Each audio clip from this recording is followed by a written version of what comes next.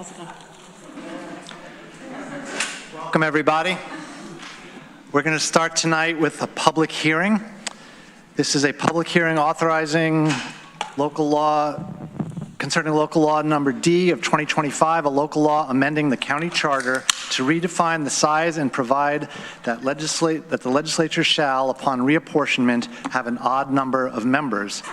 So if there's anybody that wants to speak to this subject, this would be the time to do it. If you're here to speak about any other subject, then just hold on for a little while after we get the rest of the meeting going.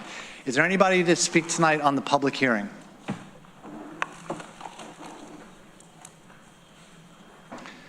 Okay, seeing no one, I'm going to declare the public hearing closed and open the regular meeting. Welcome, everybody, to the October 7th, 2025 meeting of the Tompkins County Legislature. Please join me in the Pledge of Allegiance to the flag. I pledge allegiance to the flag of the United States of America and to the republic for which it stands, one nation, under God, indivisible, with liberty and justice for all. Can we have the roll call of members, please? Amanda Champion. Yes. I mean, here. Whatever. I'm Deborah Dawson. here. Maybe I'm here. Yeah. Okay. Rich John. Here. Sorry. Ann Corman. Present. Mike Lane. Here. Greg Mezzi. Here.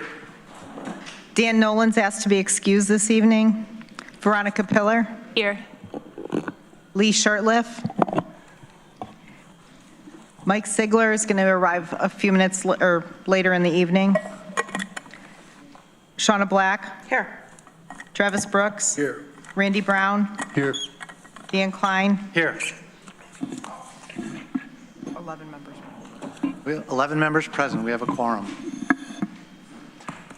Did you have your hand up, Greg? Yeah. Go ahead. Lee just sent a message. He's on his way from Genoa. Okay, thank you. Before we go into the rest of the meeting, we had a request from a legislator to have a moment of silence. Today is the 2-year anniversary of the beginning of the Gaza-Israel war.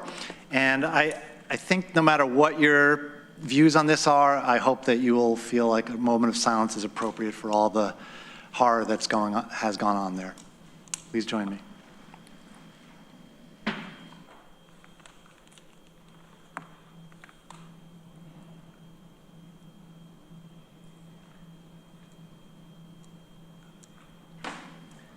Thank you. We have a proclamation and 2 recognitions tonight. Veronica, do you want to start with the first proclamation? Happily.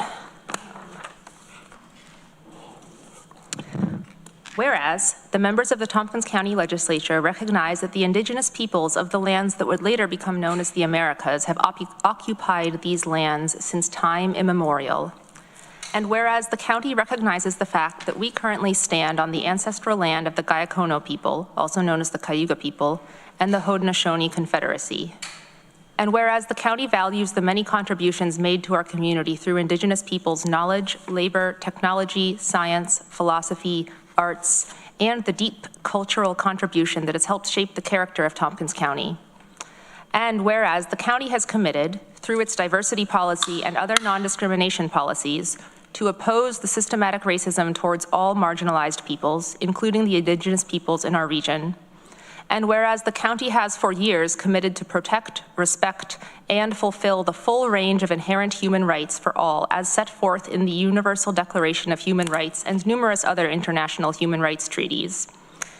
And whereas Indigenous Peoples Day was first proposed in 1977 by a delegation of Native nations to the United Nations-sponsored International Conference on Discrimination Against Indigenous Populations in the Americas. And in 2021, former President Joe Biden issued the first presidential proclamation of Indigenous Peoples Day in the United States. And whereas the county recognizes indigenous peoples as contemporary peoples and proposes to honor our country's, and more specifically Tompkins County's, indigenous roots, history, and contributions. Now therefore be it resolved that the Tompkins County Legislature does hereby proclaim the second Monday of October, October 13th, 2025, as Indigenous Peoples Day in Tompkins County, Resolved further, that together with our entire community, we join in celebration of Indigenous Peoples Day in a manner that promotes respect, understanding, and friendship, combats prejudice, and eliminates discrimination stemming from colonization.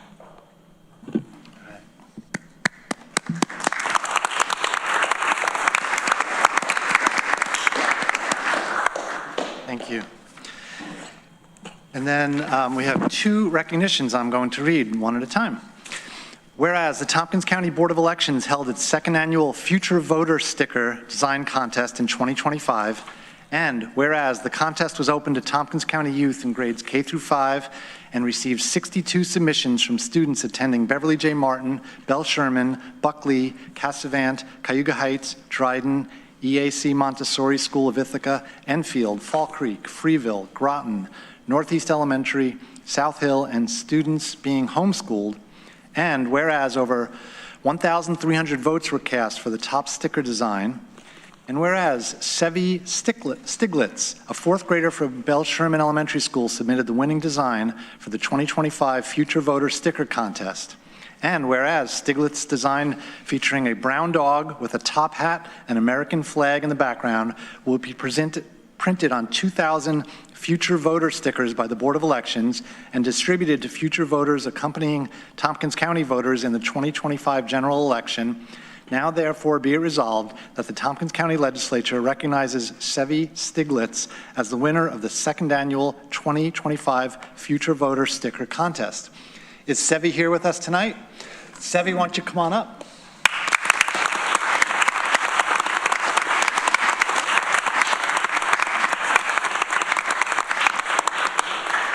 Sevi, let's do a quick photo shoot and then you can say whatever you want. Okay, come on over here. Okay, how about we do that and you shake your hand above and you look at the camera and you smile, keep smiling, keep smiling, keep smiling. Good? All right, this is yours. And here's the microphone, you can say whatever you like. Or nothing. Or not. You don't have to speak. You don't have to speak. No? Okay. Thank you so much.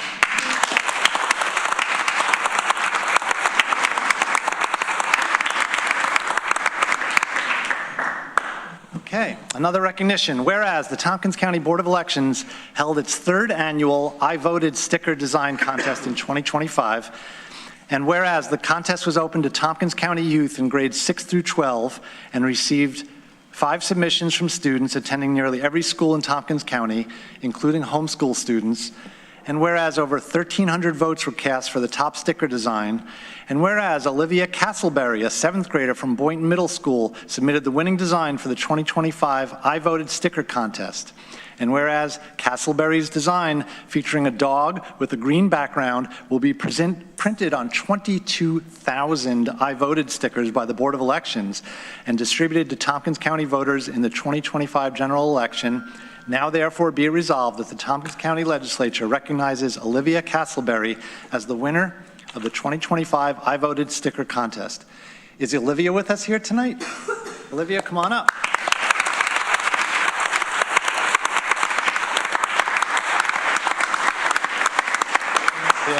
For the routine now. Hold that. Give me a little handshake if you don't mind. Look at the camera. Keep smiling. Keep smiling. Keep smiling. Very good. Thank you. This is yours. The microphone's all yours. Thank you.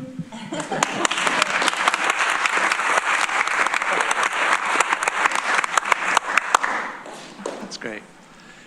And I see our election commissioners here tonight. Did you want to say anything? Okay. Thank you for the contest idea. It's a great public event. Okay. We have quite a few requests to reorder business tonight. Definitely wanted to move up Resolution H, the GIVE grant. I know there's a lot of members of the public here for that. Is that acceptable to all the members of the legislature? Okay, thanks. We also had a request to move up Resolution K once it gets added to the agenda. Is that acceptable? I probably want to move up Resolution G at some point. And then also we had a request from our from Pierre St. Perez, the Common Council representative. The city has a budget meeting tonight, so he asked if he could go earlier to do his report. Is that okay to everybody? Okay. Pierre, why don't you come up and give us your report? Hey everyone, good to see you. The city has, in our infinite wisdom, decided to have our budget meetings on Tuesdays. Clearly, it's the best day to have meetings, so we're following your glorious lead. Due to this, for the remainder of city budget season, I will be asking to be able to, present reports slightly earlier so I can run over to City Hall. Biggest update, yesterday the city budget was presented by the city manager's budget, that is. It was presented under tax cap and represents a real change from prior budgets the city has had, assuming that council does not significantly alter it. We're looking at decreases. We're looking, obviously it's an increase, but it's very marginal increases and a lot of positions remaining unfilled and being planned to remain unfilled. As well as postponement of various capital projects and other necessary items until such a time as we can get our credit rating back. If you have any questions, I'm Questions or comments for Pierre? happy to take them. I will note that for Tuesdays and Wednesdays for the remainder of this month, council will be having budget meetings. They may continue into November. I hope they don't, but if they have to, they have to. I encourage anyone interested to watch the meetings. We'll be going in depth into various departments and their budgets. Last call for questions or comments for Pierre. Veronica. Just for some beautiful symmetry, we have a meeting tomorrow night a budget meeting when you have your normal meeting, so neither I nor anyone else will be there to give a county update. So I'll tell you now, we're mid-budget process. You can watch the meetings. I'm sure we'll have more for you in November. I'll let the rest of council know. Mike Lane. Pierre, thanks for that report, and congratulations to the folks at the city who have the courage to understand how important a credit rating is and how much it can cost to lose that rating when you have bonds to pay. So I hope it works out well, and I know the city will come out stronger. Thank you. Shauna. Hello. I wanted to ask if there had been conversations with the council about the use of flock cameras in the city of Ithaca. Council is aware of the issue of flock cameras. I believe that we are going to be receiving more information on it from staff in coming weeks. Okay, thank you. Anybody? Oh, Ann. Yeah, thank you for coming and giving us another update, Pierre. Wondering about, came up regarding the Tompkins County Library, which is the county library, but it's located here in the city, so the city doesn't have another library. So I think, at least from my point of view, hoping that the city, I know your budget process is a little later than ours, but hoping that the city can contribute some. I think the amount has been maybe 10, 15,000 in the past, which has helped them to open up a couple extra hours on The Sunday Sundays hours, and different things. I mean, I'm personally passionate about that. I brought that amendment forward last year. I plan to bring it forward again this year. I'm hopeful, but the city is working within incredibly tight margins this year with our budget, especially if we do not override our tax cap, which is not, as I understand it, currently the plan.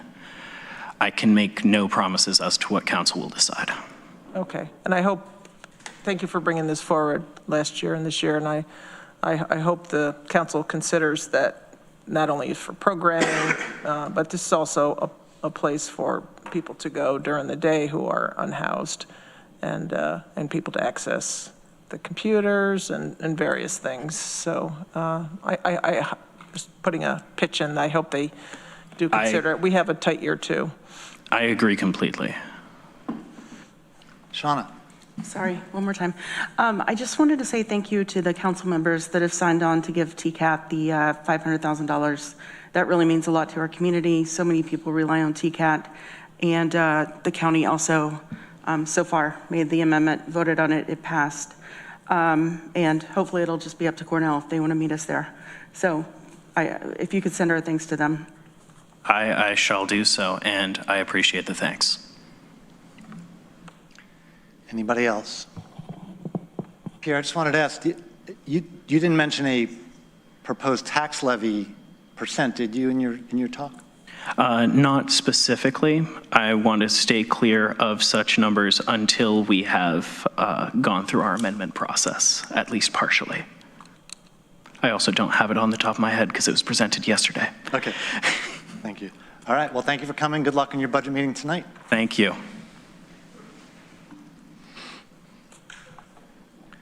Okay, we are up to privilege of the floor for the public.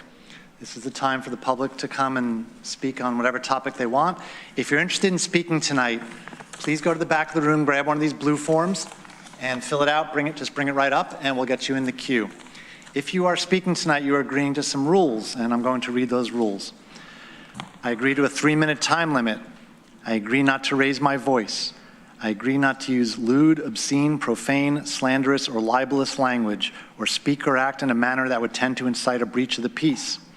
I agree not to speak about county personnel matters. Personnel matters include comments about the job performance of named county employees other than elected officials. After 3 minutes, I agree to leave the microphone and yield the floor. Transferring time to another person is not permitted.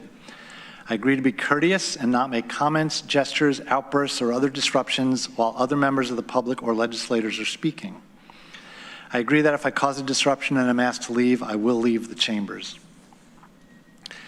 We have, I believe, just one person on Zoom tonight. Why don't we go to that person first? This is Deshay. Not here. Okay, well, we will stand by. If Deshay comes back, we'll get them on. Okay. Then we're in the chamber. People in the chambers. Zach Wynn, you're up.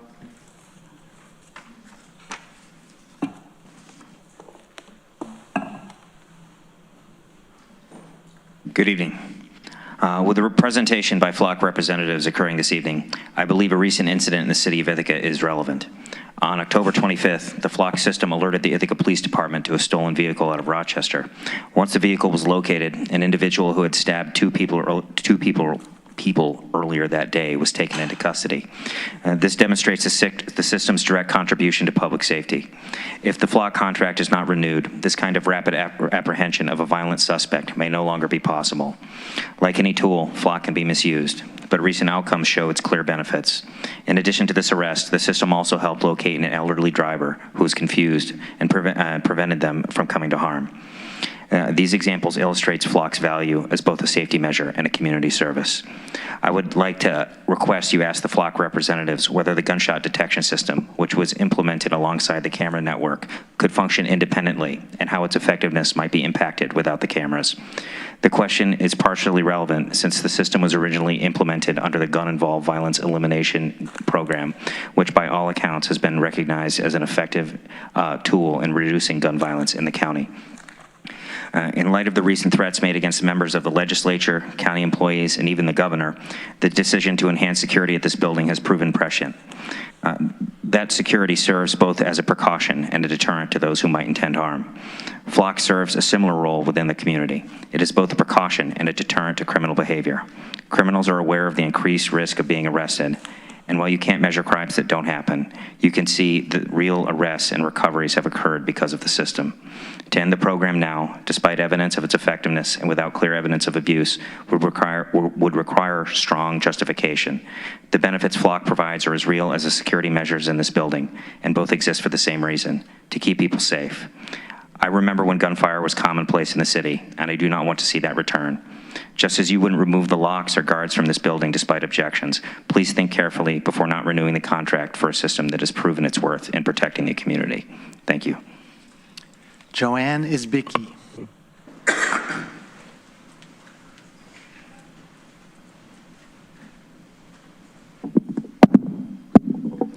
My name is Joanne Isbicki. I'm 79, and full disclosure, I serve on the advisory board for COFA, the County Office for the Aging. But today I'm speaking as a senior who has benefited directly from the services of this office. I urge the county legislature to reverse its decision to move COFA office from the city of Ithaca to the Dutch Mill Road in Lansing. Why do I oppose the move? Basically, because much of COFA's work centers on in-person, on-site interactions at the office. Difficulties created by a move 7 miles northeast to Dutch Mill Road include, number one, lack of transportation for getting there. Not all seniors own cars and many no longer drive. B, even if driving, consider winter conditions and the hills between Lansing and much of the rest of the county. Enough said. C, the closest Lansing TCAT stop that I can find is at the airport. It's a 2-mile walk from the airport to Dutch Mill Road. Is it reasonable to expect seniors to walk 4 miles round trip in order to visit the COFA office? Moreover, a TCAT trip from my house near Wegmans would entail an hour and a half. How long would it take from Slaterville or Newfield or Trumansburg? 2, some COFA clients also seek information and support from other social agencies located in downtown Ithaca. It's an advantage to schedule appointments with multiple offices within reasonable walking distance of COFA. 3, aside from individual on-site client consultations, the COFA staff organizes public events at the office about COFA's programs, budgets, and services, New York State's aging-related legislation, and other topics. These events keep seniors informed not only about local operations, but also connect our area with Albany's senior-directed activities. 4, more than 4,000 Ithaca residents over the age of 60 live within city limits. Adding seniors living in the town of Ithaca, the total becomes around 9,000 seniors. Northeast Tompkins County, where Lansing is, contains about 10% of the county's entire population, not necessarily the senior population. Does it make sense to move COFA from where the highest density of seniors live to where only 10% of the general county population lives? Sorry, I got a paperclip here. I'm concerned that appointments for on-site consultations and attendance at public informative gatherings will decline if the Office for the Aging were moved to Dutch Mill Road. I am sympathetic with the Board of Elections' wish to stay in Ithaca, but hopefully not in COFA's current offices. Should one agency's accessibility to county residents be sacrificed for another's? Apparently, 25 facilities are available to temporarily house offices displaced during construction of the new county government center. Our county's senior residents include skilled, creative, capable people experienced analyzing issues and devising solutions to problems, including those that directly affect us. Please talk to us before making a final decision about the location of one of the county's most important senior dedicated entities. Thank you. Next up is Eric Simmons. We do have our 3-minute clock. The alarm didn't go off on that particular moment, so I'm not sure if it's working properly, but the clock is still running. Eric, you're on. Good evening. My name is Eric, and I'm a graduate student living here in Ithaca.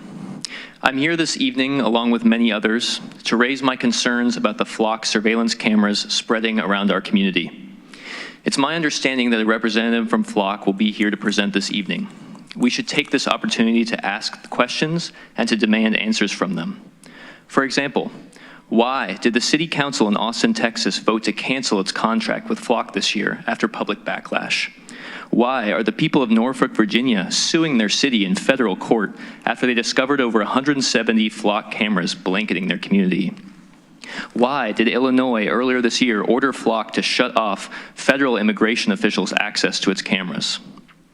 These questions share a common answer. Flock is not a security camera company. It is not a license plate reader company.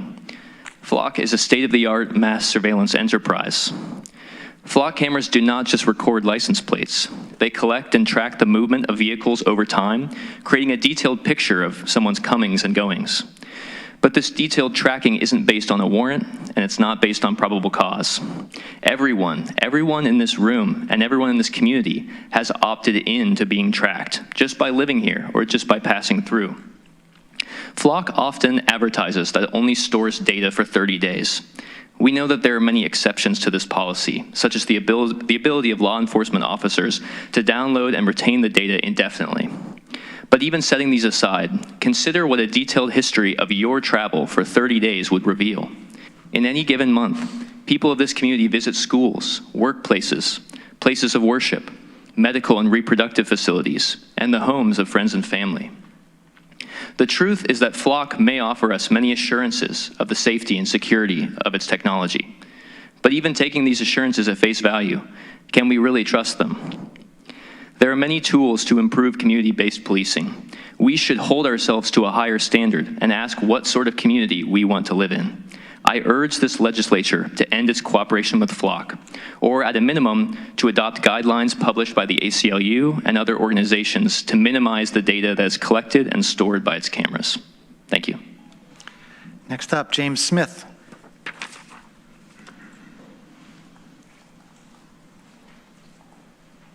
James Smith, paramedic. You sort of ruined my reason for being here. You let Pierre escape.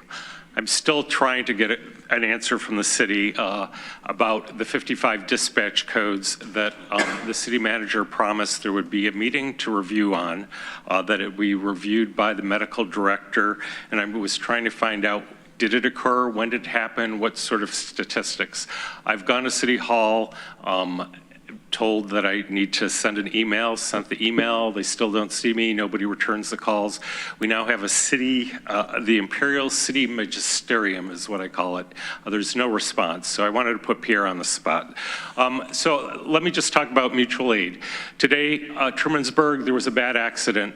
They exhausted their resources, the fire department didn't come, they called Ithaca Fire Department, they came, established a landing zone. It's the way it's supposed to work. The problem with Ithaca is they're not exhausting the resources before asking you to bring in, drive an ambulance, and put your citizens at risk. So hopefully I'll go to City Council tomorrow and make an appeal and see if I can get more information. And also your EMS fly car. Just recently I had a call with a really critical patient. Derek was on the fly car. His first response and care and then driving us to the hospital so two of us could work on the patient in the back made it as good a response as you could want, as far as I'm concerned, and you're responsible for that. So thank you very much. Good night. Ann Johnson.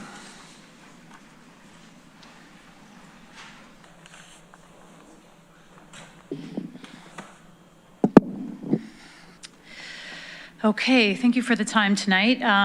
The map of the Flock cameras and the camera locations that the legislators have is something that I brought tonight.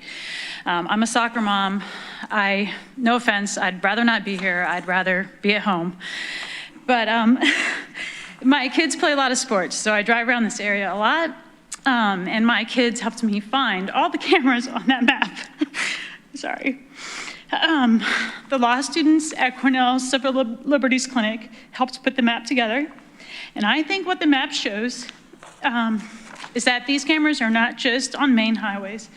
These cameras are in our neighborhoods and in our small city streets. I don't know why I'm crying, I'm sorry. You can see that they collect very detailed information about our daily driving habits every day. My car is photographed 5 to 6 times a day. I'd like to also point out that there's 2 cameras on State Street that are right by the Tompkins County Department of Social Services, monitoring both ways of traffic. And I don't know which cameras are county or city or Cornell or what. I don't think it matters because it's all the same network.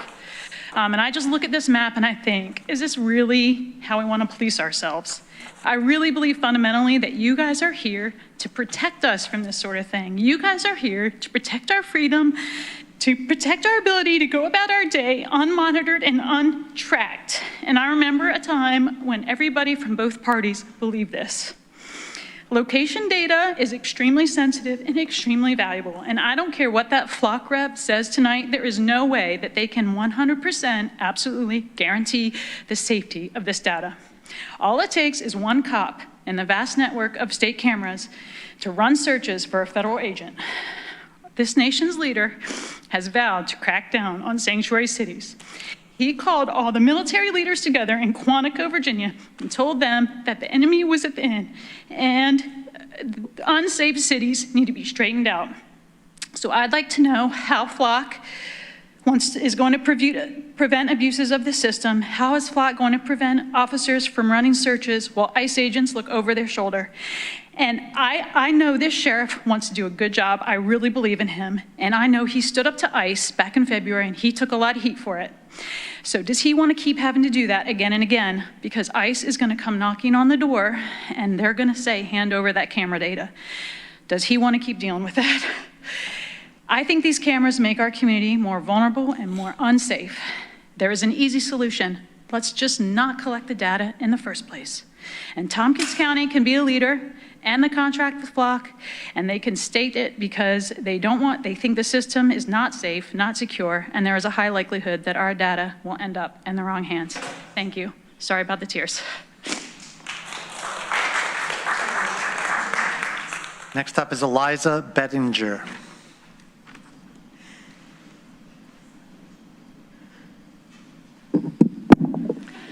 My name's Eliza. I'm also here to talk about Flock because I think it has no place in Tompkins County or anywhere in a democratic society, truthfully. I'm an academic librarian, and I'm also a certified information privacy technologist. I live in the town of Ithaca in Amanda Champion's district. As part of my job, I help people with privacy and security problems. I see many researchers and scientists who have become targets of vicious and abusive harassment campaigns because of their investigation, their research into topics related to race, gender, vaccines, public health, climate change, online misinformation, anti-fascist political movements, and other topics of vital importance. Increasingly, in addition to harassment campaigns led by private citizens, researchers must fear threats from extremely right-wing politicians at the local, state, and national levels. While doing this work, I've learned a lot about the business practices of data brokers, of which Flock is one. As you are hearing from commenters tonight, data brokers make many kinds of abusive and oppressive behavior possible, including harassment campaigns against academics. These brokers have different target customers, but what they all have in common is a business imperative to, one, collect more and more data, and two, to create more and more products to profit from and to sell, which provides more and more access to bad actors. For example, Flock is currently developing a tool called Flock Nova that will become what one tech publication calls a massive person lookup tool, linking personal data from many different sources to the location data and license plate reader data that Flock already has.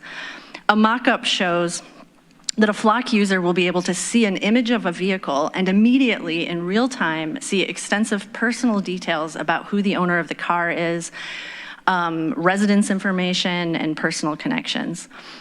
Regardless of what assurances Flock offers, once that data is collected, it is very easy to be misused, hacked, accessed, and retained for the long term in various ways.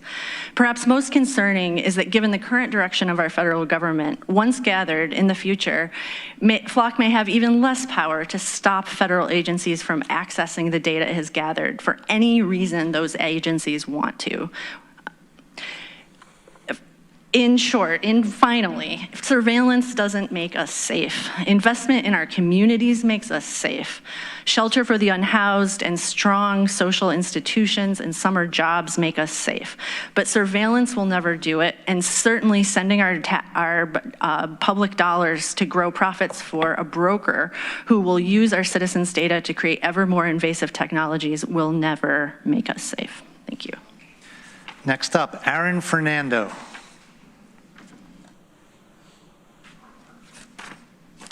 Hello and thank you. Yes, my name is Aaron Fernando. I am a journalist and I work in communications and live in Tompkins County. So just a couple of weeks ago, something mysterious happened in Evanston, Illinois. The city of Evanston had ordered the removal of Flock cameras, and they were in fact removed. And then they mysteriously reappeared. According to the Chicago Tribune, tech company Flock removed the cameras earlier in September after an audit by the Illinois Secretary of State's office found that federal agencies, including U.S. Customs and Border Patrol, were able to access the cameras data, which shows who was driving where.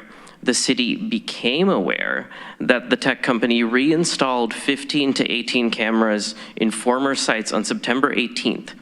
The same day, the city's legal department sent a cease and desist letter to Flock demanding that the cameras come down. The city of Evanston has covered Flock cameras with tape until the cameras come down because Evanston got a startling lesson in just how trustworthy this company really is. What we're seeing here is transparency theater. Flock is mass surveillance that tracks our every move. It also imposes us with an array of microphones that listens constantly in our streets and neighborhoods. It was snuck into the community without the public ever being asked if it was wanted or needed. And once we, the public, voiced concerns, Flock's PR machine kicked in to support local police departments to ensure that this creepy tech stays in our neighborhoods. Although reports of mass surveillance are rampant, some of our elected officials pretend not to see it, as if our community is somehow immune to a technology that gets abused every week. In San Francisco, the system was abused 1.6 million times with illegal out-of-state searches. That's 1.6 million instances of abuse in one city. Now that I've told you about what happened in Evanston, no matter what Flock reps say, we know that they couldn't care less about our real safety. We all understand that we are living in a time of rising authoritarianism, in a time of fascism unchecked. Flock is integral to that rise. To quote a popular TV show that's set in times like these, but in a galaxy far, far away, I will offer this quote from Andor. "There is a darkness reaching like rust into everything around us. We let it grow, and now it's here. It's here, and it's not visiting anymore. It wants to stay." We see what Flock did in Evanston, Illinois. We can all see that Flock is not visiting anymore. It does want to stay. Will you allow that? Next up, Toby Dean.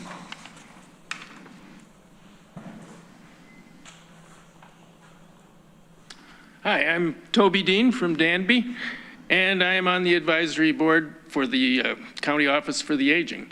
I'm speaking as a board member, and you will find the board is in agreement that the move to Dutch Mill Road will reduce access to the roughly 7,000 senior citizens in the city, many of whom don't have cars. It will also make it harder for citizens from the western parts of the county to reach out to the dedicated staff and a large variety of printed materials available from COFA.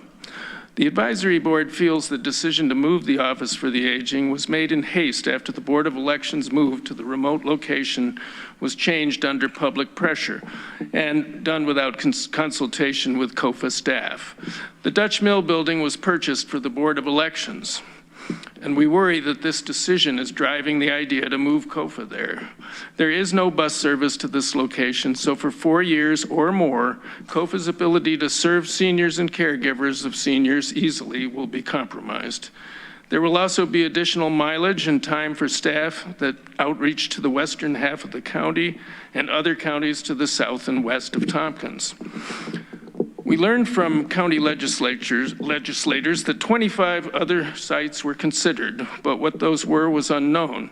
We suggest that the Board of Elections be situated in a different location in the city and COFA continue using the county annex building until the center of government is finished. We were told that owning the office space is less expensive than leasing space, but wondered if a cost-benefit study was done, since the Dutch Mill site will require renovation, along with the renovation to accommodate the Board of Elections. Our senior population of approximately 14,000, which is expanding, provides a great deal of tax income to the county and has the highest rate of voting. We feel that the way this decision was carried out, well-intentioned, sends the message that seniors don't really matter that much. We ask that the county board revisit this decision and consider other options, as complicated as the issues are. Thank you. Carol Mallison.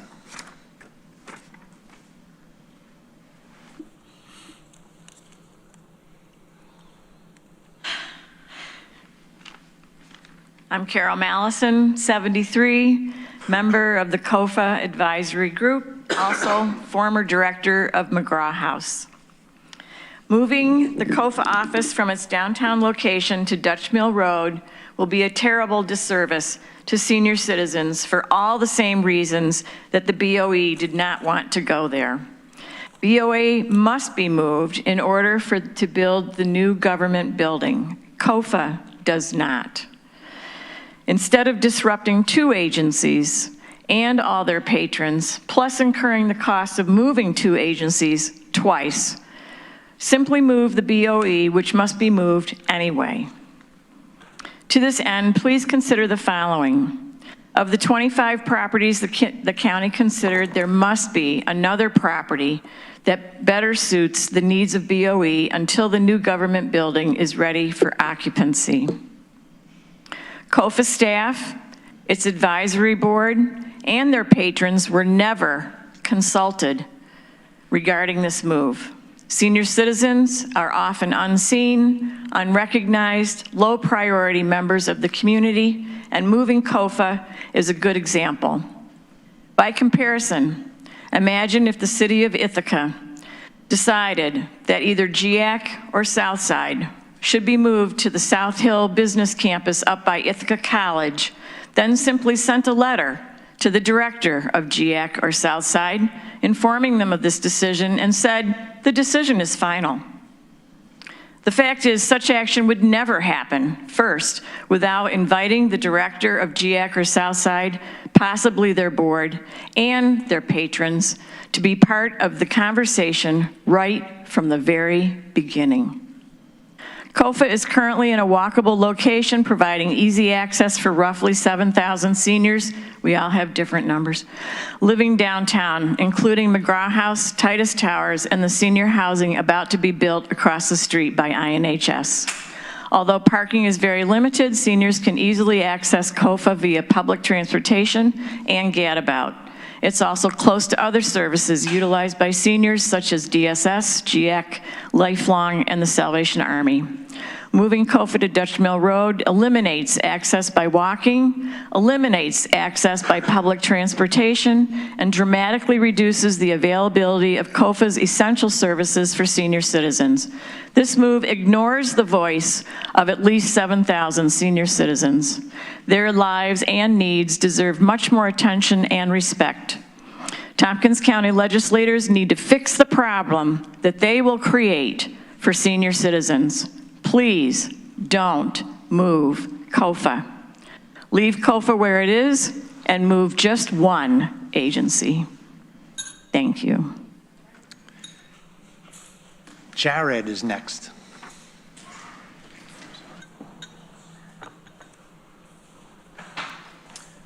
Hey, quick shout out to the Office of the Aging thing. I heard about that online. That's not my primary thing here tonight, but moving that to a place that's really hard to get to seems kind of silly. Hello again to all the county legislature people that I've been seeing over the past couple weeks. I'm tired of complaining about flock. I'm sure you're tired of hearing me complain about flock, so the faster these cameras are down, the faster I stop coming to the meetings. I'll reiterate again quick that there's already a system in place for surveilling citizens. You get probable cause, you get probable cause for a specific crime, and you get a signed warrant from a judge. Rather than me defending my rights, though, I want to put the onus back on the authorities here. I want you guys to justify to me a blanket violation of my Fourth Amendment rights. Is there statistically significant data to show that flock works as advertised? How many crimes are solved that could not have otherwise been solved without surveillance? How many of those crimes are petty crimes, and how many of them are crimes that are so serious that they necessitate violation of my fundamental liberties? My rights take precedence over expedience for the authority. I think that there's been some things said that are kind of fundamentally false, like maybe we're debating too much over little things, like what amount of mass surveillance is acceptable, like maybe the cameras are bad but the gunshot detectors are okay. However, I don't believe that increased surveillance equals increased safety. It might lead to faster arrests, but is that increased safety?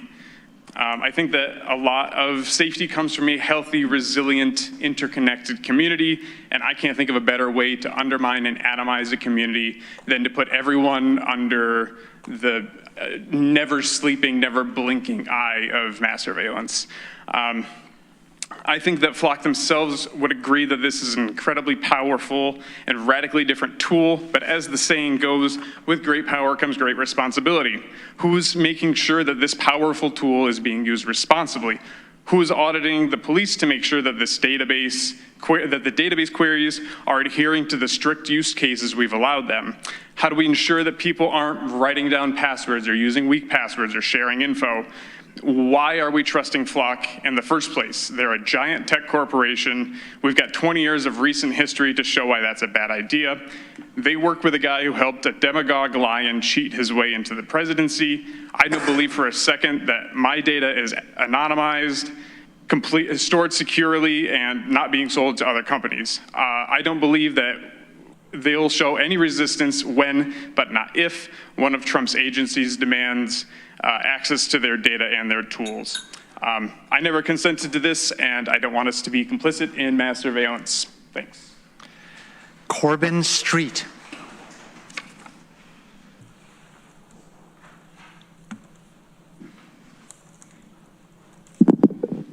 Hi, Corbin Street, here as a Ithaca City resident to talk about the Flock camera use from maybe a bit of a different perspective than what you've heard before. I've spent 17 years working as a victim advocate with victims of domestic violence and stalking, from one-to-one case management to state policy level to national technical assistance provision, specifically around confidentiality and technology misuse. I have a lot of concerns about the use of Flock cameras, specifically for this population, where privacy and freedom from surveillance is critical for their safety. Oftentimes victims leave one county and go to another to seek safety, and having mass surveillance of a system or from this system is very dangerous for them. There are records of law enforcement officers, I think a police chief in Kansas, who misused this technology to stalk an ex-partner of his. We often see abusers filing missing person reports, false missing person reports, when they're trying to seek a victim who has sought shelter at a confidential location. So I could see misuse of this system for that, even like unbeknownst to the police officers who are trying to find the missing person when they're in shelter. My hope is that we'll have these cameras removed from our community and respect victims' right to privacy and stop this warrantless surveillance of our citizens and the victims who live with us here in Tompkins County. Andrea Champlin.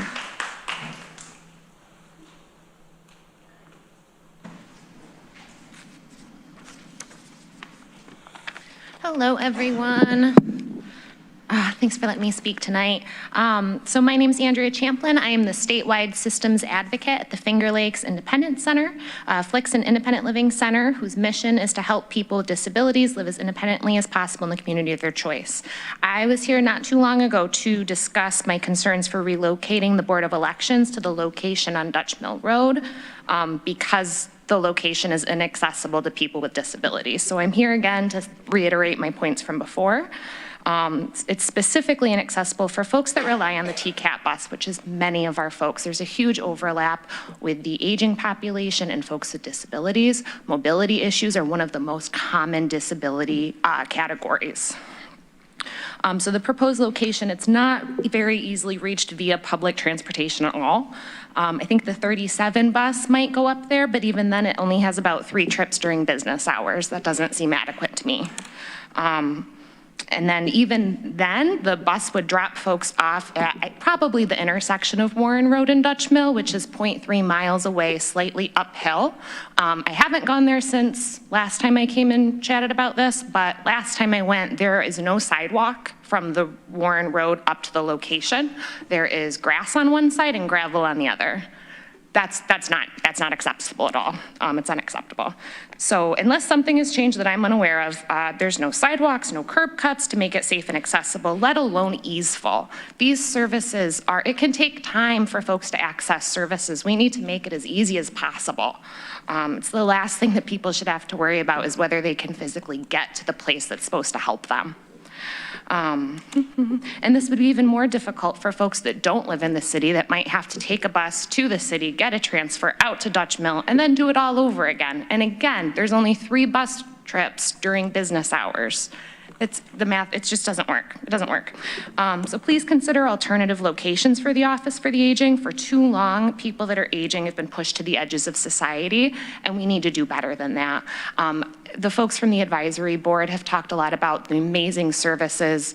I won't go on more about that, but just to echo and confirm, they're a much needed resource in our community that needs to be accessible for everyone. Thank you so much. Reggie Teasley. Hi, my name is Reggie Teasley. I'm here to speak against flock cameras in the county. Many of the points that I would have made have already been artfully made. Thank you very much. I just want to make the point that this is mass surveillance. I really never thought I'd live to see it in Ithaca, of all places. Mass surveillance is a tool of autocracies and totalitarian states. It has no place in a democracy. It is a tool of control, not liberty or safety. And then once this flock-generated data is concentrated, it's like a genie in a bottle. Sooner or later, it's going to get out and bad things will happen. Did you know, for example, a historic note that IBM assisted the Third Reich? Look it up. In processing data, you know, business machines and those cards, on data on enemies. So one of the effects of this was that when it was time to pick up the homosexual enemies, they knew right where they were. They could do it all at once, right? There have been various data breaches. Certainly this data can't be kept safe. And let's face it, data is worth money on the black market. Speaking of harm, ICE and associated militarized agents are hard at work in Chicago. A dear old friend of mine from graduate school, a professor, retired, recently told me he's just utterly appalled. He lives in Chicago. Utterly appalled and in shock. He never thought he'd see America like this. I have family in Portland. Apparently Portland is also dangerous and an enemy within, being targeted by the Trump administration. As you've seen, Hegseth has identified an enemies list, and he has told the generals that they can attack American citizens. You know, if we saw this in another country, it would be clear to us where this is heading.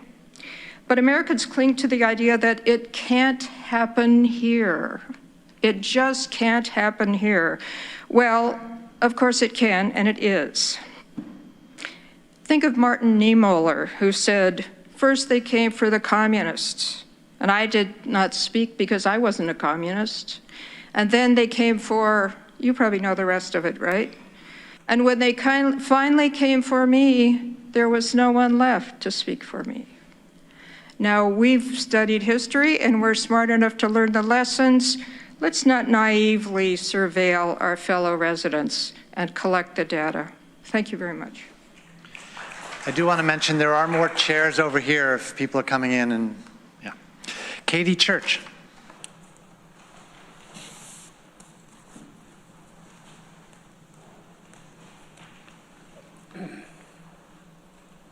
Hi, my name is Katie Church. You'll see me recently. Thank you to everyone for taking a moment of silence for the genocide in Gaza today. And not to draw so the US taxpayers are funding war machines everywhere in the world, including in providing billions of dollars of military technology to Israel. And this technology that is developed by Flock, which is built to intersect with Palantir, is the same kind of technology. And we're paying for it again, and we're paying for it to be used on our people. So wherever we see that, we need to stand up against it. I had some questions for the Flock reps. I understand from reading the contract that Flock will give access to the data if they are legally required to, and if Flock feels it has a good faith belief that they should. Can you tell us about instances where that has happened? How does Flock plan to eliminate crimes when the cameras are secret and hidden, where no one knows where they are unless they drive around with their kids and look for them? The contract calls footage still, video, audio, and any other data. And where is the nearest camera to here that can take video or audio footage? Tell us about lawsuits Flock has been involved in. Why did Flock announce recently that it plans to cease its pilot with ICE? Has it ceased its pilot with ICE? ICE and HHS have a pretty cushy budget these days, and how do you expect Flock will interact with that? And lastly, are you proud of the company you work for and of the effect that your participation in that company has on the world? Thank you. Dirk Trakey.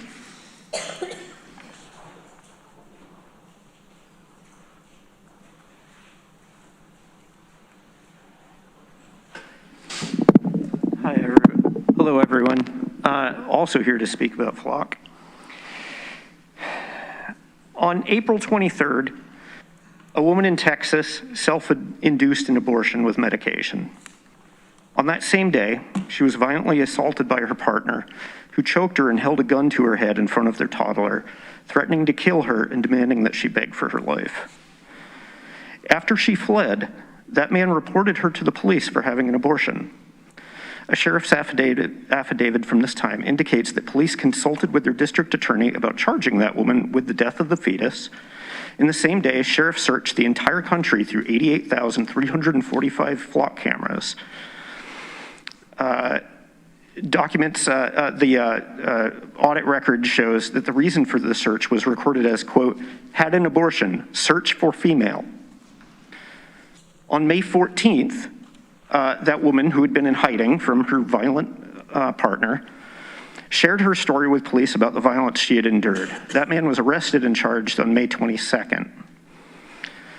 On May 28th, a week after the man's arrest, 404 Media learned of the May 9th Flock search.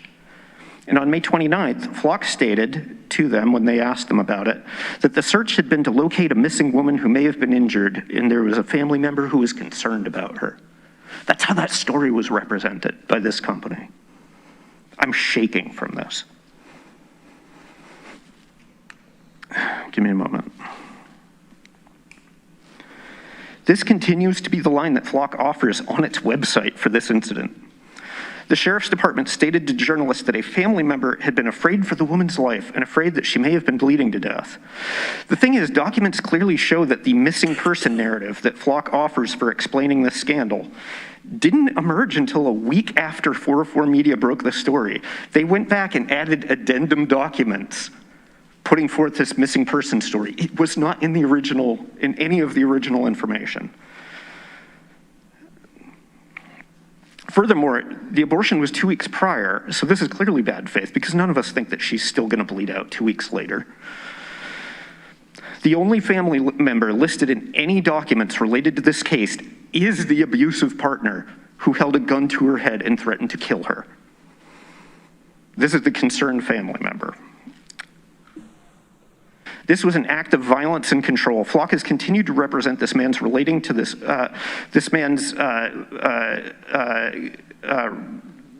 calling of the police on her as a heroic expression of caring and concern. As many domestic violence advocates have repeatedly said, abortion bans provide new and powerful ways for abusers to dominate and harm their victims using the state as a new weapon in their toolbox.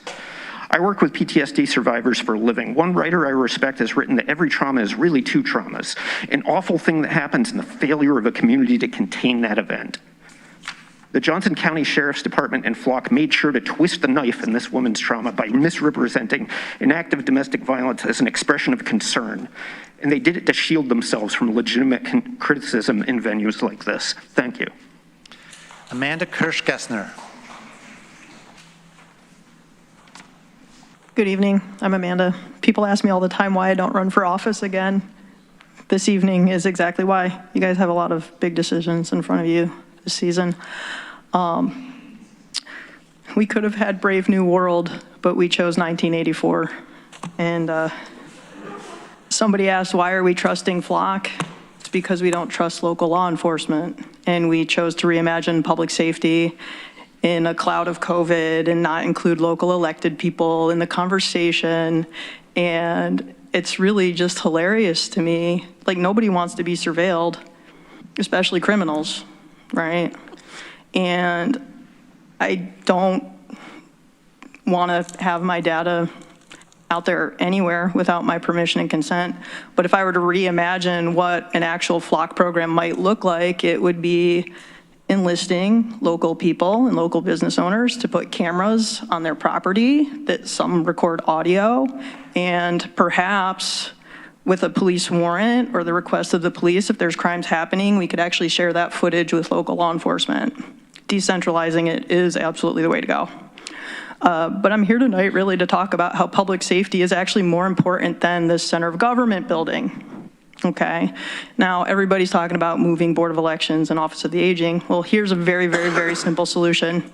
You have Key Bank, you have the Iron Curtain building, move the district attorney's office into one, move the county clerks into the other. I mean, it's a very, might not be glamorous, but it's not a very big move. Maybe it's some retrofitting, but you already own the buildings, and it won't have to disrupt anything that's currently in place. And it saves a boatload of money, which we will desperately need in the years to come. The recession is coming, and anybody who tells you differently is absolutely delusional, okay? They've been putting it off for quite a while, and we need to invest in ourselves more than anything right now. All right, so one place you guys could actually make a big decision, right? They reimagined public safety. Why? Largely, I believe, because they eliminated these caseworkers at the mental health, at the Tompkins County Mental Health. They used to have care managers there who were crucial to helping divert vulnerable people in our community from engagement with law enforcement. Why? Because they were social workers with very short caseloads because they had very high needs clients, and those clients got shifted over to adult protective services. Guess what? That causes a major disruption and rupture to the system. We need those caseworkers back because they will be working with the most vulnerable people, doing home visits, checking on them at work, making sure that they're safe. And guess what? That's absolutely going to reduce their interactions with law enforcement. Guess what? We don't need to reimagine public safety. We actually need to go back to what we were doing before. Thank you. Amanda Champion, did you have some public comment to read? I do. Thank you. I guess we're at the end of the group? Pretty close. Okay. Yeah, I was asked to read two separate statements from constituents. This one is from Allie Evans, who's the executive director of FoodNet Meals on Wheels. She says, older adults are often left out of policy and decision-making that affect their outcomes. The decision to move the COFA office should have been more inclusive, and whatever it ends up, FoodNet Meals on Wheels is hopeful that the needs of COFA users will be addressed. And then this one is a little longer. This is from the Visiting Nurse Service of Ithaca and Tompkins County, which includes Sue Ellen Stewart, Lori Robinson, Jody Oaks Doan, Drusilla Phelps, and Cindy Masici. To Tompkins County officials, we are writing to express deep concern about the proposal to relocate the Office for the Aging from its current downtown Ithaca location to Lansing. While logistical or financial considerations may drive this idea, the human consequences would be devastating for the very residents this office exists to serve and Tompkins County vows to advocate for. The downtown location is not merely convenient, it is indispensable. Older adults, those without transportation, and individuals facing health or mobility challenges rely on its accessibility and its proximity to critical partners such as social services, Catholic charities, and grocery delivery programs. Relocating the office to Lansing would create steep barriers to essential resources, stripping vulnerable residents of the dignity and independence this office is charged with protecting. The Office for the Aging is often the entry point into services that support older adults and those with long-term care needs. Its mission is clear: to help people remain independent, safe, and engaged in their community. These are not occasional needs, but urgent, ongoing ones, ranging from health insurance, counseling, to caregiver support and home safety assessments. To fulfill this mission, accessibility is non-negotiable. Equally troubling is that the Board of Trustees, I think maybe they mean the board of the advisory board, only recently learned of this proposal, despite construction potentially taking 4 years. Such an abrupt process, paired with such a long, prolonged possible disruption, reveals a decision that does not reflect the values of an age-friendly community where proximity, walkability, and equity are central. Tompkins County has made real strides towards equity and inclusion. Uprooting this office to a location inaccessible to those who need it most risks undoing that progress. I urge you to reconsider and keep the Office for the Aging downtown, where it remains central, connected, and truly supportive of the community it serves. This decision will directly shape the quality of life for countless older adults and vulnerable residents. Please stand with them and with the values of compassion, accessibility, and justice that define our county. Thank you for your consideration. Thank you.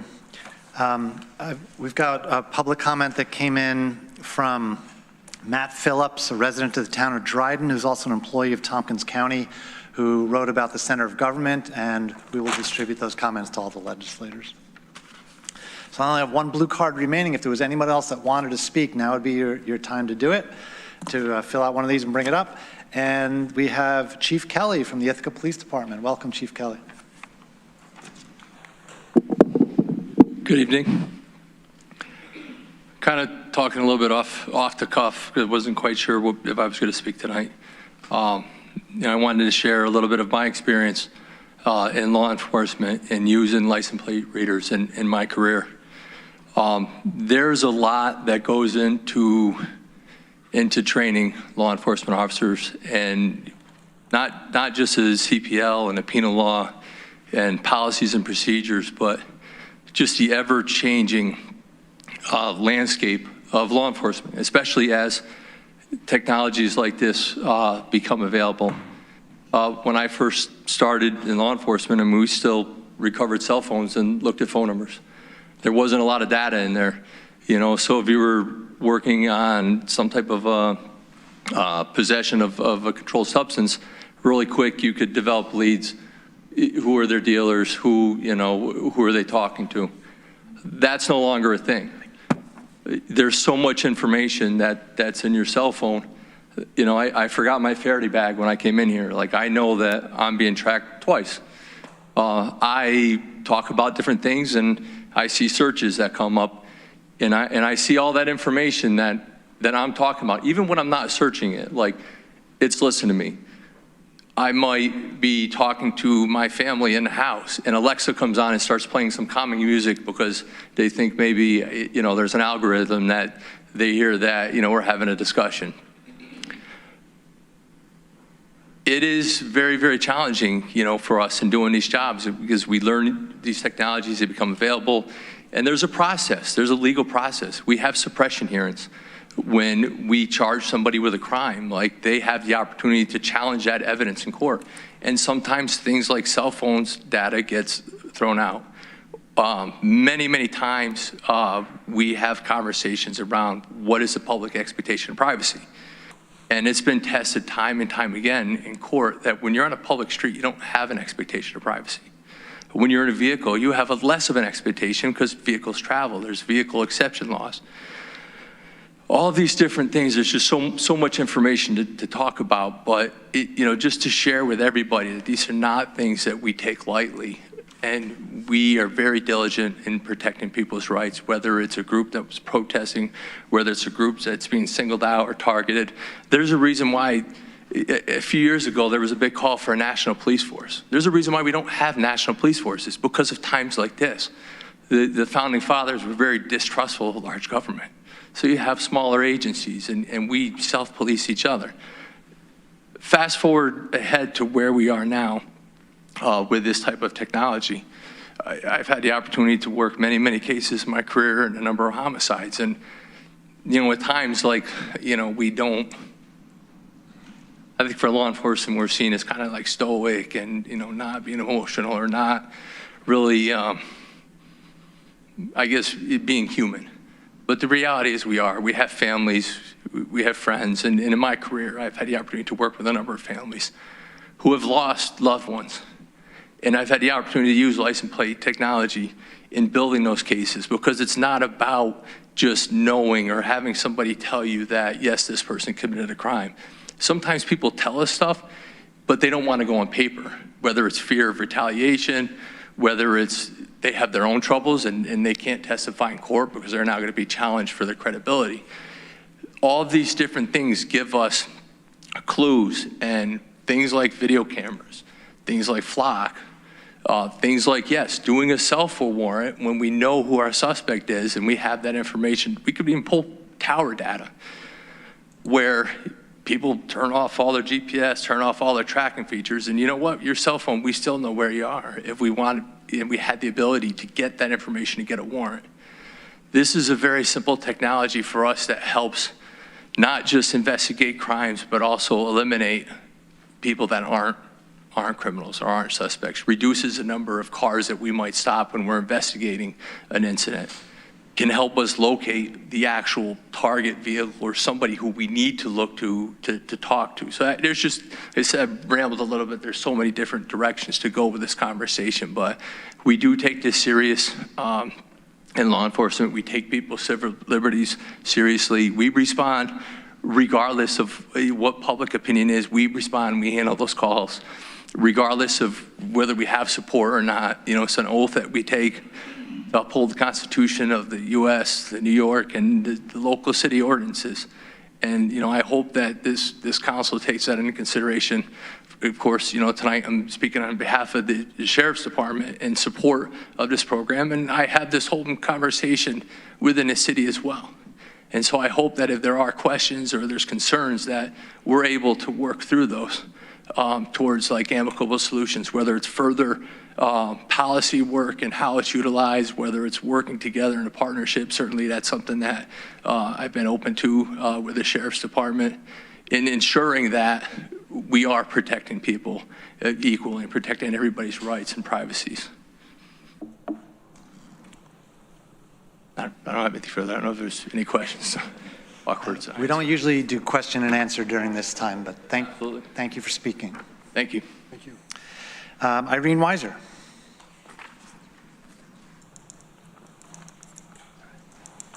Hi, thanks for fitting me in last minute. I just wanted to make sure people are aware that NYSEG has proposed yet another rate hike. It'll be roughly for the average household use, they say $33 a month for electric and another $33 a month for gas. So $66 a month increase starting June 1 of 2026.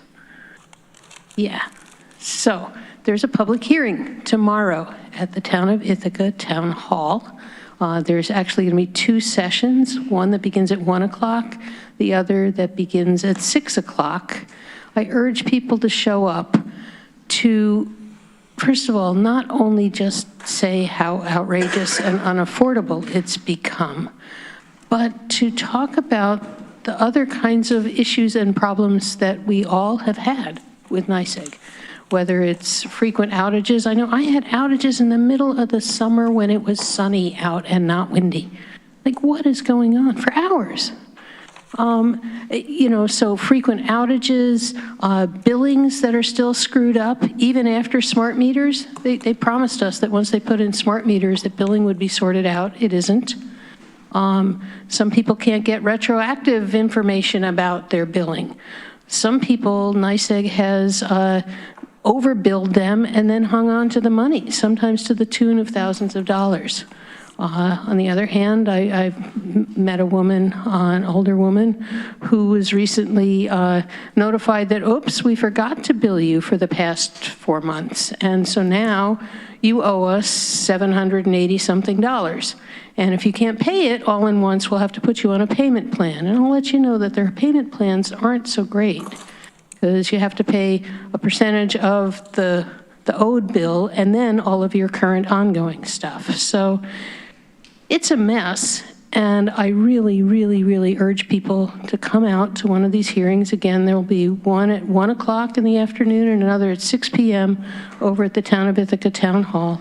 And let's let the Public Service Commission know that we are not getting good public service out of NYSEG, and that they don't deserve a rate hike until we do. Thanks. The last public speaker I have tonight is Heel. Hi, thank you. I just wanted to say these flock cameras are a breach. They are a breach of our rights. They are a breach of our consent as people. I'm a resident of Tompkins County. Again, we have heard several speakers talk about the misuse of the data of these cameras. They are being sold to people. They are being misused for various abuses by law enforcement, by government officials, by abusers, literal abusers to their partners, to their family members. It is nonstop. The people of Ithaca and Tompkins County, by and large, oppose these cameras. And if there was a public process for the cameras, the people would continue to oppose these cameras. But it seems like there is not a lot of listening being done to the people. And there's a lot of listening being done to technology corporations who sell data and law enforcement. These are not the people. These are not the people. And again, these are breaches of our rights. They are breaches of our ability to exist freely in this society. You can't go out and like assume that you're gonna be like cool, even if you don't do anything wrong, right? You are under surveillance with these cameras. And it is, again, trackable across counties. It is United States-wise. You do not have to participate in that. You can choose to opt out. You have the power to opt out. So why aren't you listening to the people who come in here and repeatedly tell you that they oppose it? Repeatedly. Has it been up for a vote? Has it been up for debate? Have you been listening to the people who are coming in telling you all these facts, all of these issues that have been brought up within this past year? Okay, these cameras have not been out that long. Within this past year alone, it's just going to keep going. The abuses are going to keep going. We have an administration that does not care about the people federally, right? And so there is no reason, if you actually care about the people, if this is your job to care about the people, there is no reason to keep these cameras in place. And if it is your job to care about what big tech thinks and what law enforcement thinks, then go right ahead. But it is not in line with what the people want, clearly. And it is not in line with what the people deserve, which is their rights protected and the right to not be surveilled and the right to be free in a society. And I don't know how much time I have, but like it really is that simple. And there's been a lot of information being brought to you, different information from people who are specialized in their fields for decades, talking about this is what I'm seeing, this is what will happen, and if you do not listen to them, it will happen, because these are specialists in their field. They're people who worked with domestic violence survivors, people who work with PTSD. Like, so many people have come to you within their area of expertise and talked to you about it. And so, for me, it's just that simple. Thank you very much. I want to thank all the speakers who came out tonight. We always do want to hear from the public, whatever it is that you have to say. We've already heard from a municipal official from the city of Ithaca. I see Robert Lynch here. Did you want to say anything on behalf of the Enfield Town Board?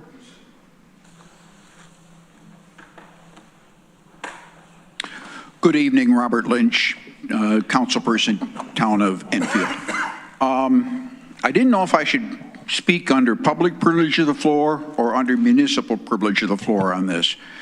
But I thought about it, and I said, wait, this issue may confront me in Enfield sooner rather than later, just as it's confronting you here tonight.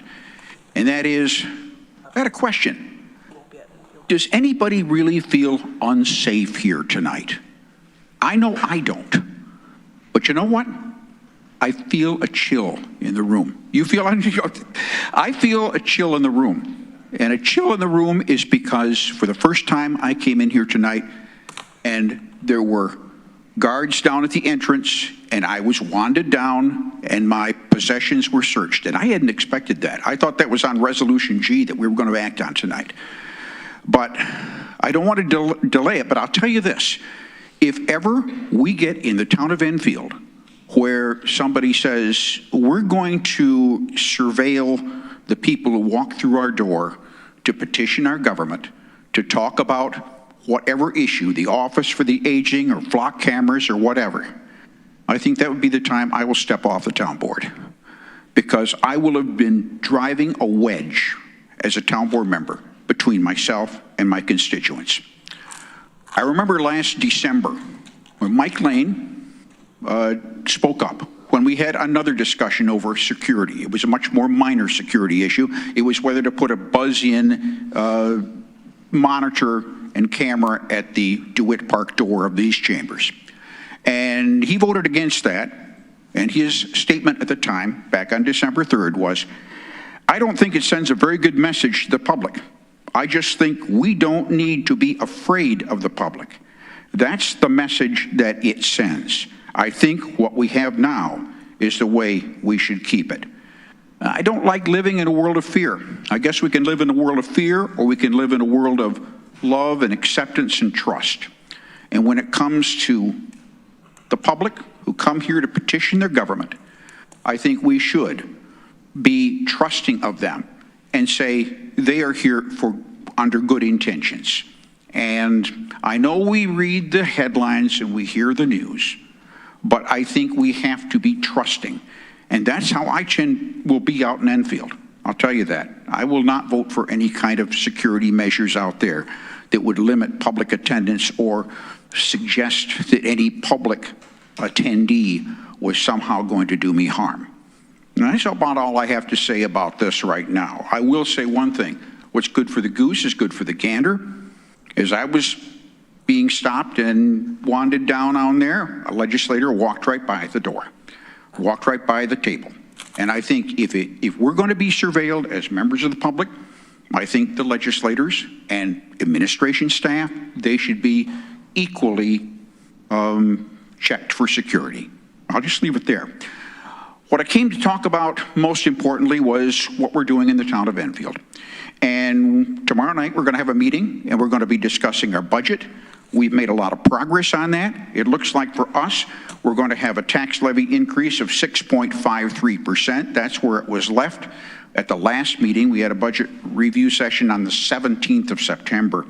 Total appropriation for our town is about $2,672,715. That's what today's budget draft said. And the problem is we're a small town. We have a small budget, but boy, when something hits us that leverages the costs of the community, that hurts. And one of the biggest ones is health insurance. We had an 18% increase in the consortium's premium rates for health insurance for our town highway department employees. I know the county's probably facing the same kind of increase, but that does push up things when you're dealing with a small budget with not a lot of room to move things around. We had to tap quite a lot of fund balance. I think we are tapping about $182,500 in fund balance to try to keep the tax levy in check. We started when the department heads came through with their original budget. We were talking about a 19.68% increase in the tax levy. The supervisor's tentative budget dropped it to 7.32%, and now we're about 6.5%. So that's the main thing we're doing in Enfield, is working on our budget. We adopted a new set of subdivision regulations recently, and we're working on site plan review. Not going to be a lot of change there. And we're getting along. We have a very important event coming up 1 week from tonight on the 14th at the Enfield Valley Grange. And it's a discussion, call it a debate, call it a candidate forum, among 4 qualified people who are running for 2 seats on the town board. 2 incumbents are running, Cassandra Henkel and Jude Lemke, and also candidates are Rosie Carpenter and Robert Tusky.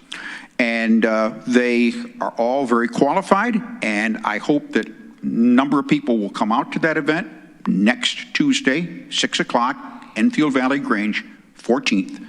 And we'll ask some pointed questions, and we can make a wise decision in November. Any questions? Questions or comments for Mr. Lynch? Rich. Yes, Rick.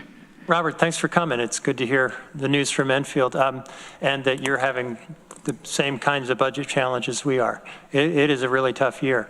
I just have a question that's sort of historical. I feel we missed a great opportunity as a county to do wind turbines. And Enfield is really, as I understand it, the place in the county where wind is actually economic. Is there any chance that might get revived? Is there any discussion out there? And certainly that's something where I think other parts of the county should perhaps help financially if it was a possibility, because it's important that we try to do that kind of thing.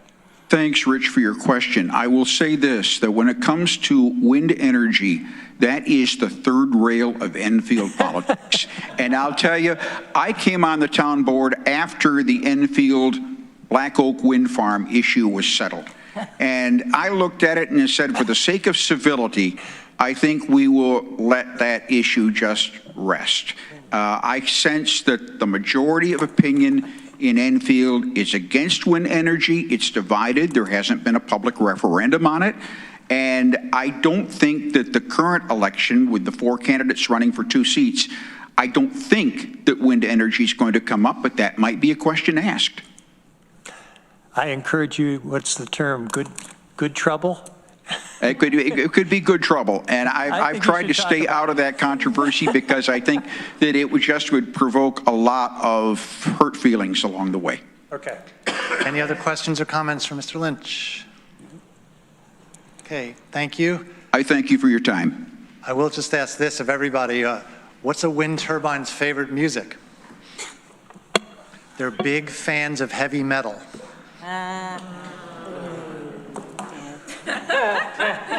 Time for legislator privilege of the floor. I think we need a vote on the chair.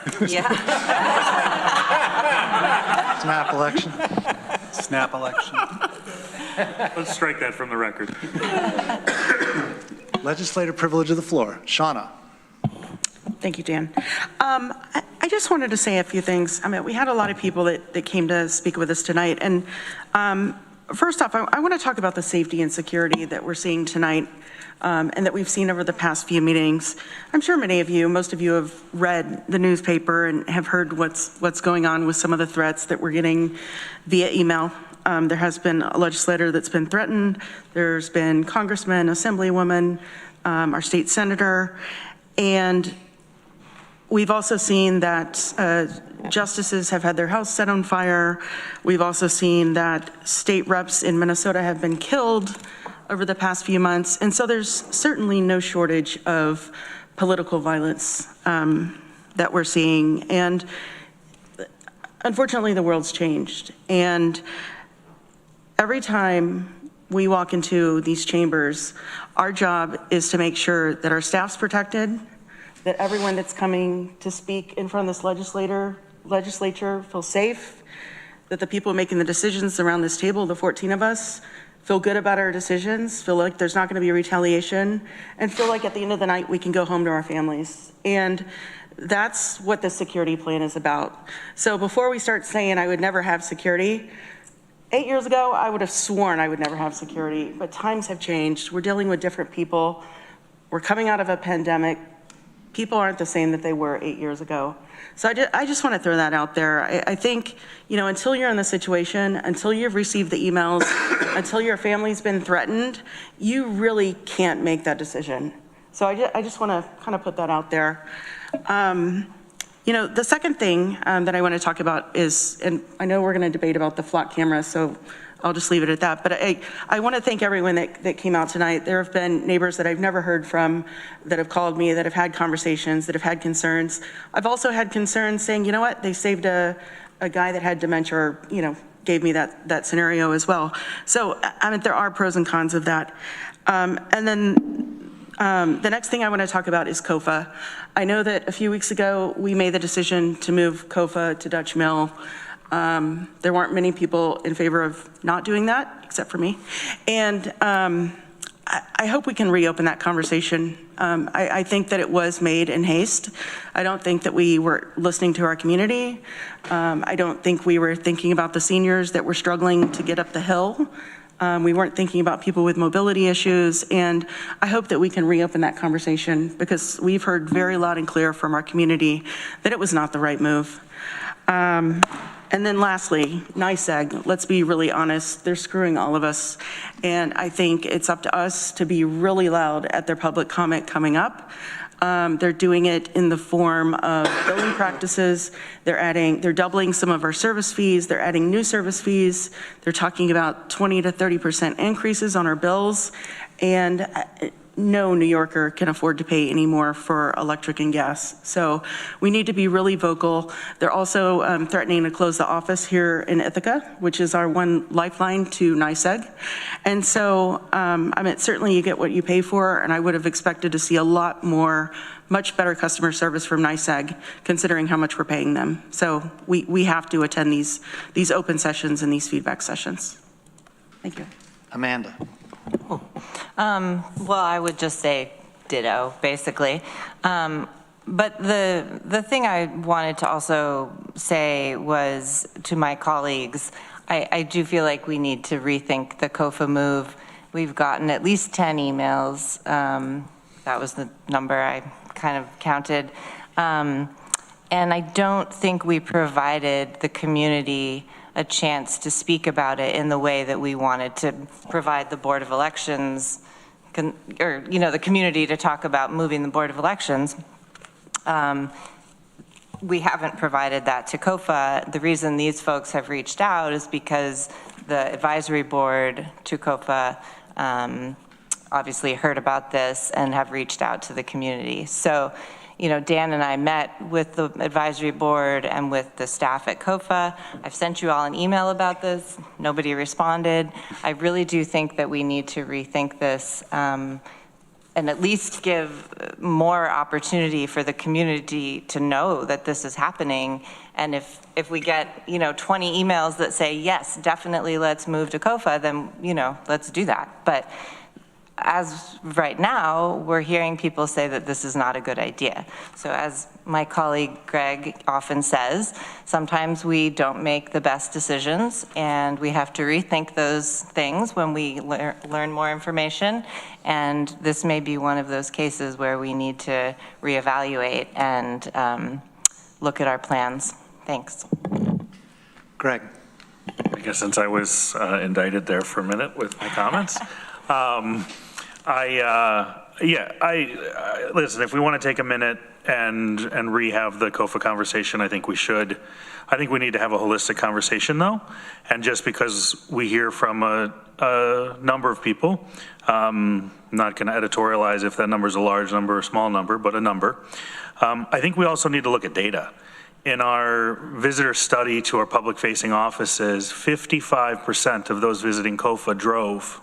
55% of the people drove. So when we hear about people walking and biking, that was also the second largest number of constituent mode of travel to COFA. But I think we need to make sure that we use data, because I think data is not confrontational. I think opinions can be. So I think if we're going to have this conversation, it needs to be rooted in sound data and dialogue around what the facts are, rather than what maybe some opinions may be. And so when I saw the number of people that visited and the percentage that drove. Also, you know, I don't think in this process that every office, every constituent group is going to be happy during a transition period. I don't think it's possible. I think it's our best, we need to do our best to make sure that we take into account and we have all pieces of the equation considered. But sometimes we're tasked with a tough decision, and it may be the unpopular one, but it may be what's right for the county. So I also want to have us keep that in mind. Again, I appreciate always those that come out and speak for something, against something. This is my absolute favorite part of the meeting. Please hear that. But I just want to make sure that we can be rooted in a sound, factual decision-making process if we were to re-enter this conversation. The second piece, as it relates to safety and security, Sean, I appreciate you bringing those comments up. I don't ever want members of the public to feel like we're inaccessible. Our emails are public, our phone numbers are public, our addresses are public, the space is public. You're welcome to come in. But I also do think we have an obligation to our staff to feel safe. And if you read in an email about getting your head blown off just because you're a county employee, or being, you know, used as a sacrifice in town square, being burned alive, you might think differently about how you feel about safety. So it's a real point of privilege to be able to feel safe, and I hope that our other members in municipal government never have to experience those concerns, but they're real. And again, to the public, it is not meant to limit your access. But when you go to Washington and you go to the Capitol building, you go through a security screening. When you go to Albany, you go through security screening. When you go to the city of Ithaca, you go through security screening. When you get on an airplane, you go through security screening. You know, it's just kind of how it goes. We're still here. We're still accessible. You can call us anytime, day or night. Our number's out there. We're available. This is not meant to limit access. This is about creating safe access. And so I hope the public will really understand that. Rich. I'd be open to a discussion about COFA if we decided to have one. Mike Lane.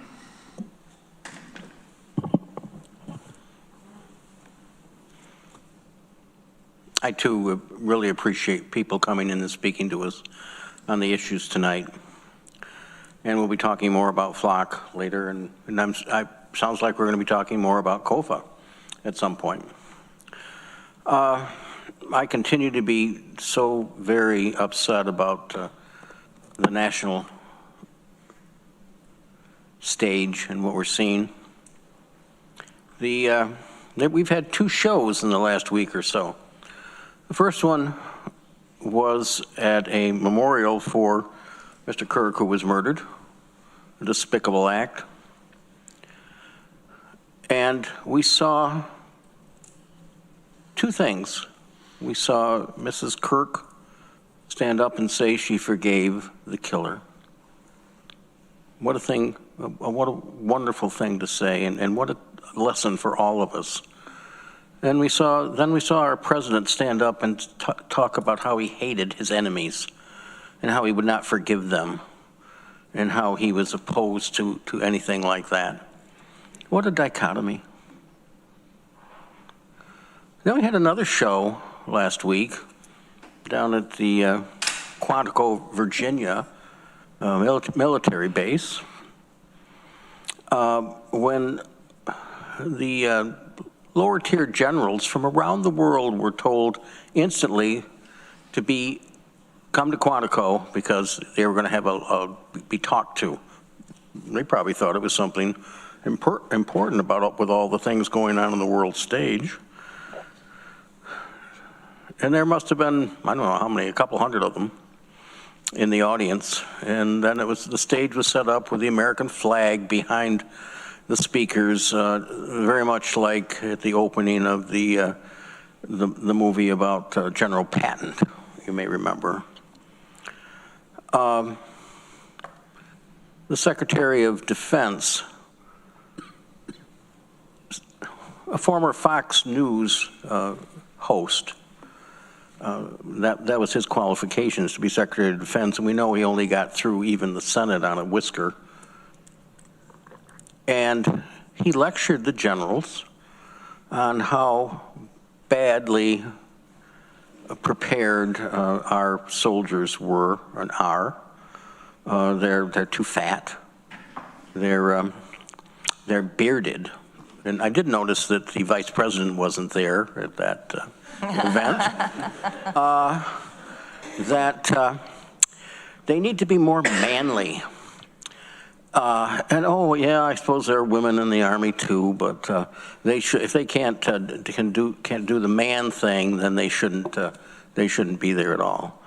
Well, that didn't play very well with the female generals and other people in the military, nor should it.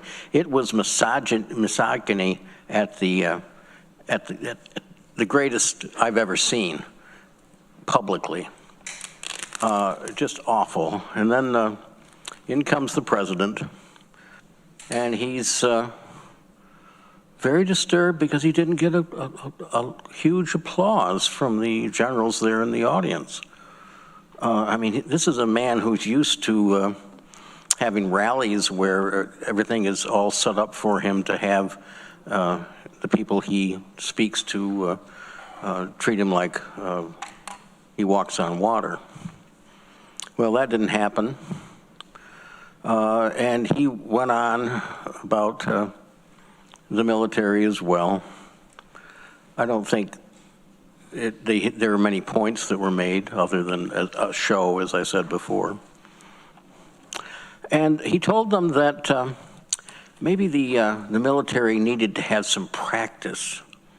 So where are we going to send them for practice? To our American cities, like Portland, where we were having huge riots, we were told. Turns out some of the photos that were being sent of the Portland all ablaze turned out to be a combination of photos from Brazil and Ecuador that were combined together to make it look like there was burning riots in Portland. The governor said no, the mayor said no. But if you're looking to have a group of stormtroopers, there's no better way to start having them than having them march up and down in the cities. And then when you want to patrol the voting times, you've got the people used to having military on the streets. That's not America. Chicago, same thing. That's not America. Thank God for the mayor, the governor of Chicago, and the governor of California, and some of the others who are standing up and saying this will not stand. Thank you. Randy. Thanks for people coming and speaking up. I agree we need to revisit COFA. It's not a good idea to move two departments. It'd be expensive, and I don't think we need to do that. I would like to say that, when we talk about our politicians, it's pretty easy to call them names because they call each other's names all the time. I mean, both sides always calling each other names. And it's like children from kindergarten. You learn, to not speak poorly about each other like that. And they're awful to each other. And that's, as they said, a bad example. And I think so be really careful when you're going to take the words of people as gospel. Think about it. Do you really trust your government? I mean, do you really trust the people saying these words? And if you do, boy, I don't know. Be careful about that. Be skeptical, as our media should be, without a doubt. And it's not as it should be. Both sides of the media give you one side of the story, and you're someplace the truth is in the middle, I think. But I think we really need to calm down and be really careful about criticizing people. Related to data, the data is so much data out there, and the people who control the data, I don't trust them either, and we shouldn't. But it's out there, and I'm not sure we can do much about it because the horse has left the barn. Mike Sigler. Just want to talk a little bit about security and along those lines. I know that we like to think today is so much different than it's always been. And I don't really think it is. I mean, I just think sometimes we just don't want to look at it. You know, I would say that early 60s, late 60s were pretty violent. You had presidential assassinations, Bobby Kennedy, Malcolm. You had a lot of political assassinations. And then going forward, I mean, even as recently, I mean, Giffords was, gosh, that was over a decade ago now. Then you had Scalise getting shot at a baseball game, and that was over a decade ago.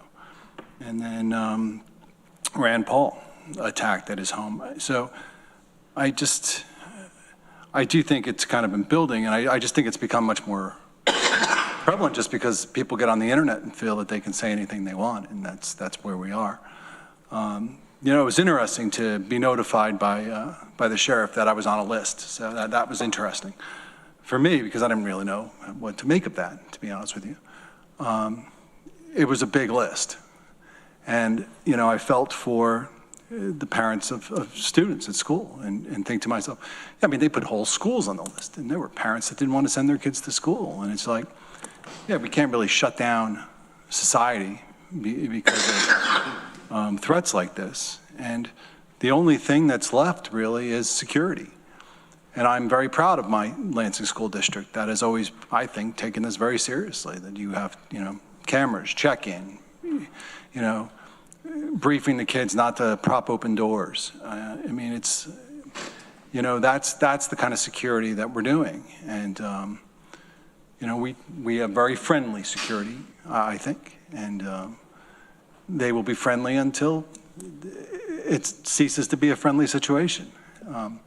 But to act like there have been people that have come into this chamber over my last 20 years who haven't given me pause and have put me on alert, whereas, you know, I'm glad to be sitting next to Travis, who He's tougher than Dave McKenna. I believe that to be the case. But, certainly will help him in any situation. But no, I think I can jump that banister pretty well, actually. And I think that's something to be taken into note is, again, you're responsible for your own security as well. But I will say the hard part is to really go home and tell because you have to tell your family and say, hey, you know, this threat's out there. It's, you know, obviously on me or the schools or whatever the case may be, but it impacts them as well. So with that said, I'm very thankful to our sheriff's deputies and the sheriff. They have not taken this lightly. They have certainly addressed it, I think, as best as they can. And this will come up a little bit in the flock discussion later on too. So, all right, thank you very much. Any other legislators for privilege of the floor? Veronica. I'll try to be quick. Also, thank you everyone from the public who came to speak. The security issue we're going to get into later, the flock issue we're going to get into, I think, momentarily. The COFA thing, I also agree that we should have had a more inclusive process before.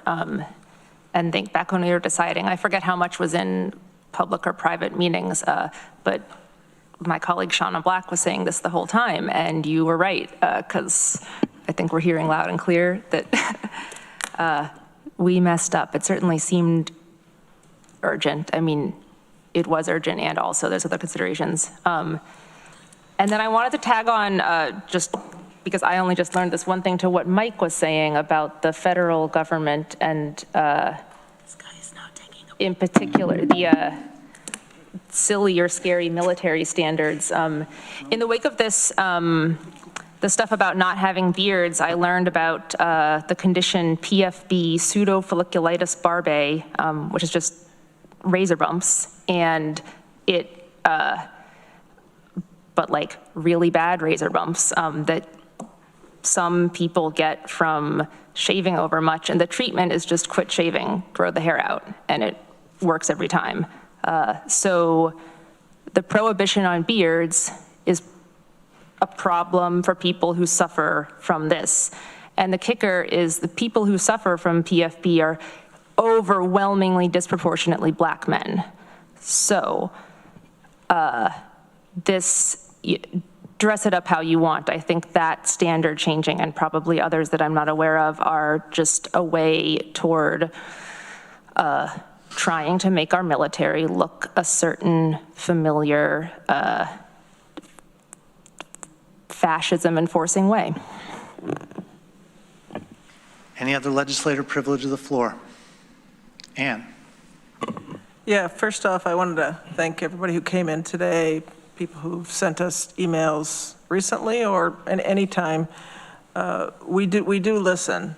We read your emails. We talk about the issues, whether it's here or we call each other or we talk at meetings about this, about all the topics that you bring up. So we really need you to keep coming, and we do listen. And so thank you for doing that. And I wanted to thank Irene Weiser for reminding people about the meetings tomorrow regarding NYSEG with the rate case. And I hope people are able to go tomorrow. And one of the topics that I'd like people to, as Irene said, was to ask them, or maybe it was Shauna, someone said about asking NYSEG and telling them that your opinion that to not close the Ithaca office. So we already have, it's already, as people have probably experienced, it's really hard to get a hold of NYSEG. So closing down their Ithaca office is just going to make it harder. And the Tompkins County is a part of the rate case, so we are sending a staff person will be there to hear the feedback that people have for the meeting tomorrow, at least for the one at 1 o'clock. And I wanted to also respond to what was said about our security here. For the legislature chambers, possibly if it was just us, the legislators meeting here, we might have delayed security, enacting security a little longer. But we have to think about our staff also, and we need to think about the safety of the public. So we've had many conversations, about this, so it's not something that we've taken lightly at all. And I think that, as was mentioned, it's really hard, and I didn't think I'd have to do this, but to go home several times this past year, to go home to my family. And I know people here have kids. I don't have kids. But just to tell my wife that another credible, specific threat against legislature, staff, other elected officials, our department heads, it's really hard to do. And to say, what would you do if you heard something on the siren, or if I didn't come home, what would you do? And so, not knowing what to do, we've had to make plans, or if somebody showed up at our house. So it's pretty scary. We don't take it lightly, and the same thoughtfulness and consideration we will, well, I'll speak for myself. I will put into as we consider the issues that people have brought up around the flock cameras. So we do hear you. We're not, we are listening. And I also wanted to mention that whether you're somebody from the public or an elected official, or you're here as one of these, as a legislator or staff, these are really tense times. So I'm asking people, when something is triggering you or something is upsetting you or rubbing you the wrong way, please think to ask questions first, because it's real tense, and we're all feeling it. Maybe I shouldn't speak for everybody else, but a lot of us are probably feeling it. It's really hard. So please ask questions. Our door is open. Please ask us why we're doing something. If someone says, that you didn't explain this before, or someone's upset at me, please say, did I bring this up? Or, so come to me. And same thing for our staff. So let's try and be a little kinder. if we can, and remind each other to be kinder and support each other. Thank you. Any other legislative privilege of the floor?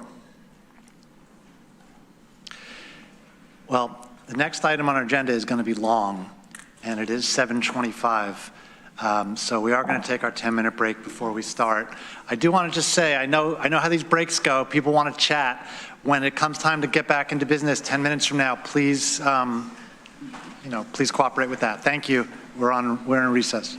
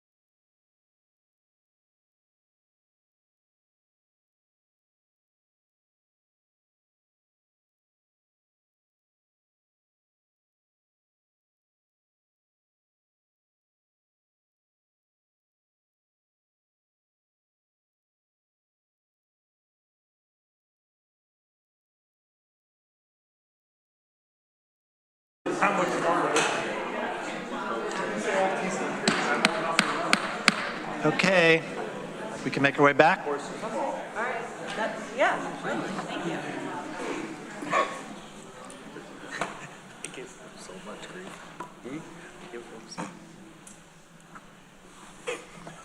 Okay, thank you, everybody. So next up on our agenda, we have a representative from Flock here who's going to give a little presentation, and then we have a question and answer from legislators, and then we will proceed right into the resolution that deals with this item. So Trevor Chandler is here from Flock, joining us by Zoom. Trevor, welcome. Can you hear us? Yes, I can hear you. Okay, you are on. All right. Well, thank you so much for the privilege of being able to speak to you.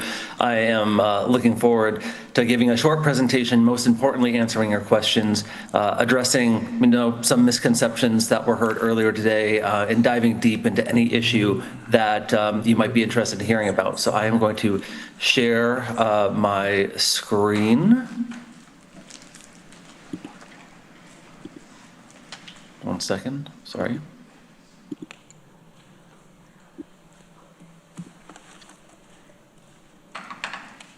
Great. So I'm going to try to keep this pretty quick to around 10 minutes just to make time for question and answers, but please do not hesitate to interrupt me if there's anything particular you want to talk about. But we're going to be talking about really what Flock is, some misperceptions that are around it, what we do and what we don't do, and some of the issues that are of community concern that we want to address head on. So first, just who Flock is. We are an American company based in Atlanta. We're in over around 6,000 communities across the country. And statistically, around 15% of crimes around the country are solved using Flock. And that varies from community to community. In Oakland, it's about 10%. In every community, it's different. But it's a pretty incredible fact that we're being used all around the country every single day to such a significant extent. So what's really important to note is that this is collaborative policing technology that's about enabling community policing, and it's about precision policing. Previously, if there was a vehicle that was involved in a crime, say a white Civic, all of a sudden every single Civic becomes a suspect. With Flock Safety, it's about precision policing. It's about being able to look for the white Honda Civic rather than every single one. And so this is an example on your screen of what your officers see when they receive either text, email, or in-app alerts that are entered into either the National Center for the NCIC, the NCMEC, National Center for Missing and Exploited Children, which is the Amber Alert program, or the custom hot list that your officers provide. And so this allows them to see that a particular vehicle was at a particular point in time. And I'll say this a couple times, but it's very important to note, Flock cameras identify vehicles. They do not identify people. They are a key piece of actionable and objective evidence that your officers can use to solve crime. They do not they're not judge and jury in themselves. They do not identify someone specifically as being guilty or not. This is about providing actionable evidence to your officers to solve crime in a much more efficient way and to establish innocence in a much more efficient way. So, a lot of people talk about, well, what if the license plate is obscured, or if there's a stolen license plate? 50% of hit and runs go unsolved. And if you're hit by a car, chances are you weren't looking at the license plate, but you do know you were hit by a red Ford pickup truck. So that's where the vehicle fingerprint technology comes in. It has characteristics such as vehicle make, toolboxes, top racks. So if you get a description of a vehicle of having hit a person and done a hit and run during a particular time period, you're able to utilize the Flock system to identify that hit and run potential and really close the gap as to which vehicles might have been associated with that and provide, again, actionable leads for your law enforcement officers to investigate. and also night vision. I won't go into too much to this other than that we're very proud of the accuracy of our cameras both during the day and at night. And this is where I think you all are going to have a lot of questions on. I'm happy to dive into this. A couple of misconceptions that were heard earlier. First and foremost, Flock is not a data broker. We do not own any of the data that is collected. We store it on our heavily secured servers that I'm going to go into. But what is very important is we do not sell or share data. We do not do either of those things. It's not a meta situation. It's not a social media situation where we are taking information and selling it to a third party. That is false. Your community owns 100% of the data, and you choose who you would like to share it with or not share it with. Some communities choose to be a part of the national lookup feature, which enables them to search across the country. Some choose just within their state or within their locality. Some choose not to share it at all and choose to keep it very tightly protected. That is solely in your decision. Flock has and will not make any decision to share and will never sell your data. You own it 100%, and that is very clear in the contract. We do have private customers. There's some retail customers across the country that utilize Flock for things like organized retail theft. It's very important to note that private customers have no access to law enforcement data. Period. They can choose to share their cameras with law enforcement. So if there is a vehicle on a hot list, that the law enforcement will get notified of it on this private camera, but it is a one-way street. A private customer will never have access to a law enforcement camera. And that's one of the reasons we are certified by CJIS. It's the FBI certification, Criminal Justice Information Services. It's because we meet the highest level of encryption and data protection because we handle public safety information. Also important to note, we have an automatic delete date of 30 days by default. Some cities choose to make that shorter, some cities choose to make that longer, but we were the first to really introduce an automatic deletion date. We are not looking to keep massive amounts of data. We have from the very beginning been setting the standard in working on balancing public safety and privacy so that your law enforcement has the tools it needs to both solve crimes in the moment as well as potentially investigate crimes that may not be reported for weeks at a time. And it's important to note that Flock has no access to personally identifiable information. These are the images that are being taken. Cameras are specifically set up to primarily take pictures of the rear of vehicles to get the best picture possible of a license plate. It's important to note, license plates are not personally identifiable information. They are public documents owned by the government meant for public display when traveling on public roadways. And I'll get a little bit into the case law later because we heard some about that. But we have no ability within the Flock LPR system to connect that license plate with a person. Only your law enforcement agency is able to do that. So it's very important to note. We have all of this encryption you see on the screen, NDAA, FBI CJIS, we have SOC 2 Type 2 auditing, HIPAA, FERPA, the NIST cybersecurity protocols. We protect these images of license plates as if they were personally identifiable information, as if they were the highest level of personal information, even though they are meant, the main subject of all of these images are license plates. So we're very proud of the protections we put in place, and we also note that these are not personally identifiable information. And again, we'll say this over and over again, only your agency gets to decide who to share with, not Flock. So in addition to having that automatic deletion of that default deletion of 30 days from the very beginning, Flock has also been the pioneer in enabling accountability and transparency. Here we have an example of a transparency portal that we offer free of charge.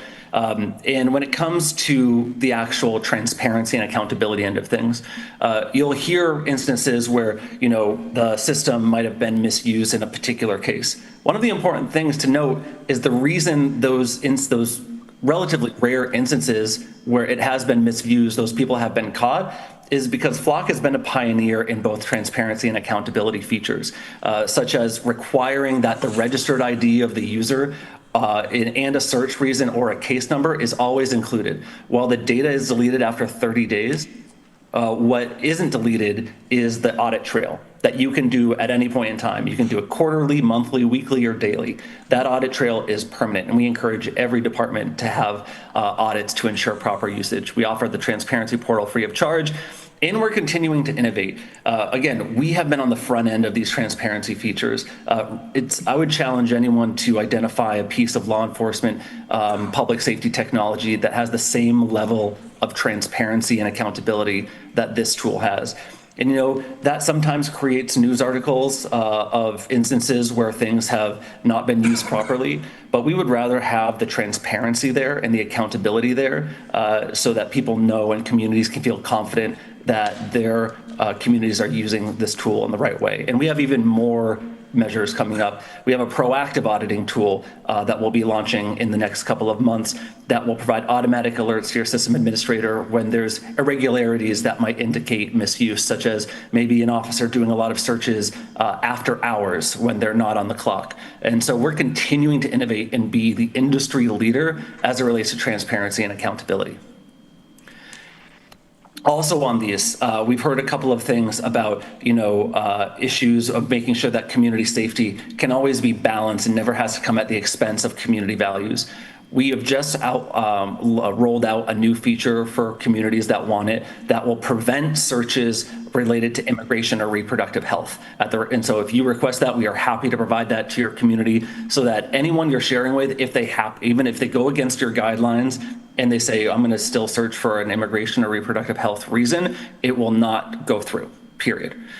We have the permanent audit logs, and we also have additional safeguards that we're rolling out on federal limitations. It's important to note that there is no federal access to nationwide or statewide lookup. Only your agencies can choose to share if it aligns with your laws and policies. Again, not FLOC. And we're adding additional safeguards, including additional checkpoints, accountability measures internally to make sure that everyone is fully aware of who they're sharing with. And it's also important to know, given the tensions we're hearing about the tensions between state and local and federal authorities, that if we're served a subpoena, our contract actually mandates that we alert you to any legal request for your data, so your counsel can decide how to respond. Again, it is your data. If we get a subpoena that isn't, doesn't mandate us not to alert you to it, but most subpoenas are just general subpoenas, we are required to let you know so that your counsel can decide to respond in a way that aligns with your community's laws. Also very important, we're extremely proud, the people that work at FLOC, extremely proud of the work we do and extremely proud of the relationships we've built. Two of our trusted partners that we work with are the National Center for Missing and Exploited Children. This is a group that is authorized by Congress to run the Amber Alert program. And they are finding missing kids all across the country every single day. And NCMEC, as they're known, the National Center for Missing and Exploited Children, fully supports FLOC in our mission and our work because they have seen firsthand just how powerful FLOC can be to reunite families. And we're incredibly proud of our partnership. They are actually using FLOC technology as well to help find missing kids, and they've credited FLOC with finding hundreds of missing kids just by press alone. Us at FLOC have identified at least 1,000 missing persons that have been found using FLOC, which is really incredible. That's just press mentions. That's not every single person that has been found by FLOC, because not every missing person that's found gets a press mention. The other one that we're very excited about is our partnership with Mothers Against Drunk Driving. Less than 50% nationwide of hit and runs go solved. Which is just a terrible, terrible statistic. And we're working with MAD to make sure that that number goes above 50% and then beyond. We have additional crash detection. We have post-crash responsiveness. And we're really, really proud to be working with Mothers Against Drunk Driving and utilizing our technology to end the scourge of both impaired driving and holding impaired drivers accountable, as well as identifying and finding missing persons. Sorry, Mr. Chandler, can I ask you a question? Please. Sorry to interrupt, but you invited us to interrupt. About the National Center for Missing and Exploited Children, I read their letter that you, our sheriff, shared with us, and it cited some statistics on the percentage of Amber Alerts that were resolved within 6 hours and 24 hours, which are impressive. But I did look back in their reports and noted those stats haven't changed. They haven't really changed much since 2015, which is before FLOC safety existed. So do you have information on how many of these alerts were resolved with Flock that wouldn't have been without Flock? And it's okay if you don't have that at hand. Well, what I can say is what they've attested to in their letter, and we can work with them to get an updated number, but over 100 missing, according to them, over 100 missing children cases have been resolved thanks to Flock. Thank you. Absolutely. Thank you for asking. And one other endorsement that we're particularly proud of is in Oakland, California. You know, we are very cognizant of the impact. Well, actually, I'll get into that in a little bit. But there was a conversation regarding a legal challenge in Virginia. You know, I think it's really important to know that the fact that this is a public safety technology that is used as evidence in court, at any given point, it can be challenged in court, which is what defense lawyers are supposed to do. And again, Flock is being used in thousands of cases across the country. It's really important to note that there's a reason only one court case can be cited as ongoing, is because there's only one court case that can be cited as ongoing, which is pretty incredible when you look at it as a public safety technology, which among all others is regularly challenged. The one that is currently ongoing that you might have heard about is in Norfolk. Again, we take every court case seriously, but it's important to note that the Norfolk case is based on the Bell case. Happy to go into this deeper, but the Bell case that Norfolk is based on remains an outlier. Since Bell, 6 judges have denied motions to suppress Flock evidence, and in multiple federal, appellate, district, and state courts have continually upheld license plate readers as completely constitutional under the Fourth Amendment. This has been held up in case law almost nearly unanimously, and we continue to watch Norfolk closely, of course, but it is important to note that case law overwhelmingly at every level of the court system supports license plate readers under the Fourth Amendment because, again, they are public documents meant for public display on public roadways. And this is what I was mentioning. In Oakland, California, we're having conversations about license plate readers. And I think it's really important to note the support for license plate readers and Flock specifically from the NAACP of Oakland as we're talking about the impact of, the law enforcement and vulnerable communities. And the NAACP of Oakland has specifically endorsed license plate readers because they reduce bias in policing. Up until this point, before Flock, you were having an individual officer making a subjective decision on who was suspicious and who was not, leading to increased bias in policing. The 95 Civic gets a lot more plates run than the 2025 Tesla. What this allows police to do is to focus solely on vehicles that have already been identified as suspicious or involved in crimes and allows them to not have negative interactions with the community. And I can't say it any better than the NAACP did, which is in a moment when our communities are demanding both public safety and equitable justice, Flock Safety's LPR technology offers a powerful tool to reduce bias in policing. These cameras are designed to detect only vehicles associated with a crime, removing the subjective judgment that all too often leads to disproportionate stops and harmful interactions with Black and brown residents. It's a clear example of how technology can support safer, fairer policing. Mr. Chandler, can I ask another question? You and they say the cameras are designed to detect only vehicles associated with the crime, but aren't the cameras recording every vehicle that passes them? But yes, but police are only alerted to vehicles that are put into your agency's hot list that are associated with a crime. But they can see any vehicle, right? Nope, they will only get the image of a vehicle that they either search for specifically in relation to a crime, or if they are notified of a vehicle that passes a camera they'll get that alert. So your officers, to put it in perspective, it's not like a drawer where your officers could just comb through every single picture that's there. They are only able to get alerts related to vehicles that are on your hot list associated or suspected of being in a crime, and they can only search for vehicles that are associated with or suspected of being involved in a crime. What about a missing person? Yes, and so if there's a missing person, if there's a vehicle associated with that missing person, they can search for that vehicle. So, for example, if if there was a missing person, if, a lot of missing persons are abducted by a family member. And so if a sibling abducted one of their other siblings and they stole their parents' car, you could search for that vehicle associated with that. And that could provide your law enforcement with an actionable lead on where that vehicle is. So only missing persons that are associated with a crime? So if that they or somebody else? The crime would be the abduction.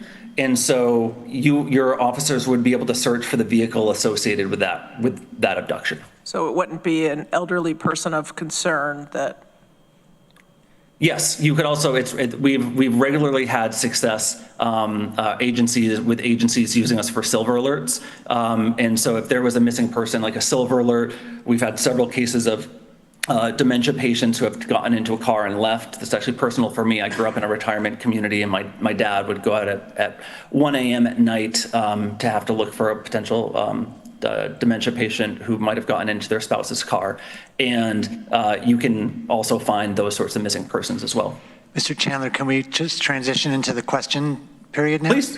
Thank you Absolutely. very much. Legislators who would like to continue questions? Randy and then Veronica. Yes, Trevor, thank you for the presentation.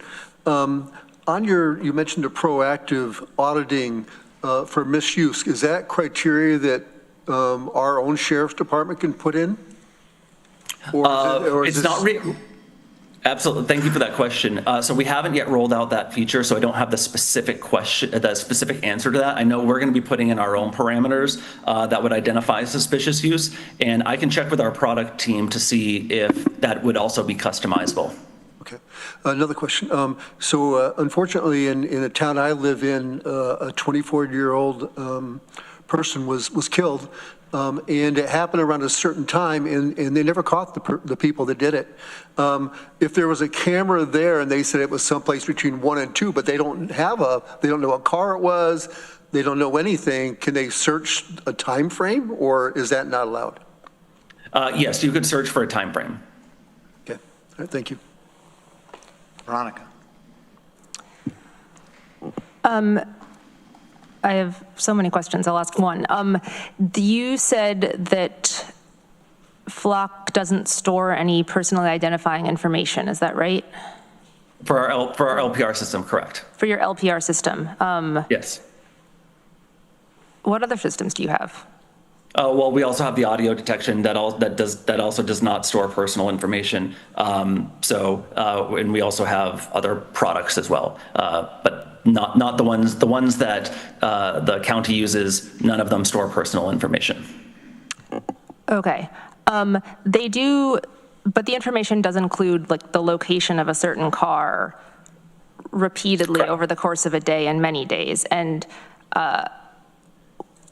given that it's been, I think, repeatedly shown that that is enough to identify an individual. So how do you not consider that personally identifying information? Well, they're focused specifically on license plates and vehicles, and just because a vehicle might be registered to a particular person, it doesn't mean that they're driving the car at that time, which is why it's always very important to note that, again, this is a piece of actionable and objective evidence. Simply because someone's, and your law enforcement can speak to this, simply because someone's vehicle had a picture taken at a certain point in time doesn't necessarily mean that they were driving the vehicle at that time. But it is an actionable piece of evidence that your law enforcement could use to potentially investigate a lead and pursue that lead. Enough for now. Okay, we'll come back to you, Veronica. Shauna. This might actually be for our sheriff as well, but I wanted to know if Homeland Security or ICE comes to you and asks for footage, what is our obligation? And then kind of the second part of that, if agencies around New York State seek our information, are we able to withhold that?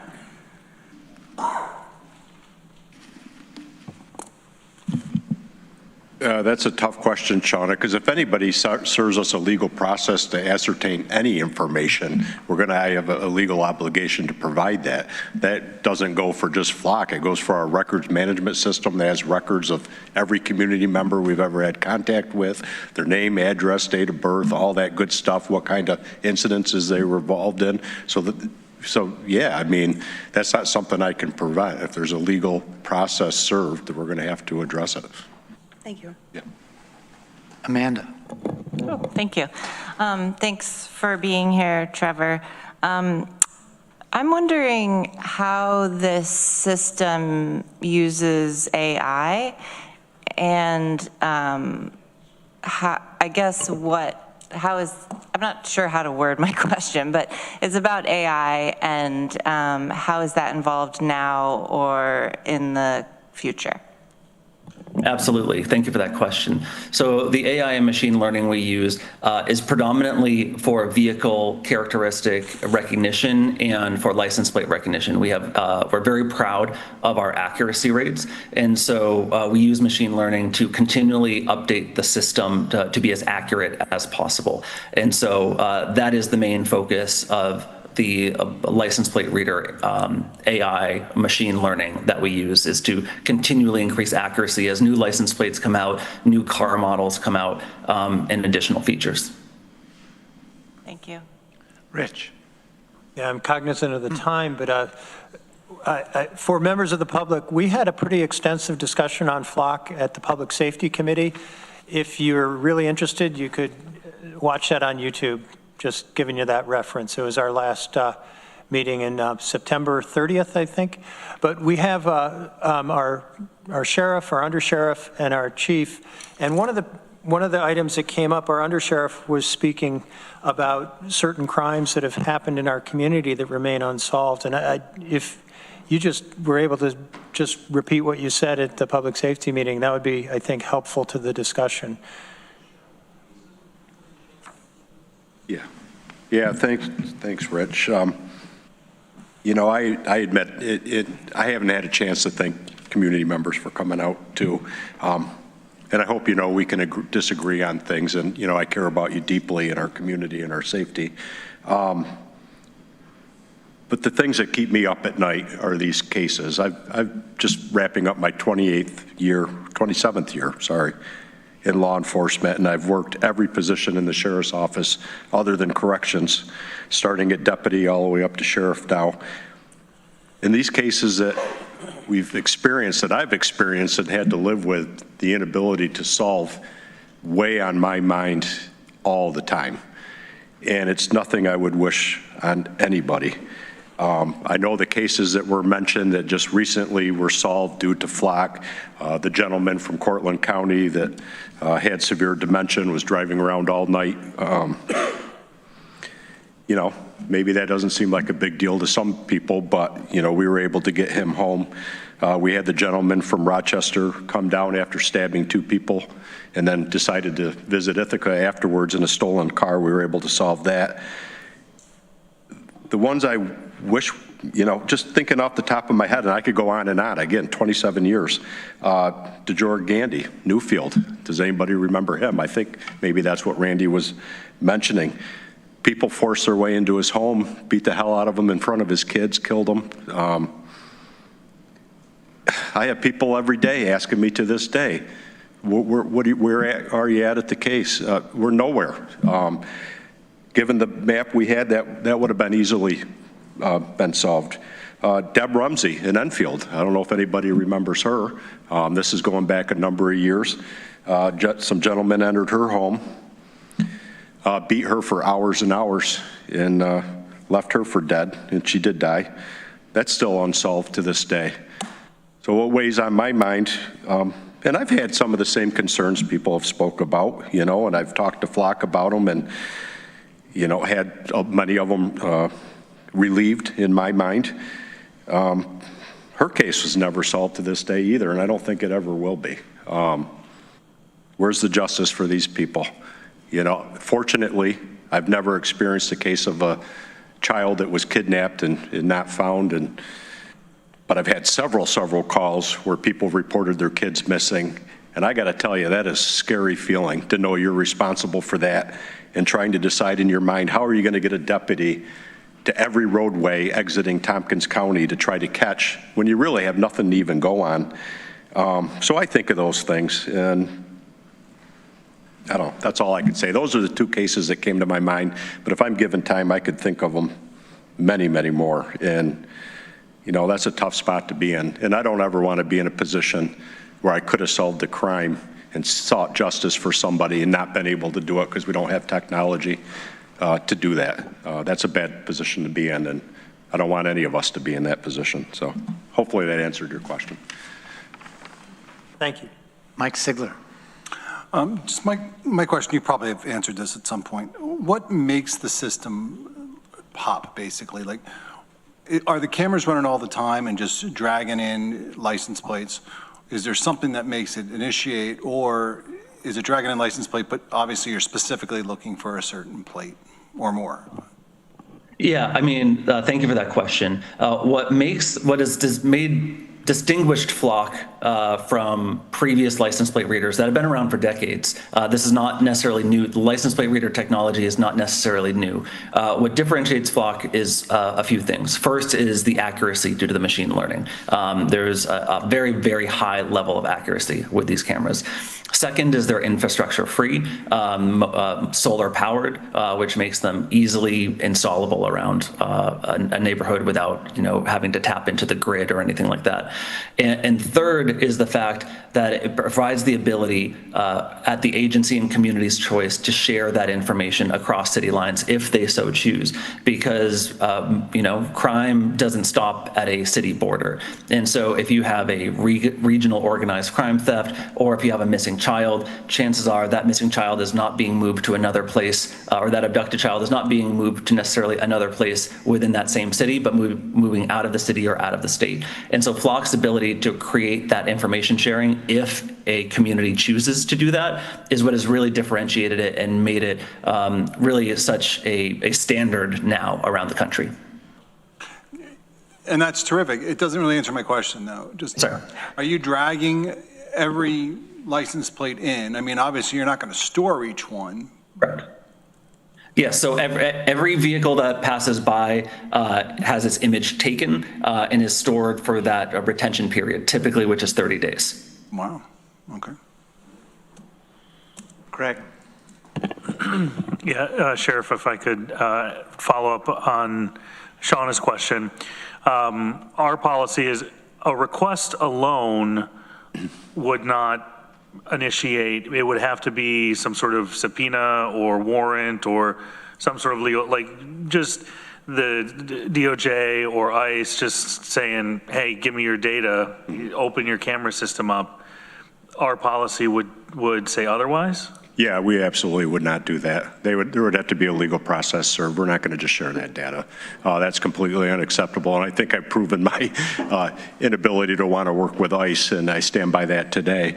And I can tell you, you know, we've continued to look at this, listen to the communities, and made some changes. You know, initially, we had the nationwide search function available to us and other agencies across the country. We've limited that only to New York State, and we've even taken it farther, that identifying any agencies that have 287G agreements with ICE, we've blocked their access to our devices as well. If I could ask a follow-up question. What is your commitment to the public for transparency and accountability as it relates to the use of these cameras? And how do you foresee future evaluation of the efficacy and I'm trying to think, what's the right way to say this?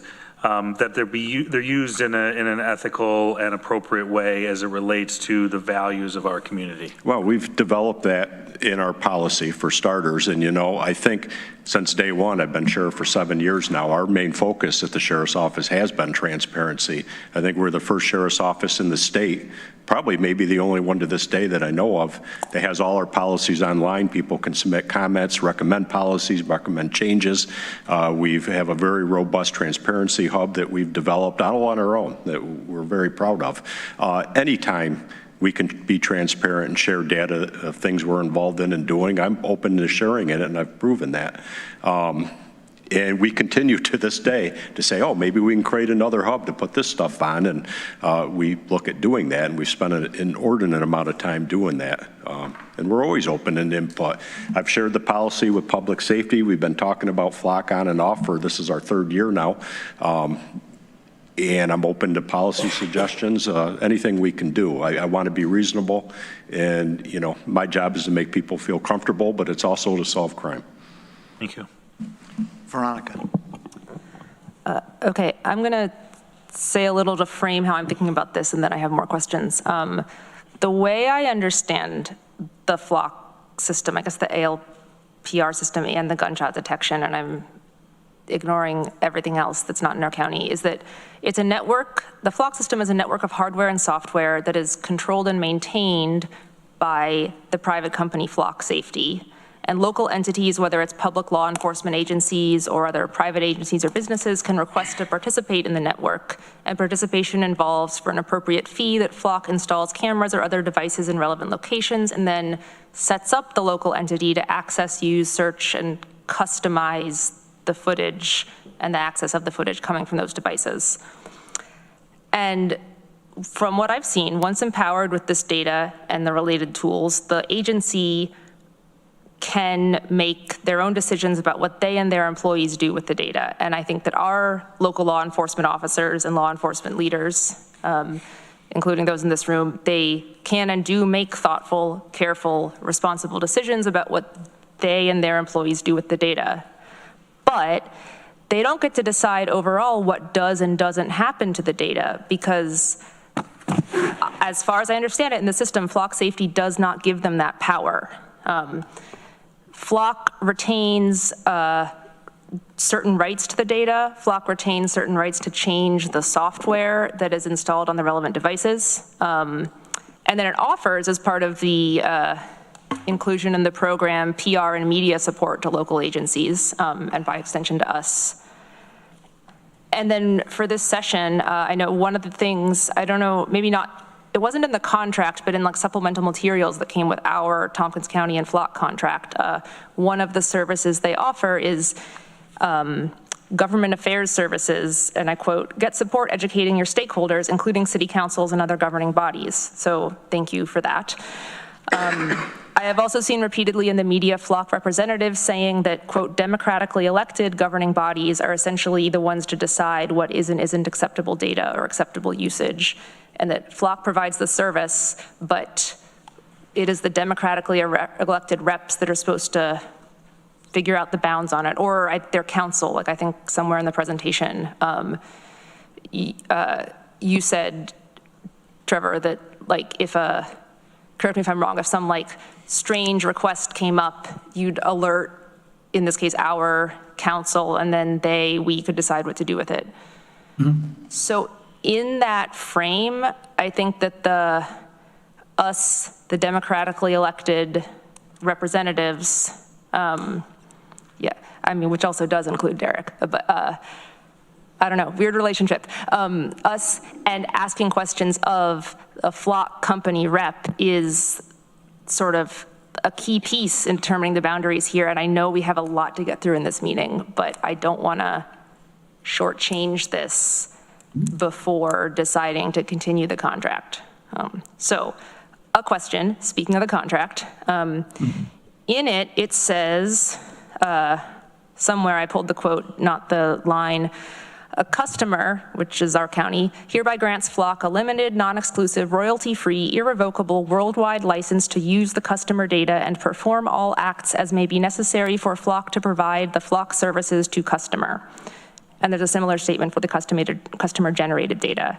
And it's clear, you were clear that Flock does not own or sell the data, but apparently Flock can forever and everywhere use the data to perform all acts as may be necessary. So can you explain what it is that you are doing with our data?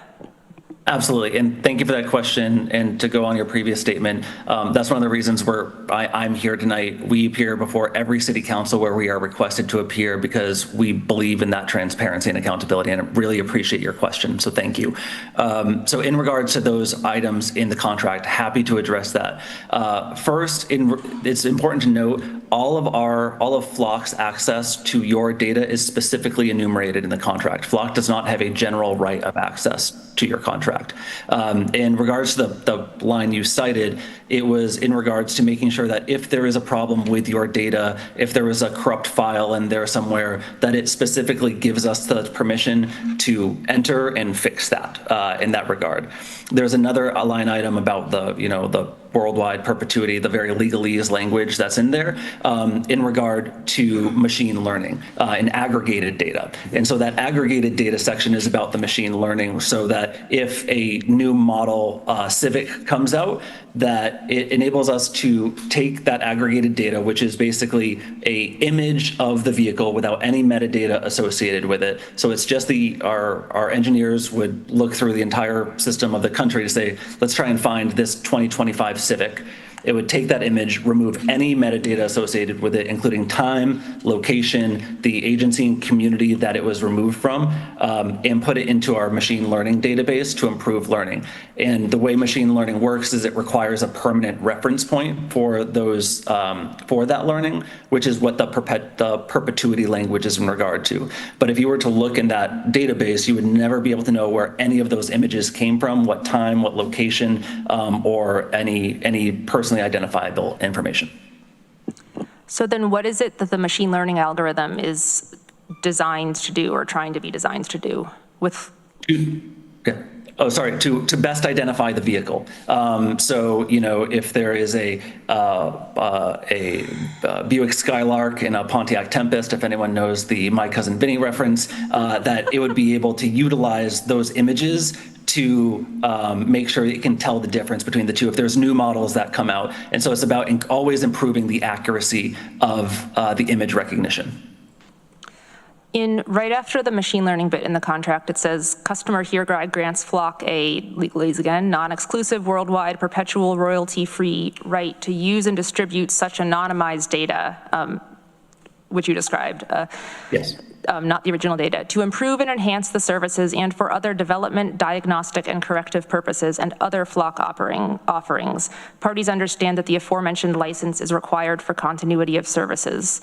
So I have concern here in that it's mentioning distributing the anonymized data. One of the reasons is other Flock offerings is pretty generic, and I think that we have established that despite the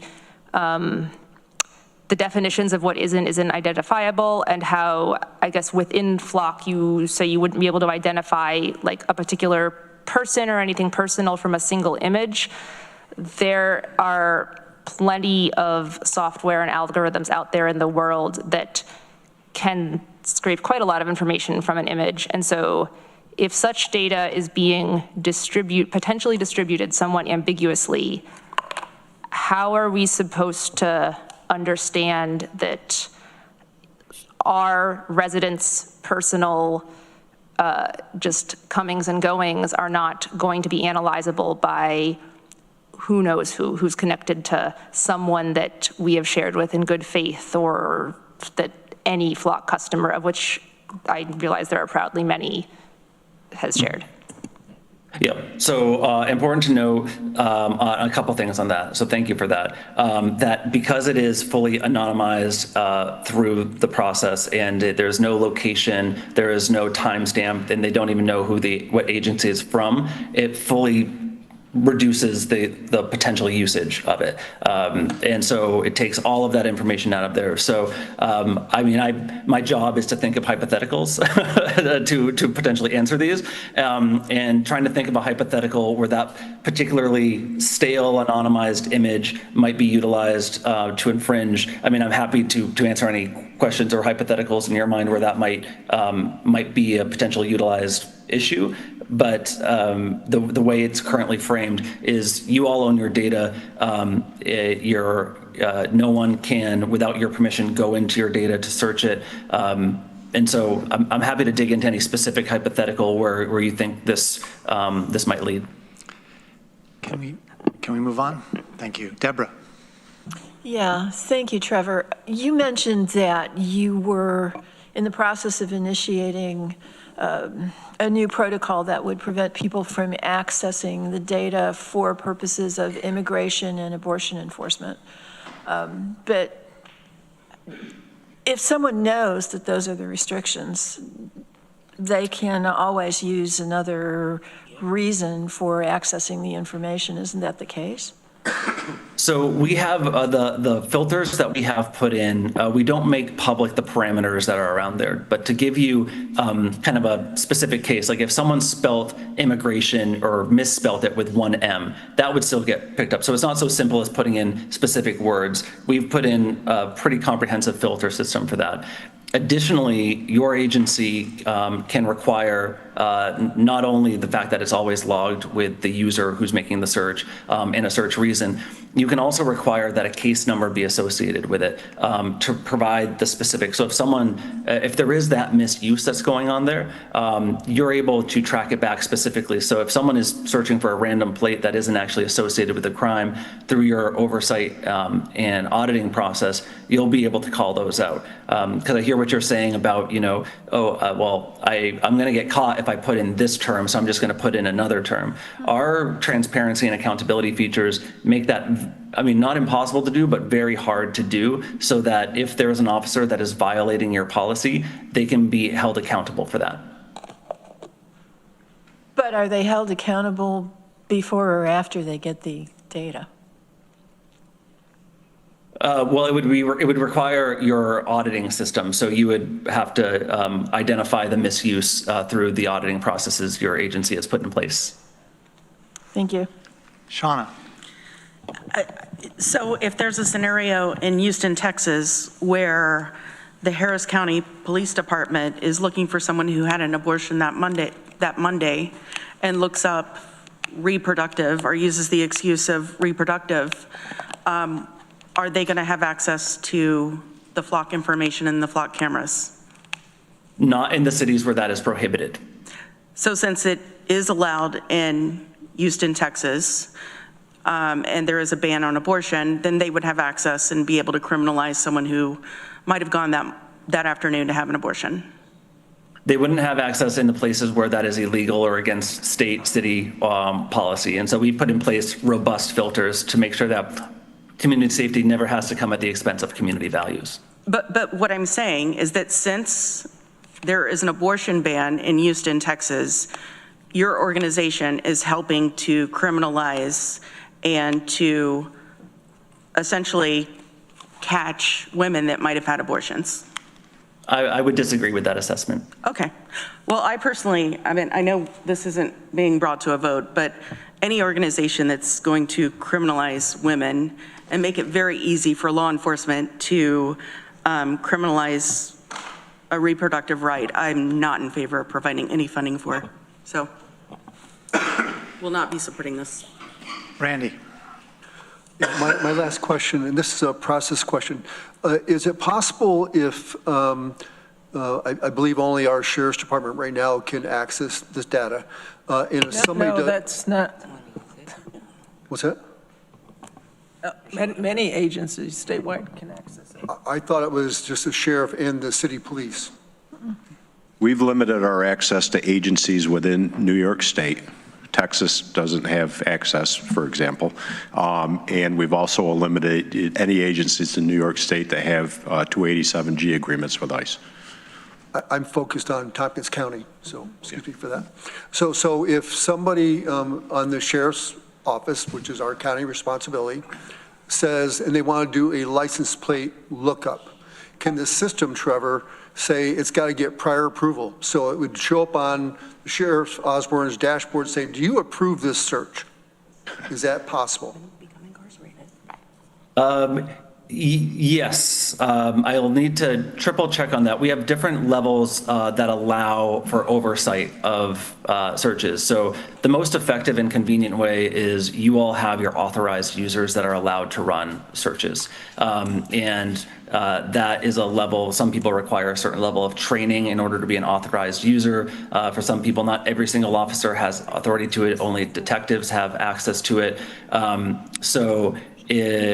Whether on a case-by-case basis requesting permission for a specific search, I'll need to double check on that. Thank you. Ann.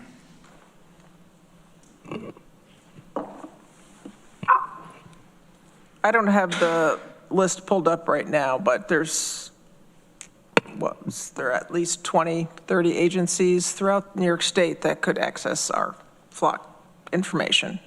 That'd be fair to say. And I believe Sheriff Osborne said that if they have some agreement that they're participating in ICE, they are not allowed to access our information, although they might not have. So one of my concerns is they might not have an agreement to share that information, but an officer or an agency could still share that, and I don't think this would be rocket science to figure out how to get around it. But one of my questions would be, I think for you, Trevor. So you had said before about only information about looking for a license plate related to somebody committing a crime, but then you said, for instance, a missing person or a silver alert. What are the other categories that would also come into play that would not be associated with somebody committing a crime? I would refer that to your sheriff for the specific policy language regarding that. I'm sorry. Yeah, and that's all listed on our Transparency Hub too. There's a whole list of them, and I know if I try to recite it, I'll get it wrong. But it is silver alerts, missing children, things of that nature, and there's some others as well. So. Did you say missing persons? Yes. Yeah. Okay. All right, thank you. Yeah, so it doesn't sound like that'd be hard for someone to, I'm thinking like using the missing person and saying that they could be in danger. So there's ways that some people could get around the system. And just to clarify what my colleague, Legislator Shauna Black was asking about regarding, say, in another municipality where it was legal to track people for reproductive or abortion issues, so they can track them in their community if they're allowed, if they don't have a law against it. If they don't have a law against it, and it abides by their local policies, regulations, and laws. Okay. And you said the data is by default deleted in 30 days. So is there a workaround to that? Can municipalities change that default to save the information longer than 30 days? Yes, some can. There's, for example, some do 45 days, some do 60, some do 90. That's greater data retention is actually a cost, and so we would have to negotiate. If the county decided to have a longer extension, we would have to have a conversation regarding that. But yes, it can be moved in either direction to a certain extent. Okay, so that was just the default. Okay. And just for clarity, if it's evidence of a crime, it can be kept longer, but it's pulled out of the system. Is that correct? Correct. So if your officers, search the system for a particular lead and piece of evidence and say they're looking for the license plate ABC123, they find it, that can be downloaded and saved for evidence purposes so it can be used in court and so on. And this will be for later when we have the resolution on the floor. So this is to my colleagues that if I would like us to look at, which has been brought up of the legislature, along with the sheriff, to have more control over the parameters that would be put in for the system. Thank you. Got Rich, and then can we go to the resolution after that? I'll pass. Okay. Veronica. I wanted to bring up Evanston, which luckily a public commenter described. They ordered the removal of the flock cameras, and then flock technicians put them back up, even though the city didn't want them. Why? Yeah, this is a procedural bureaucratic issue that became something much bigger. So what happened, Evanston asked to have their contract canceled with cause. There was a legal disagreement about whether or not there was cause or was not cause. A technician, when this conversation was going on, preemptively decided to start taking down cameras, and when realized that they moved too quickly, attempted to correct the mistake and put it back up. It was a very simple misunderstanding. We have since come to an understanding with the city of Evanston to take down the cameras while we have a discussion about the contract cancellation being with cause or without cause.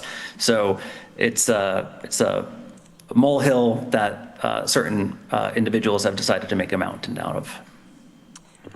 But I guess why? What are your company's interests such that it was worth sending people out to reinstall cameras? It wasn't a grand scheme to put up cameras to continue to collect data. This was a miscommunication by an individual technician who realized they jumped the gun in taking down the cameras while a contract conversation was going on, who tried to correct that mistake. So we're very proud that we have very quick customer service. In this case, we had a very quick technician who moved quicker than they actually should have in this conversation. And one other question, switching gears, can people, the agencies that we choose to partner with, if they run a search for something legitimate and get data that includes things from the Tompkins County cameras, are they capable of downloading the data? Yes. So if they are searching for the red Camry ABC 123, it gets a hit, they can download that for their evidence so they can use it in prosecuting or investigating that case. And so in theory, they could just keep it indefinitely, right? Yes, I mean, most states have data retention, yeah. Yeah. Is there a process by which our sheriff or anyone else in the county would be notified if someone from a different agency downloaded some data that was collected in this county? That would show any search, including in your audit reports. You have the regular audit of what your agency utilizes it for. You also get a full audit of the network audit that shows how another agency has utilized it. Okay, great. But we have, I guess I can't imagine the answer would be no, so maybe this isn't a question, but I assume we have no way to know whether or prevent anyone from other agencies who maybe don't follow our policies or whatnot from downloading our data and then keeping it indefinitely and using it for whatever. Sorry, that wasn't really a question, but if there is some way to prevent it or know about it, I'd love to know. No, most municipalities have strict requirements on how they handle evidence, and once one of these images is downloaded for evidence, it would fall under that municipality's standards for holding and maintaining that evidence for the case they're utilizing it for. Okay, are we ready to go to Resolution H? Rich, yes. Want to move that? Yes. I'm sorry, before you start, do we need the representative from Flock anymore? I don't think so, but welcome to stay, but I don't think we need them here. This is not a resolution about Flock, it's about a grant. Okay, so Trevor, I just want to thank you. I know you were here for a long time. Thank you for joining us. Rich, go.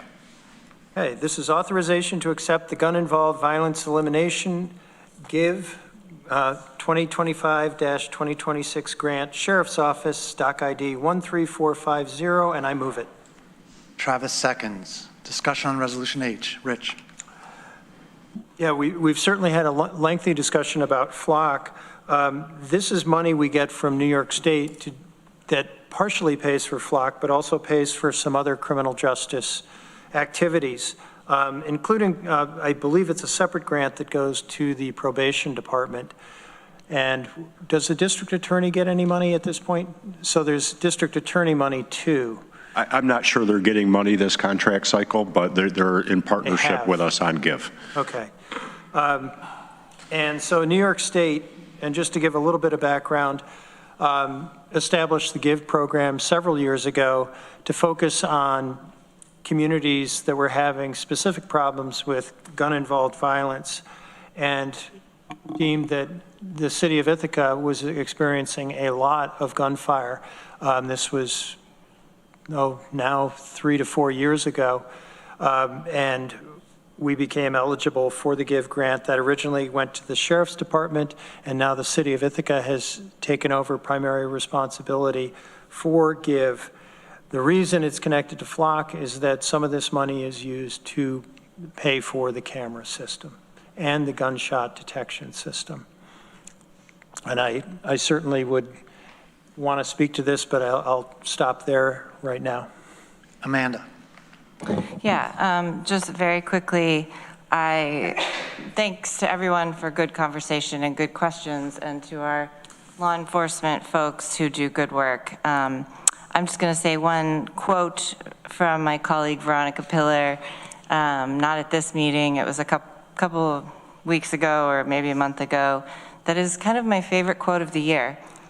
Guns don't kill people, but they sure make it easier.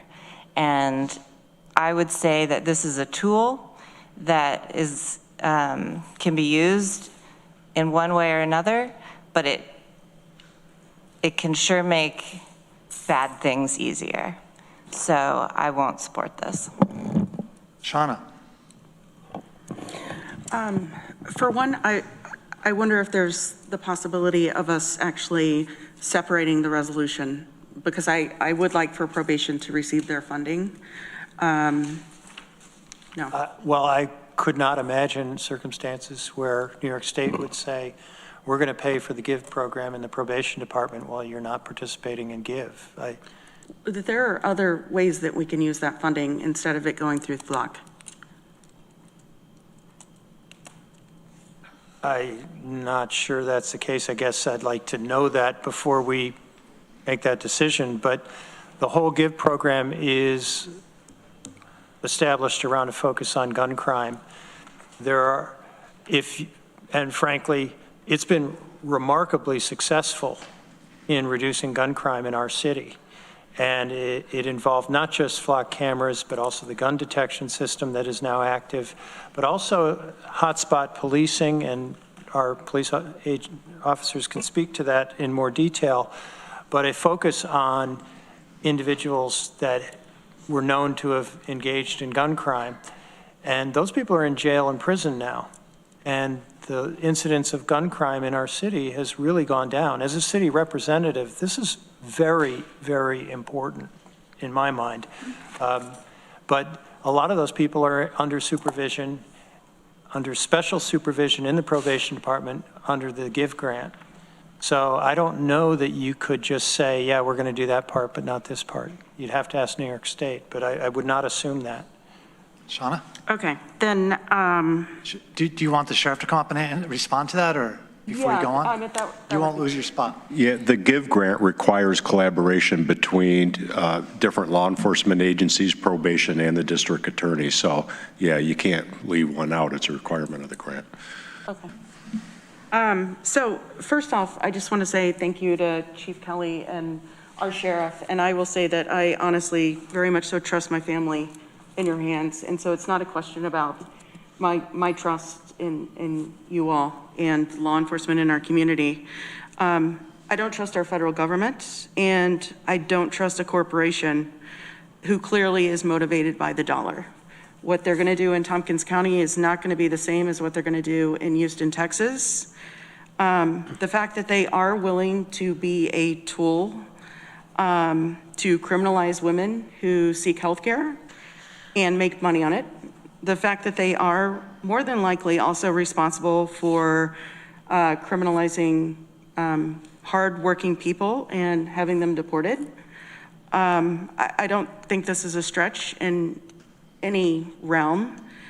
I don't think that's what Tompkins County is about. I mean, we've heard loud and clear from our constituents that they wouldn't want our money going towards an organization that supports these and makes it very easy for law enforcement to do these types of things. And so for that reason, I certainly won't support this. I mean, I do understand there have been some good things that have come from the cameras that we've had, but certainly the costs, in my mind, of criminalizing women, of deporting hardworking people far outweighs any benefit that we'd see here in Tompkins County.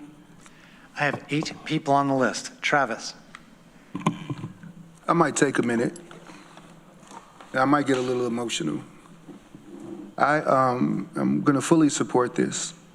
Remember in 2018, Mayor Myrick calling me because there was folks from West Hill who wanted to meet about the increasing amount of gun violence. There was folks from the South Side, especially over by Spencer Street. We had little kids finding 9mm on the side of the road after shootings. Anytime you throw a gun out the window, it means you got more because you don't care about losing that one. I've held mothers' hands as they've laid their sons in the ground.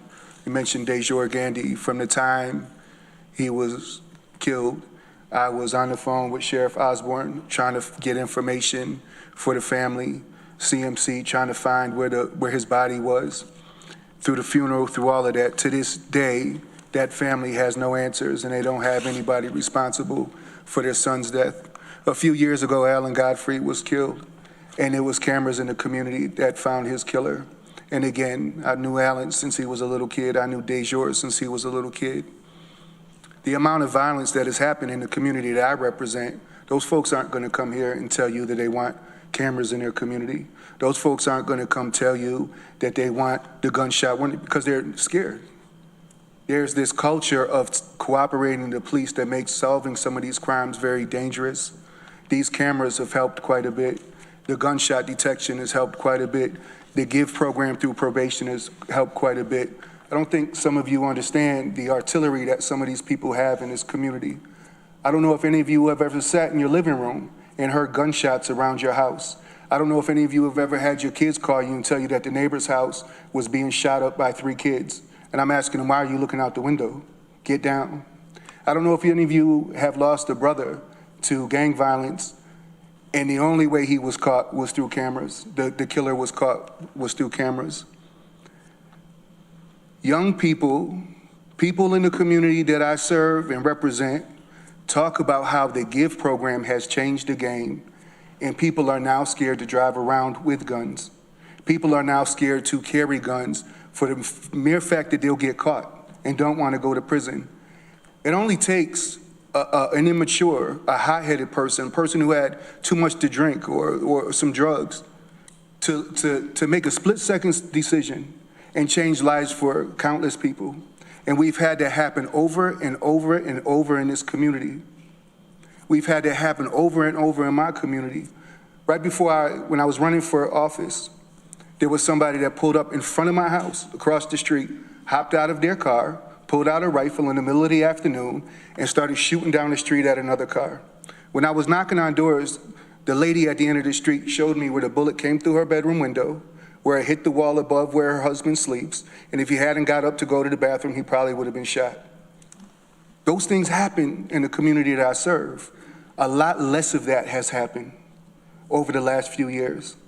And the only thing that's changed is the GIVE program. We talk about social programs, and if y'all know what I do, I'm very much into that. A lot of those people just don't come from this community.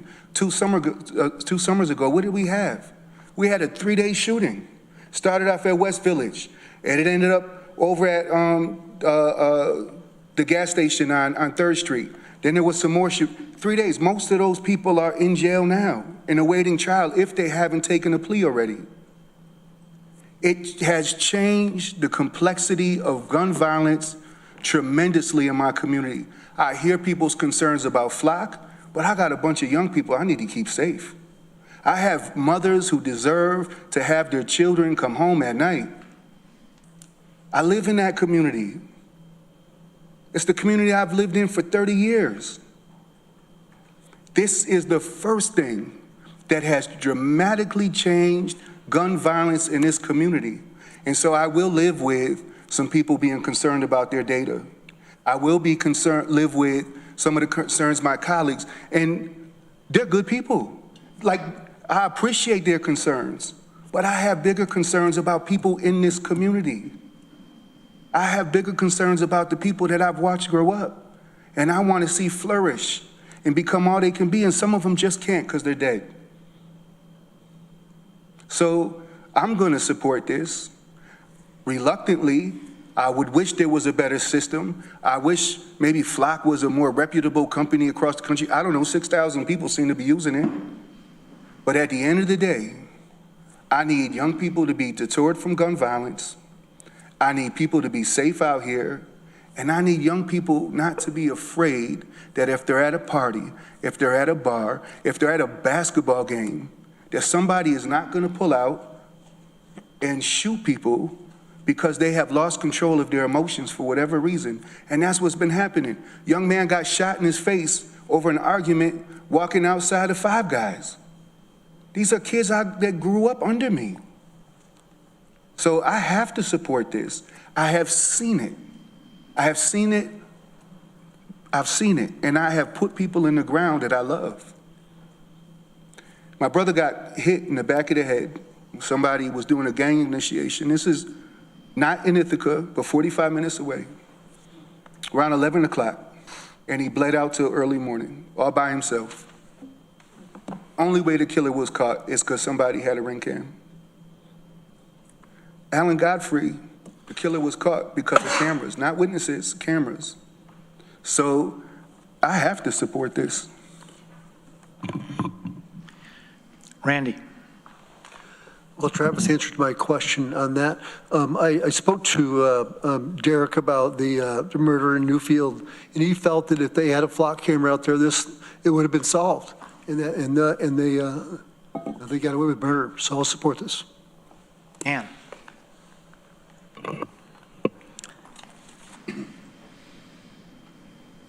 I would, as I said before, I would like to see if we can figure out a way. I'm still on the fence of supporting this. I really wish we could take out the flock system. I'm really not comfortable with, I mean, we have a great sheriff and undersheriff and a great department right now, but to not have control over here at the legislature and to be working on that with you folks, I mean, we could have a new sheriff elected and things could change. And it just feels like the legislature is more in touch and responsive to people.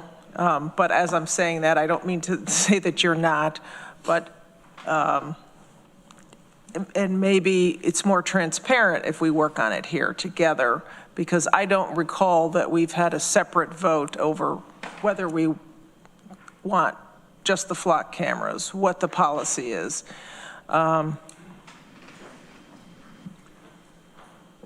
So I guess part of me wants to, to ask, would that be something, is that possible to change that so that that the legislature has control over that?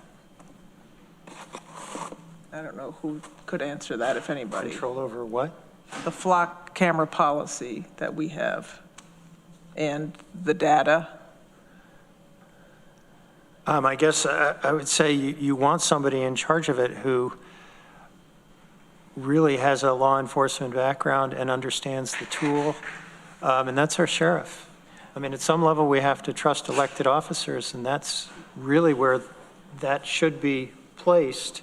We certainly have oversight, and that we could turn this down and kill the funding for it, and we'd have control that way. I also believe if there were instances where circumstances changed and information was shared with ICE or with some other federal agency or for improper purposes, if that actually happened, yeah, I think it would be perfectly appropriate for the legislature to revisit this and to consider pulling the cameras at that point.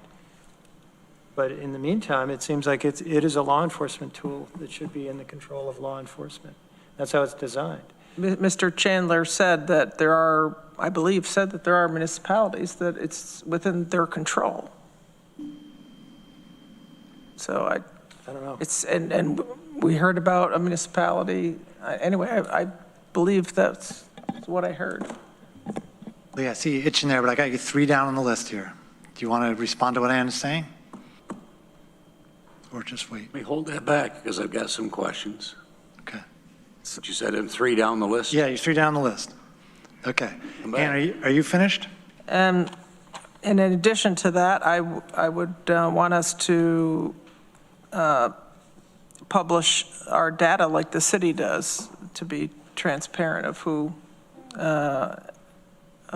accesses the information and for what purpose. And I've looked at the city's data once. I don't know if that's just who accesses it locally or is it anybody that accesses that, but I would want to know that information and provide that to the public. Does anyone want to respond to that, or should we just keep going?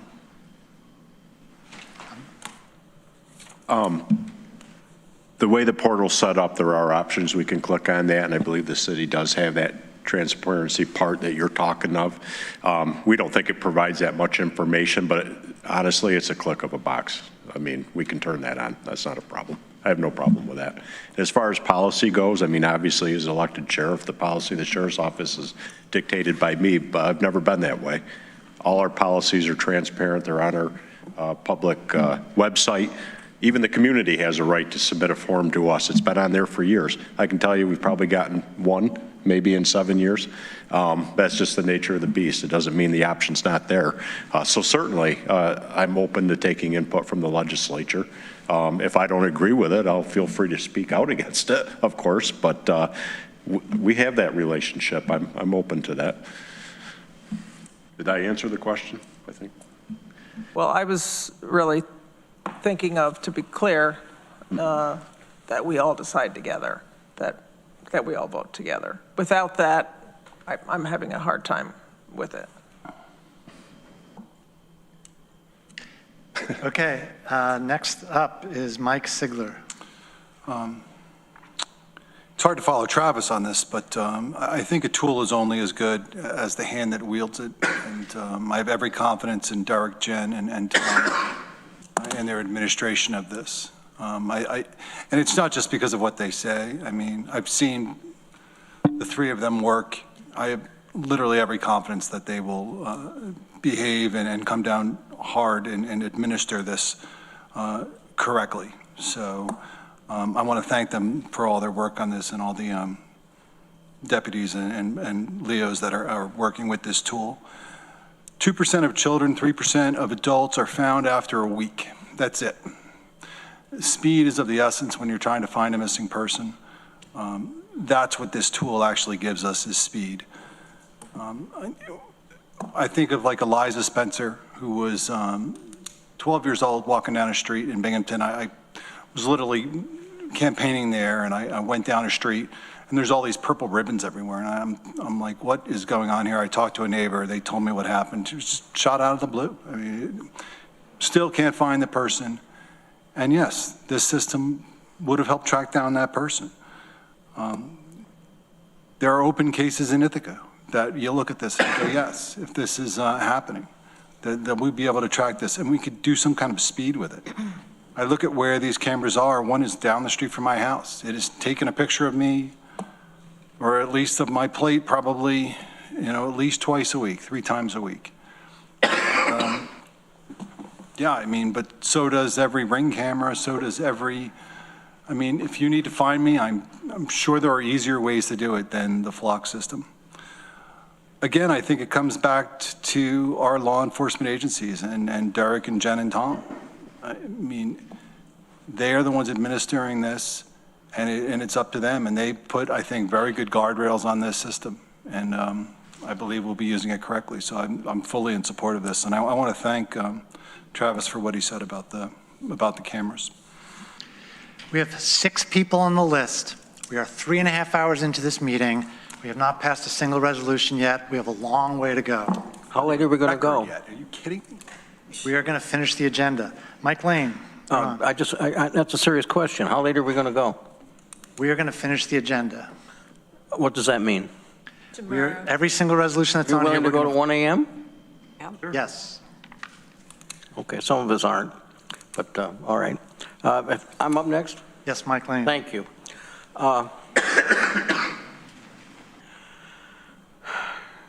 First of all, I think we're very proud of our law enforcement agencies in Tompkins County and the city of Ithaca, and I think that we trust them. And sometimes it happens the way it happens.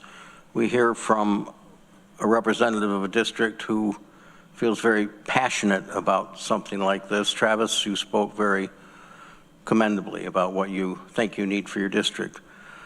I've heard nothing from my district except they do not want mass surveillance. And I realize that that's different here. And it happens from time to time that we have to be cognizant of what our constituents want. And that's a good thing. That's why there's 14 of us here.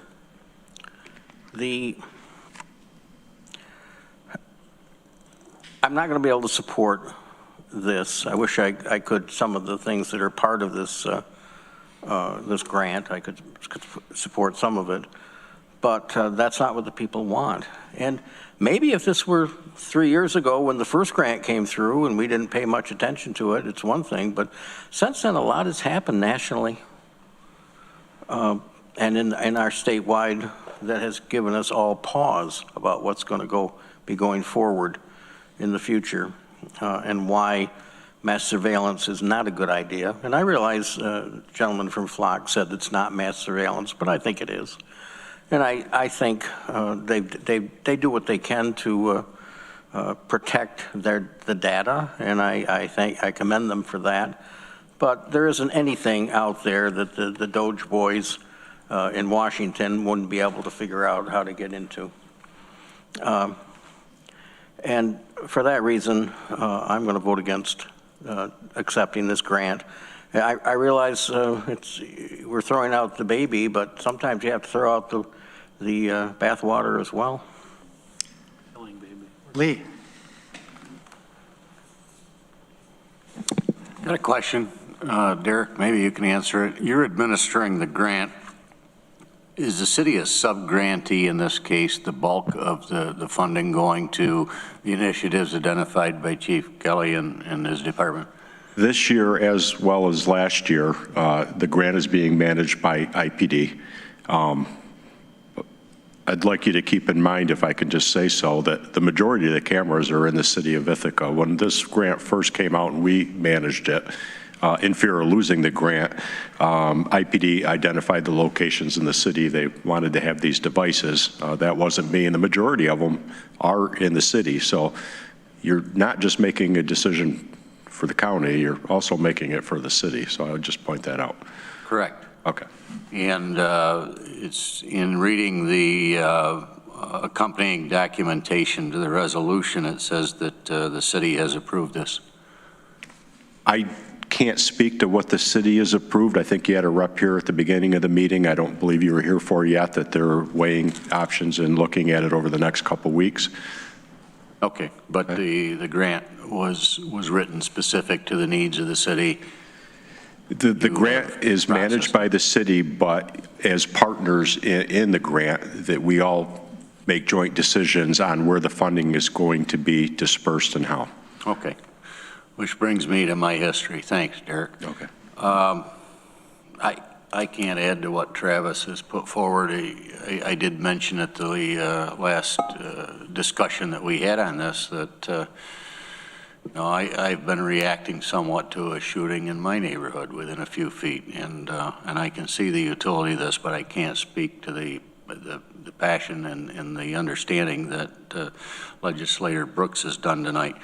What I will tell you is as though I spent, I can't tell you how many years, close to 30 years, charged by this body with acquiring many, many forms of technology. And I go back to one in particular I brought forward. It was a software called Pictometry. Still in use today, right, Michael? Pictometry, still in use today, regardless. But it had constituencies come forward because it involved flying cameras over the county and taking pictures, and the question of surveillance came up, and the question of how it could be abused by code enforcement and our assessment department for use in identifying lots of things. And really the purpose of it was to give an overlay to our mapping systems to the dispatchers so they could help identify difficult to find locations. And it wasn't very long in our employ that we had missing children in rural areas, and we discovered just another use for that tool, and we're able to bring them to safety through the use of this mapping that well, was held in suspicion. I think about the addition of body cameras, computer-aided dispatch, mobile data terminals, license plate readers, portable radios, GPS that were placed on vehicles with a lot of resistance, the towers that we put up, the SWAT team, and lots of enhancements that were made there. I can remember a discussion here about the SWAT vehicle, and even though its utility as a mobile command vehicle has come back into play numerous times, the vehicles that we've used have come up, whether they have armed or unarmed people, civilians or deputized people, boats, drones. All I can tell you is that I'm not sure where one draws the line on what is and what isn't considered surveillance. But what I do know is that we've employed millions of dollars in technology in the county. I wouldn't take a nickel of it back because it has raised the level of public safety in our county. The second part of this is that when we put mobile data terminals and the computer-aided dispatch system together, and we looked at some of these enhancements, we put together users groups, law enforcement technology shared services groups, the 911 operations committee, you name it. We didn't come to the legislature to draw that policy, but we did come to the legislature and the Public Safety Committee to get a sense of where they wanted us to go from a policy standpoint. And the operations were put in through cooperative agreements between those that were using it and those that had the expertise. They knew what the sense of the legislature and the sense of their bosses were, and they acted responsibly, and to my knowledge have always acted responsibly and responsively. And I don't question that trust that we have in our administrators to move forward with this technology. Nobody can make a stronger argument than Travis made, but come on, let's give these guys and gals the tools they need to do their job. Thank you. Veronica. Well, I definitely support, in general, people having the tools they need to do their job. And I agree, these cameras and the associated network are a tool, but I firmly believe it is not the right one for here. And I know I agree with everyone else that our sheriff, our undersheriff, Chief Kelly, our local people will wield that tool responsibly, but they are not the only hands on the tool. I think I appreciate the conversation and education with our flock rep tonight, but my concerns have not been assuaged at all, that the flock network is not just in the hands of our agency. It, by design, creates a data set that, like Mike Lane said, could easily be commandeered by, for instance, the federal government for whatever purposes, legally or illegally. They can change laws. And it's not worth that. There's nothing we can do at the local level, I don't think, any of us, to guarantee that the data collected by these cameras is only used for responsible purposes. I hear just to the points of also of they help, I guess the importance of speed of finding missing persons. We've heard some examples of them being helpful, but also again, if you go through the Amber Alert reports, the speed at finding people has not actually improved since 2015, which was prior to Flock, the company, existing. The speed's not bad. I mean, any amount of missing children is terrible, but like the speed with which they are found once an Amber Alert goes out is quite good. It's just that it has not improved with this technology. There's no data to show that it helps.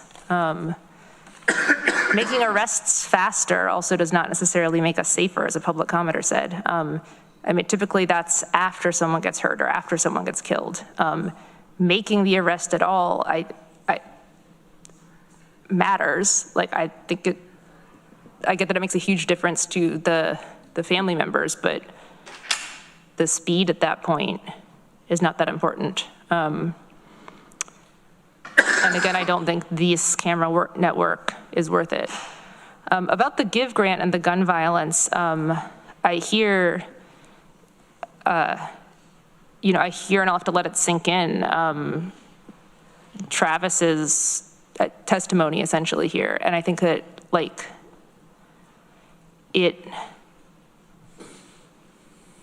I see the importance of the GIVE grant, but the GIVE grant and the Flock cameras are not equivalent. The Flock cameras were always only one part of it, and they could potentially be no part of it at all. I don't know the details of what all has been happening with the GIVE grant the past 3 years. This did come up at the Public Safety Committee, and I wanted to look into it further. Was going to reach out to Chief Kelly. We'll do that after budget season maybe. But it's still, even with all the success of the GIVE grant for reducing gun violence, I still haven't seen any evidence that the Flock cameras specifically, like as opposed to any other camera. Look, Alan Godfrey was killed in 2021. That was before we had Flock here. At least I can't speak to private businesses, but the city or the county. It doesn't, given that all the other tools we have in our network, this particular one and the extreme vulnerability it opens our residents to, that we locally have a way of limiting some, but we don't have a way of cutting off. It's not worth it. And so I can't support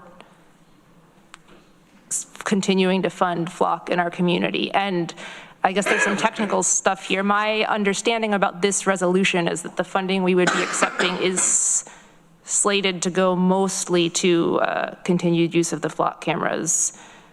So I'm not going to vote for it.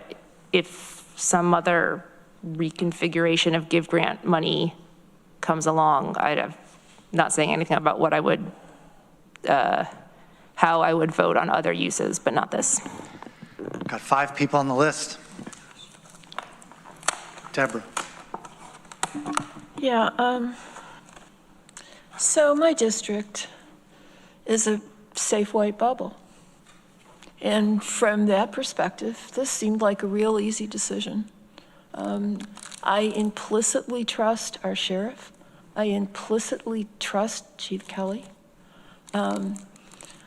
Unfortunately, speaking as someone who worked for the federal government for 35 years, I don't trust the federal government. And in this climate, I don't like the idea that there's information out there. And so I thought this was a pretty easy decision. And then thank you, Travis. You made it very difficult. I'm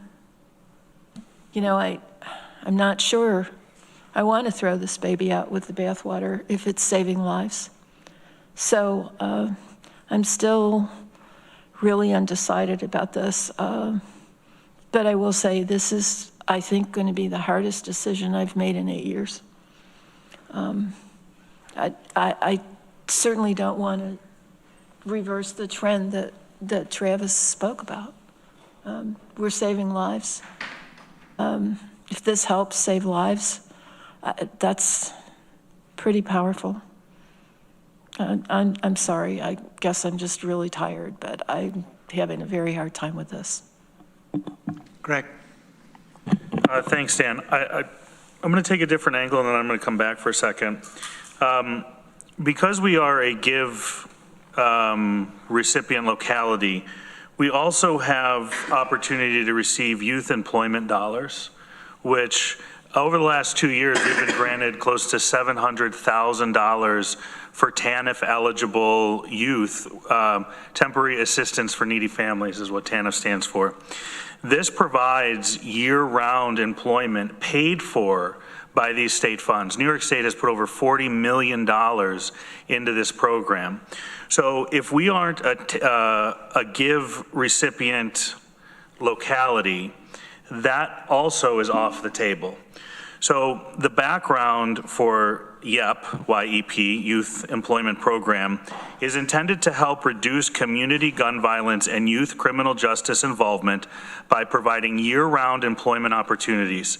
Research shows that vulnerable, at-risk, unemployed youth can face struggles later in life, including poverty, dependency on public assistance programs, and criminal justice involvement. In addition, youth exposed to trauma and violence may suffer long-term harmful effects later in life, including barriers to successful employment and financial stability. These funds will continue to support programs which include employment, education, and/or career exploration opportunities for TANF-eligible youth. So, when we talk about all the babies that were thrown out with the bathwater, there are actual children at stake. To Travis's point, there are people who have experienced gun violence who are more susceptible to be participants in gun violence. So, I've sat in this legislature and I've listened to probably all of us speak about horrible atrocities that have happened because of firearms. And we have a tool that will help us eliminate those atrocities.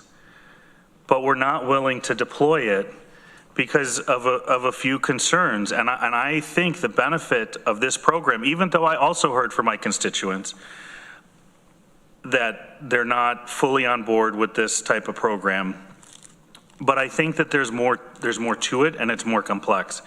Yeah, I don't have a lot of faith. I mean, I have zero faith right now in the federal government. I mean, they're not even really open for business except to collect your tax money. I have all the faith in our local law enforcement, but I think that we have to understand the full impact of our decision making. And do we really want to turn down $350,000 a year to help youth, our neediest youth, most vulnerable to a cycle of violence, not get the funding that they need to be supported in the workforce? And then I also hear the comments about a company that would sort of sell its product or services to some pretty crappy law enforcement officials and, well, say deplorable, detestable, awful examples of politicians that put laws into place that are awful. It's not the technology that is creating these laws, it's people. And those are the people that need change. So if we want to make a political statement about companies that are involved in these things, I would really like us in the budget process to review our Microsoft contract, because they've contributed over several years to pro-abortion or pro-anti-abortion organizations with AT&T, with Chevron, Boeing, Comcast. Do we have a corporate Amazon account, right? So if we're going to go there, I think we need to look holistically. But I'd be fine canceling our corporate Amazon account. That's not saving lives. This one is. And so I really feel that if we can sit here one day and talk about the horror of gun violence all across our communities, and then we can say, you know what, we're gonna hamstring you guys because maybe you know where I go or how I park or whatever. If we all have one of these, they already know, right? If we've got one of these key fobs, your car's got GPS, there's downloadable data. I mean, it's everywhere. So I think the benefit of this far, far outweighs the concerns, because I do trust our law enforcement. And to the comment that we don't have any opportunity to approve this, you're seeing that moment right here in action. Every year we accept this grant, we have the opportunity to review and to hold the sheriff and the undersheriff and the chief and our state law enforcement partners who use this accountable. I would love an audit report to be provided to our public safety committee, right? I would love there to be a policy where that's reviewed on a monthly or quarterly basis, whatever the case may be, so we can identify any misuses. But I mean, gosh, I don't know how you can sit here and listen to Travis and what he had to say and think that there's any other solution than keeping these guns off the street and keeping criminals in check, because that's what this is about. Thank you. Travis. Greg talked about one of the other components to the GIVE grant, and I wish Matt was still here. I've gotten phone calls from Matt over the years about young people who he has to make a decision where he's going to push for prison, jail, probation. And I think the GIVE, and Rich, please help me if I get any of this wrong, the GIVE grant has helped. We talk about the pride that we have in this county in keeping people out of prison, especially young people. Once you go to prison, everything changes. We all know that.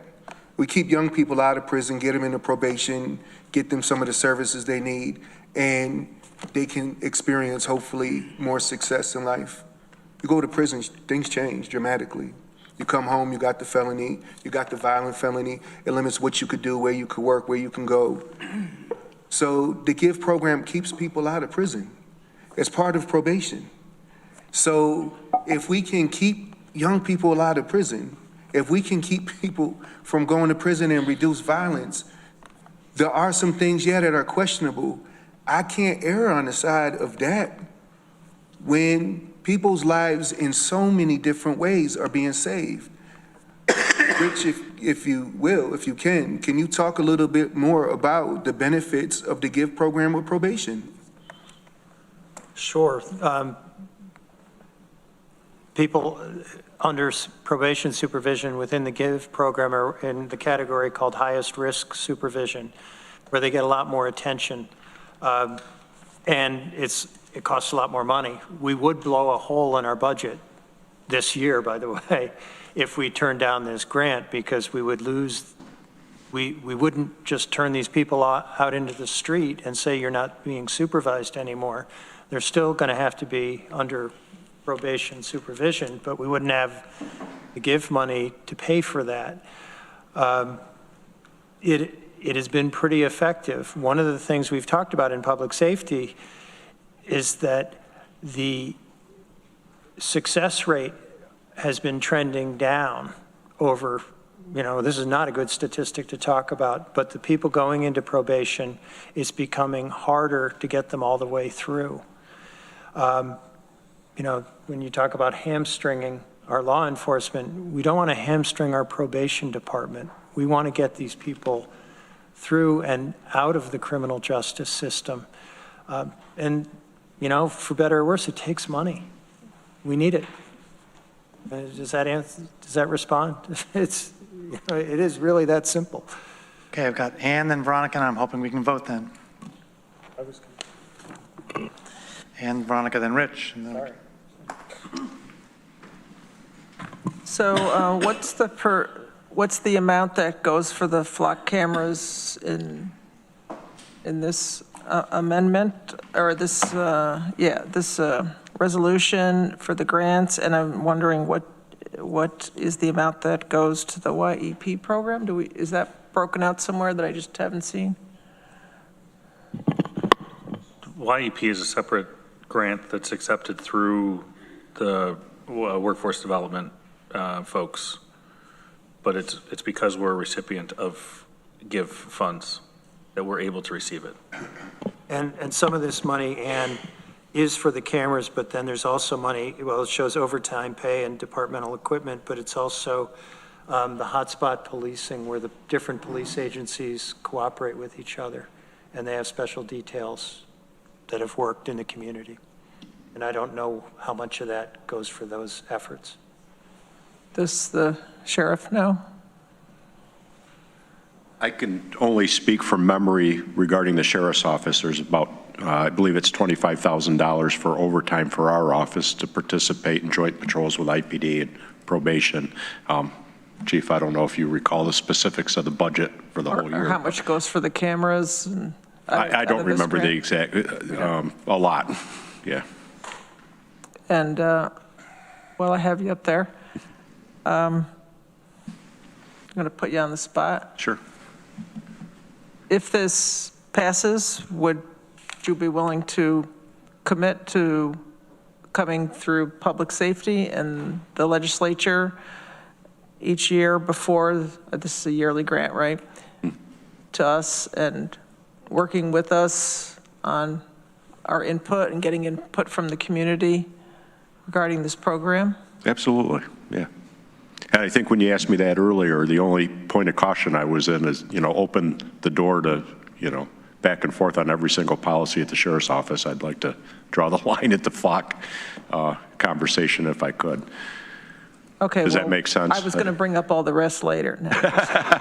Right, yes. But yes, the short answer is yes. So I appreciate that. Yeah. And so what I want to say to my colleagues and the future legislators, because right now I'm leaning towards voting for this for a couple of reasons. One of the reasons is not just, in addition to hearing what Travis had to say, I was saying to somebody at the break, the people that this most affects are not here. And I know the reasons why they're not here. And so, ideally, I would like to have a public forum, but a public forum is not going to get those people here. We would have to do a lot of work to get out into the community. So I'm going to go vote for this, but I would like the legislature and working with the sheriff's department to get out there more in the community and learn these things of what's really going on the ground in all kinds of ways, because we've heard a lot of concern about these cameras. And I know that there is a lot more benefit than we know about, but I think we need a lot more information to weigh this, and I think we need to say our input about the use, and we need to track them. Right now, I'm not willing to throw the whole program out.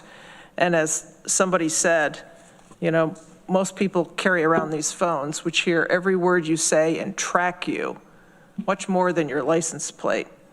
And so have I gone in and changed all my settings? No. Maybe some people have. I know there are some people that have. So I'm not willing to be a part in ending the program at this point. So let's keep working with the community some more on this. Veronica. Some stuff has gotten twisted, I think, and I don't want to let it go without untwisting. And specifically, it seems like we're assuming that having the GIVE grant at all requires having the flock cameras in our community. That's not true. It might be true for this very year. I am not sure. But again, the GIVE grant included a bunch of other stuff that I don't have in front of me right now. I'll say right now, I'm still not going to vote for this because of talking about throwing the babies out with the bathwater. There was mass surveillance in the bathwater, and you don't have to throw out the tub. You get different water. We love torturing metaphors. Next year, at least next year for the GIVE grant, we have, with plenty of advance time, I want to learn more about what else has been done with it, and I'm definitely not going to support, well, I'm not supporting this anyway, so I guess you don't have to care, but I'm not going to support it if it includes the flock safety cameras or any AI-powered mass networked surveillance cameras. And again, it's still not clear to me. We talk about saving lives, which is important. Nobody has explained how the flock cameras specifically have helped save lives, including by like preventing gun violence. The GIVE grant in general, yes. The flock cameras specifically, no. Yeah. Rich, you're up, and I apologize. You were on the list before, and I missed you. I'm sorry about that. It's okay. There certainly has been a lot said, and I don't want to go on at any real length, but I wanted to assure my colleagues, this has gotten a lot of attention at public safety. I know we haven't had this kind of discussion here, but from the outset, we've talked about flock at public safety for all the reasons that have been raised. It is a really powerful tool. We understand that, and frankly, the protections that have been put in place are because it's pretty powerful.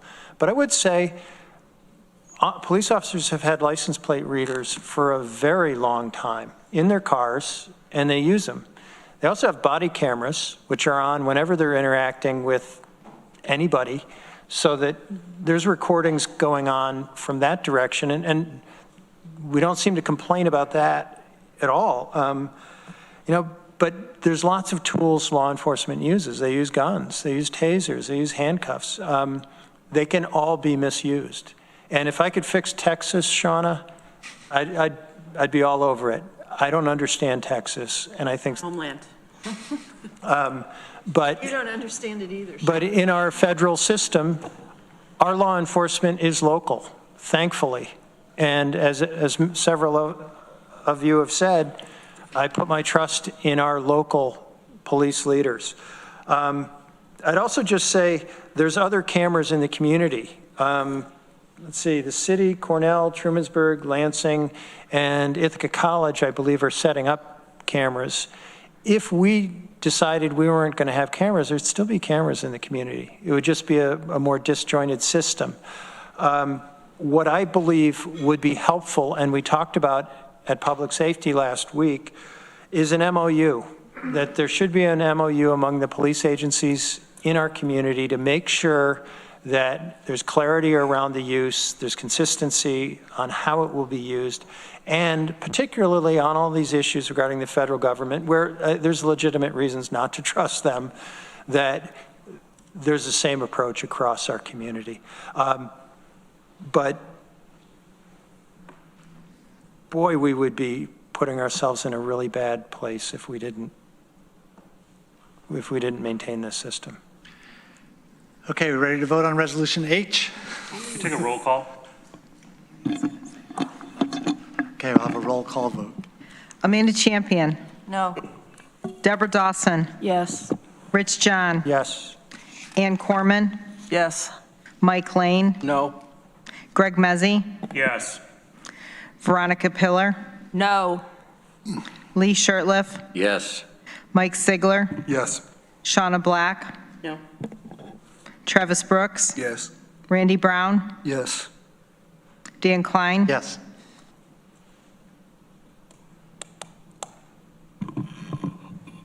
Nine to 4, the motion carries. Thank you, everybody. I would like to jump around on the agenda a bit. First of all, earlier, because we had jumped around a bit, I did not announce there is an executive session tonight, which I'll announce the purpose of later. We do have several staff waiting patiently in the audience. In order to get to one of those, we're going to need to jump to adding a resolution to the agenda.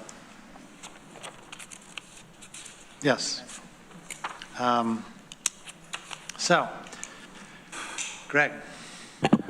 Thank you, Dan. I'd like to add the resolution number K, ID 13613, authorizing contract for Code Blue Shelter Warming Center and Case Management Services.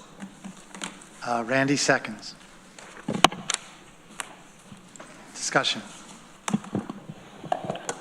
I think we should add this so we can talk about it. I'm sorry, that's right. We're just voting on adding. Sorry about that. Okay, any discussion? Vote to add to the agenda? All in favor? Any opposed?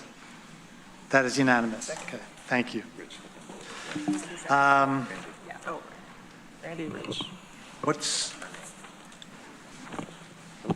Let's go ahead and do that resolution right now.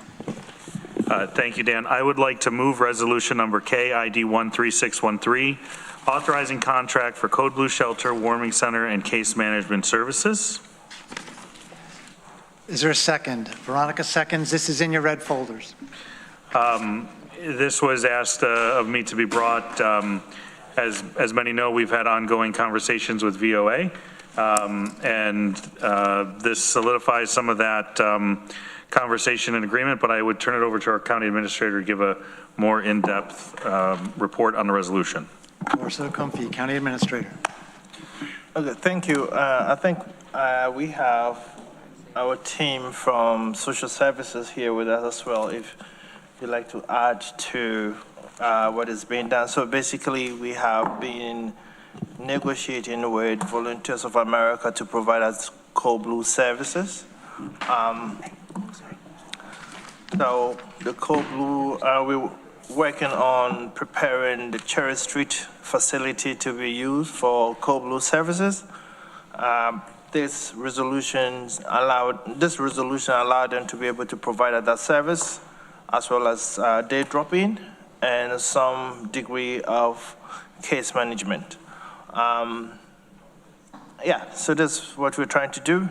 We are getting close to the cold season, and this is our attempt to make sure those who are on house are able to find a place to go to during the day, and also find a bed and a warm meal during the night. And we are excited that OTDA maintained our location. It took a lot of work for us to be there, and we need to make sure we have a process in place that minimizes the amount of people accessing Code Blue services. We are not anticipating maintaining our funding allocation because we are the largest recipient of Code Blue funding in the state. And comparatively, we serve less people than other counties as well. So it is important that we have process in place to move as many people as possible into either THA or the other housing services and minimize the amount of reliance on Code Blue or support service. So as I mentioned in the email to you, Code Blue is a complementary service. It's not a service in itself. So it is imperative that other services for homelessness are enforced and enhanced and effective, so that people are not relying on Code Blue support service during the winter only. We shouldn't provide care only during this time. We should provide care year-round, and we need to enhance our services to ensure there's a real intervention in the county. Greg, then Sean, and then Travis. Yeah, I of course I appreciate the work that you and the team at our Department of Social Services did to get us to this point. I love the addition of the daytime warming center. I often thought that that was kind of a cruel aspect of Code Blue, that sort of when the sun came up, we just sort of sent people back out and into the weather. So the fact that we're trying to incorporate that into here. The question I do have is it relates to case management. There's no limit to the number of agencies that can provide case management through DSS as long as they're approved to provide case management. Tina, is that correct? So it's correct. So partner agencies can come and provide case management that's related to their particular agency. So I would say the case management that we're proposing here is specific to housing and to helping so that VOA has a capacity to work with people directly with housing. Other case managers from like Beach or OAR can certainly come in and partner with us and can work with folks, but their focus is going to be slightly different. Many of them have relationships with those folks already, and I think VOA would want to work with them. But the small part of case management for the warming center would be kind of it's how VOA does their job. All their housing programs, all their shelters, they have case management. It's an integral part of it. So that's the case management that we're looking to pay for through this contract. And I'll say that the amount of money, sorry, I get nervous and shake. You're doing great, thank you. The amount of money that is going towards case management itself is actually just a small portion. The larger portion of the budget is about staffing the overnight shelter and the day shelter. So the mention around case management is not just that they're the only case management organization. Correct. It's just to sort of authorize them to support in case management if another agency didn't already have a client that they were working with, or et cetera. But it doesn't exclude or limit the large number of, or not want to say large number, but the many case management organizations we have within our community. Correct. So it's a specific, we're looking to contract with them for this specific small portion that focuses on housing and that would work with in support of other partner agencies. All right, thank you. Shauna. Thank you. I'm glad to see this coming forward, and I am glad to see the warming center. But I will say that I do have some concerns about the case management services. I mean, we've known year after year that we've had to put up the code blue, and it was our goal to have an organization come in and provide the services. What I would definitely like to see next year is for us to do an RFP for the case management services. I think, unfortunately, VOA does not have a reputation here in our community. I think there probably would have been different agencies that already have connections and relationships that can, right off the bat, do the referrals. I think there's going to be a learning curve with VOA, bringing in their own people and really not understanding or knowing our community. So I do hope it starts very early next year. We know that, in October, we're going to have to do Code Blue for 2026. So I hope in March or April, we could start the RFP process. Travis. It warms my heart to see all of this stuff baked into this. The case management, the warming center, I think is a great idea. We definitely should be going down this avenue. I agree with Shauna that I hope next year we can put out an RFP. I think anytime county money goes out, there should be an open competition for whatever it is. I know time is important. We don't have time to do it. So I definitely understand why we're here, and I'll support it.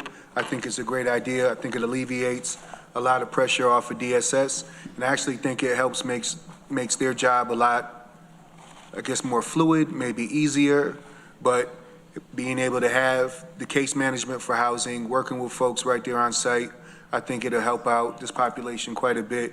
So I'm definitely going to support it. I just hope next year we can open it up, and maybe VOA is the one we go with anyways. But I would like to see fairness in other agencies in the community being able to compete for those dollars. Thank you. Ann. I'll pass. I'm going to take a turn. So last year we heard from some community agencies that said that they didn't really have very good access to our Code Blue facility last year. Other not-for-profits basically said they weren't allowed in to meet with clients. This was known as a key bank. Can you comment on that for this coming year? Do we have something in place different this year?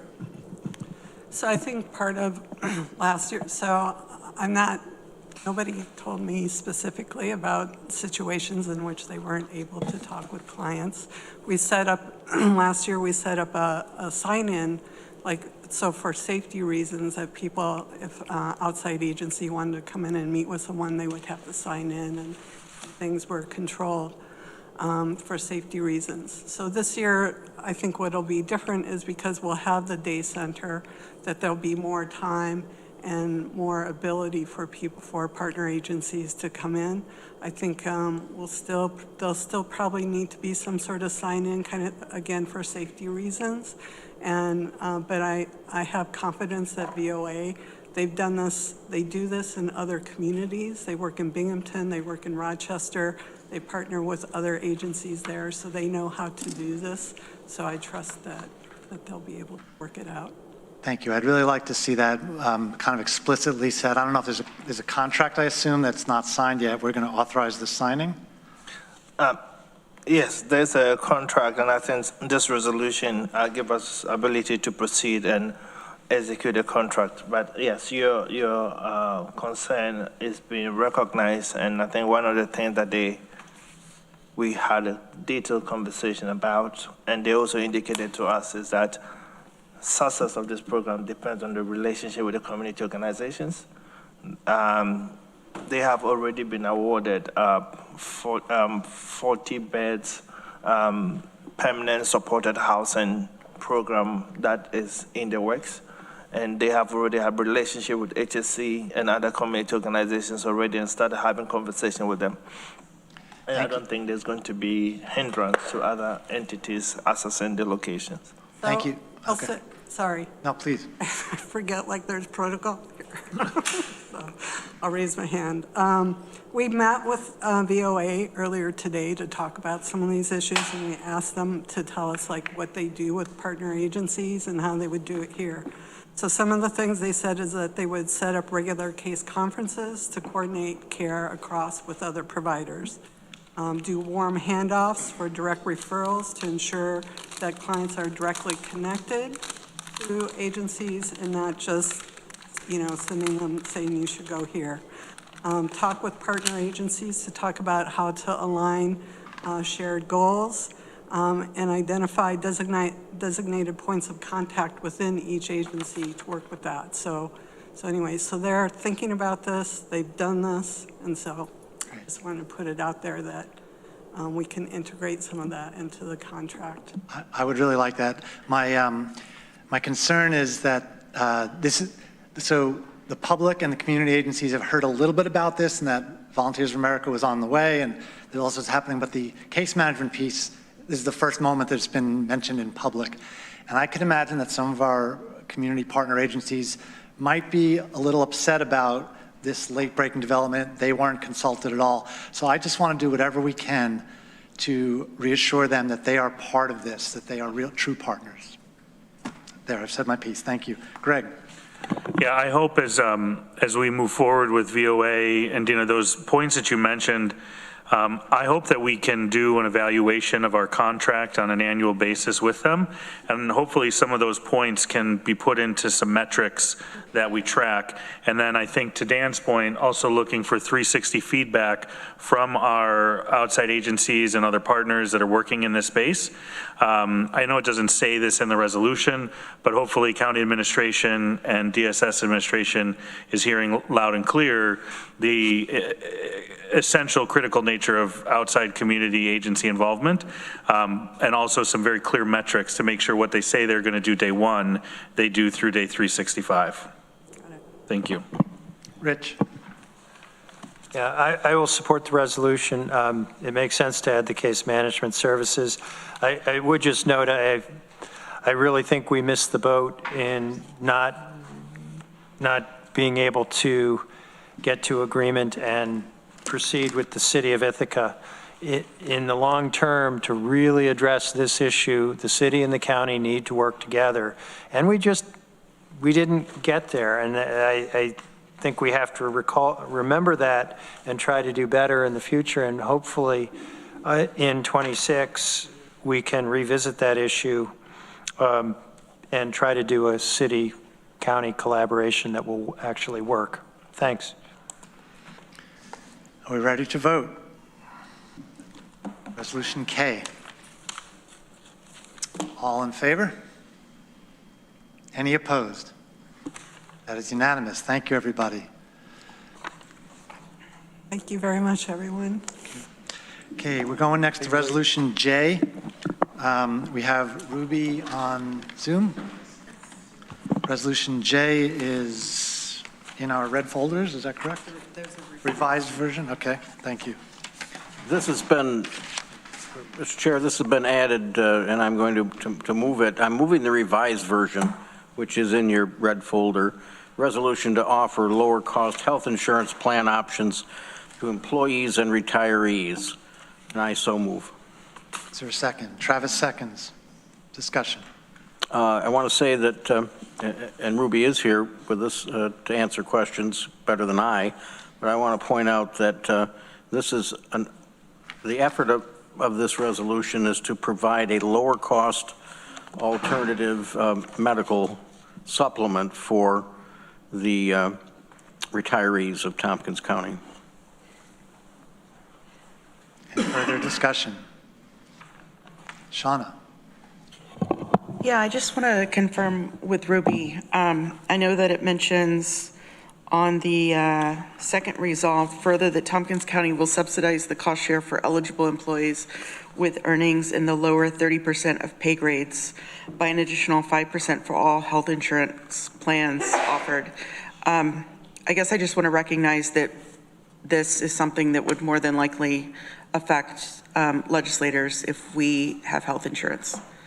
Correct. Every employee making under. Hey, Ruby, your volume's kind of low there. Okay, let's see. Okay, can you hear me now? Still quite soft, but we'll listen hard. Yell. Okay, my voice is going. I apologize. I meant to be there in person, but as you can tell, a bit under the weather tonight. That is for every employee who makes $31 or less an hour. That includes the legislators. Okay, I just wanted it to be noted that we are voting on something that could possibly affect us. We make 31 cents an hour, don't we? Yeah. Ann. I'm not sure if Mike Lane had said this, but so apology, a little tired. But I just want to make sure for folks that are seeing this in the packet, what was changed? Did you say the change that was put in? To make it clear that it was an option for the retiree. Right. Okay, so it's, right, so the language, instead of replace, it says offer. Okay, thank you. Any other discussion on Resolution J? Randy. Yeah, just like to add that, this is a good option for our employees. The cost of health care, it says in this resolution, it has gone up 32% in 2 years and over 40% in 3 years. And healthcare costs is just out of control. And the soil and water, we looked at this as well, and a family plan was $29,000 a year for healthcare. It's crazy what's going on with healthcare. I had an experience, I apologize, Veronica, for not meeting you this morning. I had a horrendous experience this morning going to the doctor, which would never showed up, by the way, because they don't have any. So I waited forever, so I apologize for not being there. And we really need to look at our health care. It's out of control. I don't know what to do, but we need to look for other options. So. Randy, I apologize for missing your call back. I was on the phone with multiple agents. She's sorting out another health-related thing. I was really late. I mean, I waited for an hour before I found out that there was no doctor. Greg, did you have your hand up? No, you're just going to wave it. Any other discussion? Resolution J. Okay, let's have a vote then. All in favor? Any opposed? That is unanimous. Thank you, everybody. Thank you. Thanks, Ruby. Feel better. Thank you. Okay, then we also are going to go to Resolution G now. We have staff here for that, right? Bless you. So, Rich, I think that's going to be yours. Okay. Give me 1 second. I'll add it to it. Thanks for staying late. Oh, absolutely. Where the heck are Rich? Yes. Before you move that, just a reminder of the rule that if you're going to vote against it, you should not move it. Move it. If you need to move it. I think I'll have somebody else proceed with it. You still maintain all your options then. Yeah. Greg, you were going to move it? Yeah, I'll be happy to move it. I'll move Resolution G, Doc ID 13499, Contingent Fund Appropriation, Department of Emergency Response Steward, Public Safety Enhancements. Is there a second? Amanda. Who would like to speak to it? Mike, would you like to start us off? Or do you just want to answer questions? Yeah, I think I'll just answer questions. I think we've talked about the plan in the past at a couple of executive sessions. So, but if I could, I'd just like to acknowledge Jamie and Damien. They've worked 2 really long days, especially after the recent threats. So I just want to acknowledge the good work that they're doing and their willingness to want to just at the very last minute cover the meeting. So thank you. I speak for everyone saying you are very much appreciated. Thank you. And that was Mike Stitley, Director of Department of Emergency Response. Okay, so who would like to talk? Shauna. I feel like a broken record because every single meeting I talk about the safety and security and how we're seeing an increase of people that are engaging in political violence. And so, we're approaching our budget, and I've mentioned this before. Our county priorities are based on how we spend county funds, and people need to feel comfortable coming into work, and they need to feel safe. We know that the staff in this building has not always felt safe. I've heard that personally, and we know that people that come here to talk in public comment also need to feel that. There have been times where we've seen people enter here with big bags that look like they're carrying guns. And I remember whenever Martha was sitting over there, I was sitting over here, or right where Greg's sitting actually, and we're texting back and forth, wondering what's in that person's bag. And there was absolutely nothing we could do, even if there was a gun in that person's bag. It ended up being like a TV stand for a camera guy, but you just don't know. And so I think, I hope that we can approve this amount. We've had the studies, we have recommendations from professionals, and we know what is working right now. People that are walking through our doors feel welcome, they feel comfortable. We know that our staff's feeling comfortable right now, as comfortable as they can with the threats that we're hearing. And I hope we can show our support to our staff. Amanda. Yeah, I feel like Shauna said it. Greg spoke very well about this earlier. We had a long conversation about this last night. If there are people who feel unsafe and we have a plan to make that better, we need to go forward. I think if one doesn't personally feel threatened or like there's any concern for yourself, I think you should think about the other people in the room and consider what they are asking for. It's a lot of money, but as Greg said maybe last night, you can't replace people. So it's worth the money. Rich. Yeah, I guess I come at it from a different direction. I think we do need a different approach to security. I'm just not convinced that adding this many headcount all at once is really going to do what we want it to do. I'd like to say, as many here have said, well, we need to show that we're keeping people safe. I don't think we can do that. We can try different things, but I don't think that necessarily is a guarantee we can make. I would like us to be thinking about some different approaches where we're really looking at trying to track down the people that are making these threats and using a lot of technology to do that. There are ways to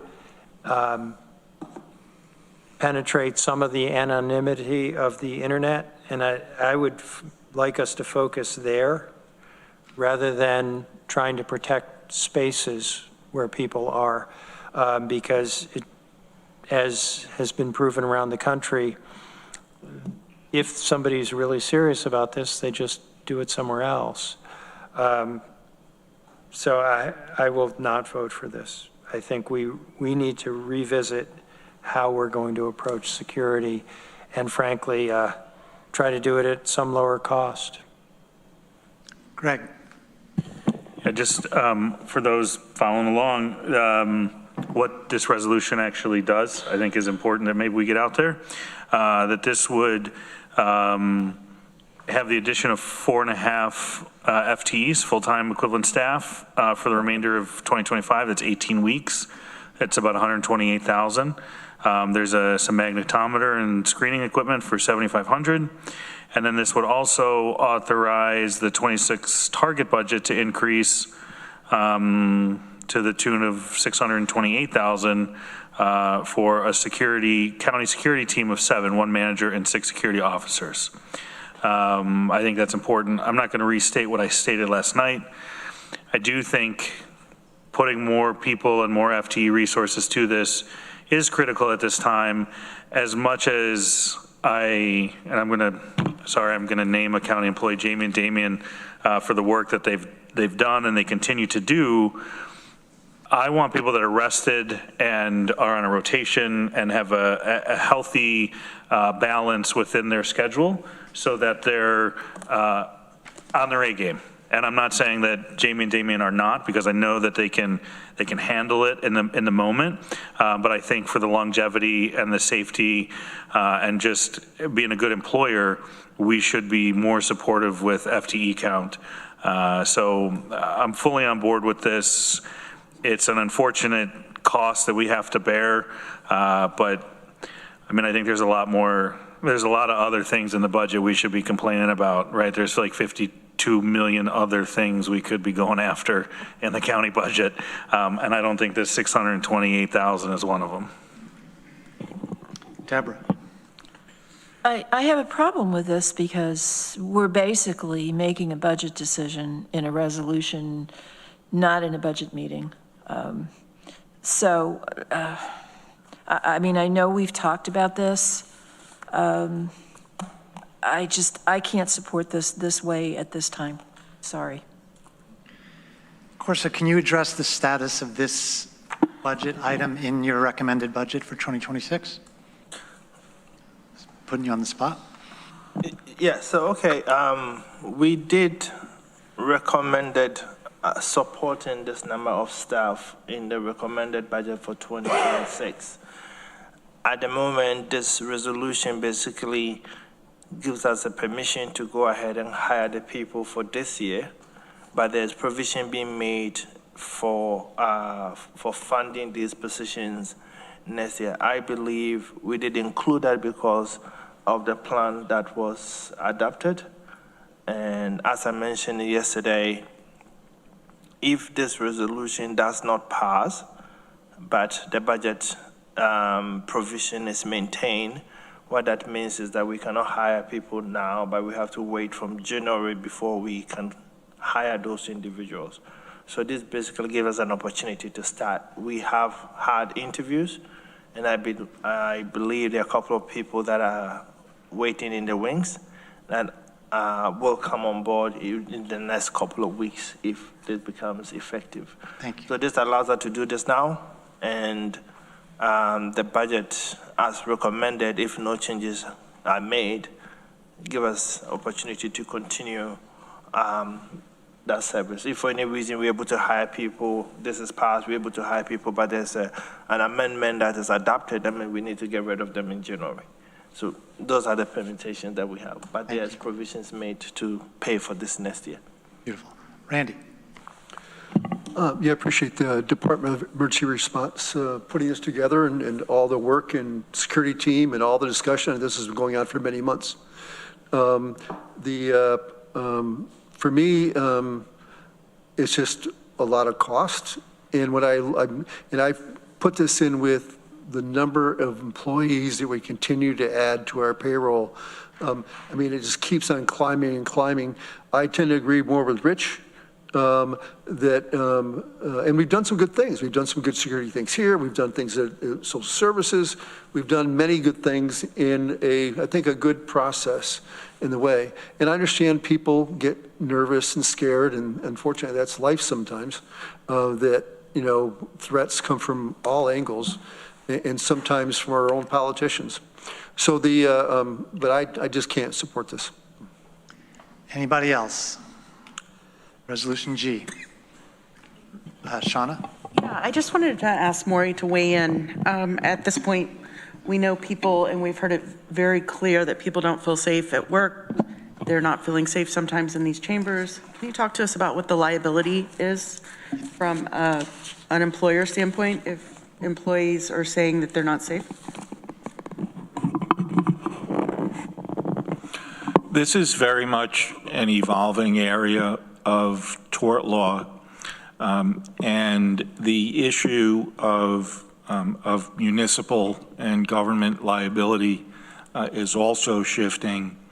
If you go back 30 or 40 years, a random violence was not considered something that is reasonably foreseeable.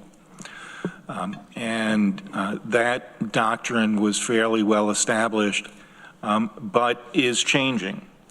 And I think, as a prediction, it's likely only a matter of time before we start seeing cases where employers are sued and potentially held liable for failing to provide adequate security. The levels and things that are required are also evolving.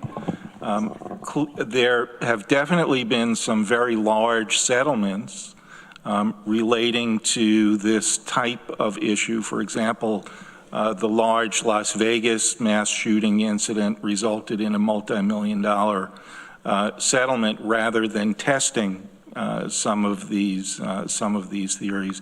So I think this is an area where the law is shifting, where it had been very favorable to employers, but the likelihood of liability is increasing, particularly in situations where there have been threats and there have been warnings and so forth. So I think time will tell on that, but the direction is fairly clear. We got Veronica, then Rich. Maybe then we can take a vote. I think safety and security of humans is very important, and I think it is bears taking seriously when people don't feel safe. I do also note that the same things that make some people feel safe will make others feel more vulnerable, and vice versa. And so I'm wary of, I guess, the logic of I don't feel safe, they don't feel safe, therefore we need more security. This is how you can get a bunch of security theater, as someone mentioned about something else. That said, this particular proposal is not like a knee-jerk reactive thing. It was something that we've debated the principles of, at least in some committee. I don't remember, so much is happening, but the principles have been debated among us, and then we've had security professionals go off, taken our input, come up with a plan, and this is, at this point, if they say that this is what is needed here, I trust them, and I'll be voting for this. Rich, and then we'll have a vote. Yeah, just commenting on the legal opinion. I mean, there's Riss versus the City of New York, and there's the Erie County case. But I'm not aware of legal precedent saying municipalities will be liable if there's an attack. I think just to be clear, you're saying it could evolve in that direction, but I don't think it has yet, that we're not seeing municipalities held responsible for maintaining the safety of their staff and employees and legislators and paying judgments. That isn't where we're at yet. That's correct. Thank you. Amanda. Another question for you, Maury. If I feel unsafe and that's affecting my mental health, can I attend these meetings via Zoom?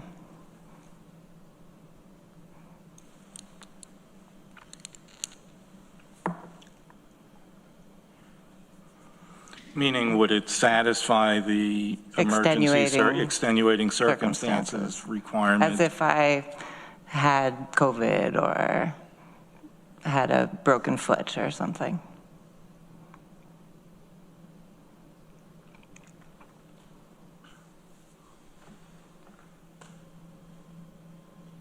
Maybe. I think it may very well.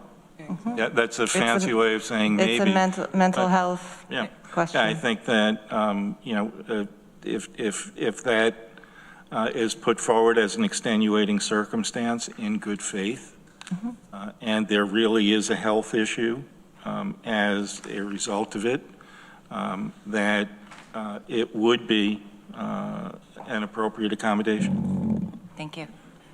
Okay, ready to vote on Resolution G? We've had a request for a roll call vote. Amanda Champion. Yes. Deborah Dawson. No. Rich John. No. Ann Corman. Yes. Mike Lane. No. Greg Mezzi. Yes. Veronica Pillar. Yes. Lee Shirtliff. Yes. Mike Sigler. No. Shauna Black. Yes. Travis Brooks. Yes. Randy Brown. No. Dan Klein. Yes. 8-5, motion carries. Thank you. Thank you, Mike. Thanks for sticking around for many hours. Okay, we're now going back to the regular order. Obviously, we're going to try to move through things as quickly as we can. We have reports by the county administrator, county attorney, and director of finance. Is there anything you'd start with the county administrator, Corsa? No, I have, yes, no report today. No, any additional report today. Any questions or comments for Corsa? County attorney, Maureen Josephson. Just that I hope to be making an employment offer to an assistant county attorney candidate tomorrow. Very good. Good luck. Questions or comments for the county attorney? Good luck. Director of Finance, Darrell Tuttle. I did include in the packet the sales tax for August. If you would like, I can read over the numbers, but due to the timing, would you guys like? We're good. Okay. Just give me a moment to share my screen then. Randy. You don't need to share. Oh, I don't need to, okay. Not for me. That's No. fine. Okay, good. Well, other than the August sales tax, Chart normal. looks good. Normal operations good, trying to stay available to assist county administration in the budget as needed. Finished interviewing for my vacant deputy spot and should be offering something very soon. Other than that, I am here for questions. Thanks, and I'll just mention, I'll steal your fire. We're currently at 7% above our sales tax revenues from last year as of September 1st. Randy. Yeah, and is it fair to say, Darrell, that we're a little more than $2 million more in sales tax collection compared to this time last year? That number looks appropriate, yes. Okay, thank you.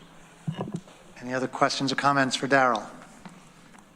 Okay, thank you, Darrell. Yeah, we're up to the consent agenda. Not today. Already. I know. Time is flying. It is 10:10. Okay. Appointments. We have one advisory appointment to the Air Services Board, Lane Norton, Ithaca College representative. And then we have Resolution A, authorization for Tompkins County Whole Health Department to enter into a multi-year agreement with Bernie Bus Services Incorporated, ID number 13520. Resolution B, budget adjustment, Tompkins County Office for the Aging, COFA, budget increase to the Long-Term Care Ombudsman's Program, LTCOP, ID number 13521. Somebody want to move the consent agenda? Veronica moves, Shauna seconds. All in favor? Any opposed? Okay, that is unanimous. That carries. Thank you, everybody. We're up to standing and special committees. Facilities and infrastructure, Lee Shirtliff, Chair.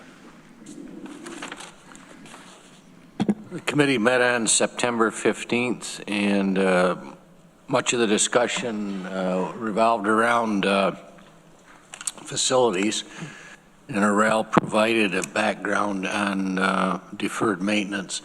And I'm going to recommend that when the new legislature takes its seats in January, that a similar program be given at that level. I think it really explained the scope of the numbers of buildings and properties that we're trying to manage, and the fact that we're moving a little bit backwards, as you pointed out last night, Mr. Chairman, and should be an area of concentration moving forward.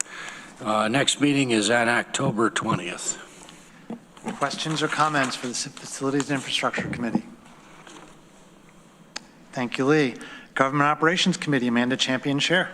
Thank you. I will skip the report because we have several resolutions. We met last week, and this was a lot of what we talked about. I'm going to ask Mike Lane to talk about Resolution C because I will probably be voting against it. Sure. Resolution C. We'll say it again.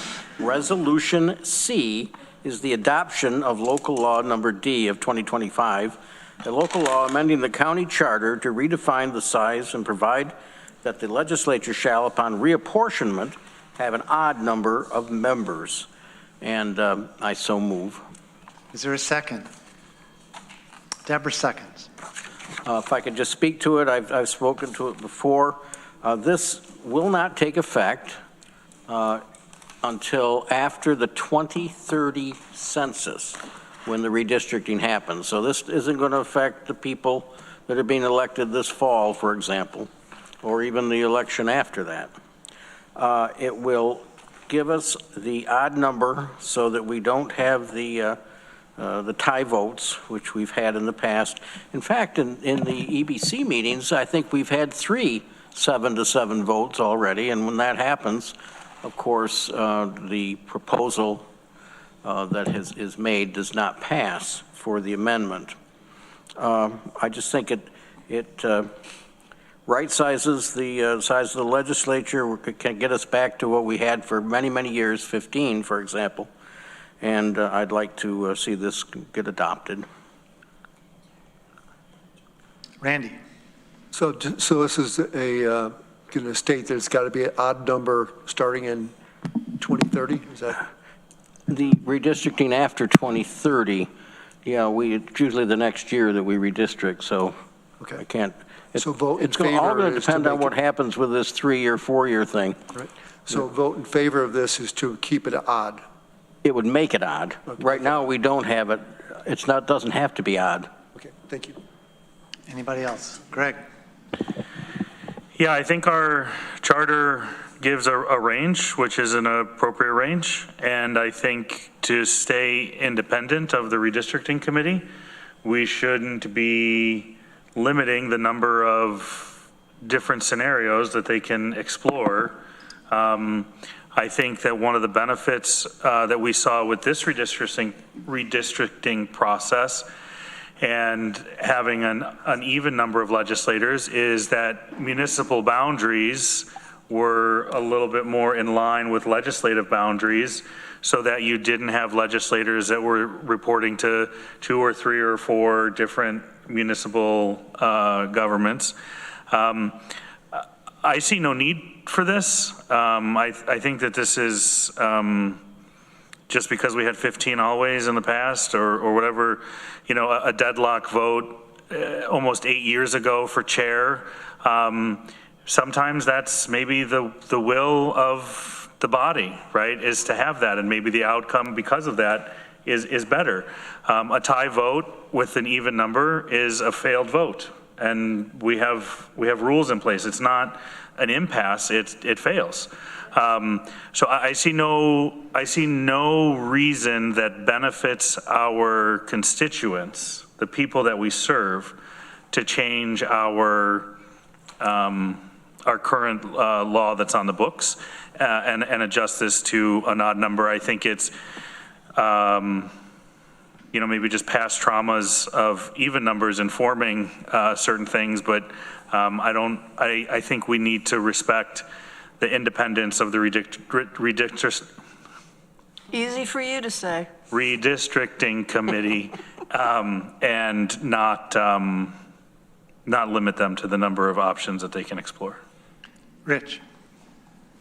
Yeah, not to relive the glory of our long discussion at GO at 10:15 at night, but I think more important than the even odd number is the limitation on the size, either 11, 13, or 15. I just think 16 legislators is too big, that this county can be governed by a smaller number, and that, I think, is the more important piece here.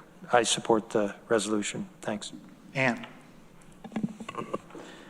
Yeah, I support the resolution because I do believe that it's in our purview to be able to give the redistricting committee some guidance. And so for me, I would just, I'm okay with the way it is, but for me, looking at having an odd number just seems to really make sense.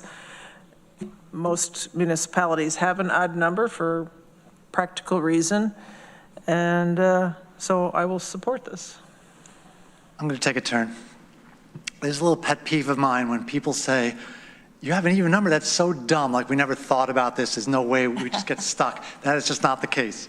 We have a remedy, and the remedy is, and it's in Robert's rules, if it doesn't get a majority vote, it loses. It's not a problem, it's the rule, that's the way it works.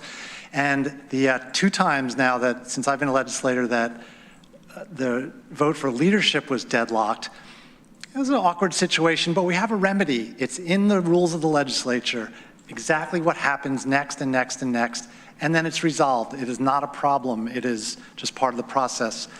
I'll also point out that we are frequently down 1 member. It's just a common thing. Tonight, we have an odd number of people in the room. If we were going with, I'm sorry, we have an even number of people in the room. We have an odd. It doesn't matter if people in the room. It doesn't matter if we have an odd number on the books. On any given night, if someone's out, then we have an even number. So, it's very, very common that we're down 1 member, either long-term or on any given night. So for those reasons, I think this resolution is not necessary. Lee. Well, I supported the vote to move forward with 14 members next time because I honestly felt it was the best proposal that was on the floor. We gave the Independent Redistricting Commission a wide parameter to follow. I wouldn't want to foreclose any number or any scenario that allows for some communities of interest to be placed together. And I think that one of the guiding factors for me in the last time, and it may be one in the future, is that it did maintain cohesiveness of various communities, and it did allow for 5 districts, I believe, within the city that are totally contained within the city, and townships that are together. And in the district that I represent, it made a difference in that it incorporated an area that was overlaid the school district and really did create a community effect. I wouldn't want to take that option or that ability away from a future one. I think you can make the argument and hope that they will consider an odd number, but there may be other factors to consider as well. Thanks. Mike Sigler. I just wanted to say that I'm comfortable leaving this for the next legislature. They're going to come on board. They're going to have to make decisions, and I welcome them to do that. So. Further discussion, Resolution C. Roll call vote? Yes. Roll call vote. I was ready for that. Katrina's been 100% predicting tonight. Amanda Champion. No. Deborah Dawson. Yes. Rich John. Yes.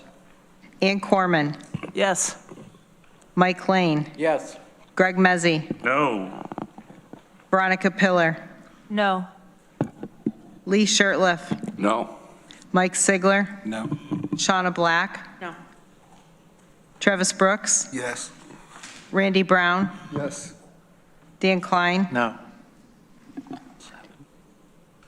Please tell me it's 7. Failed.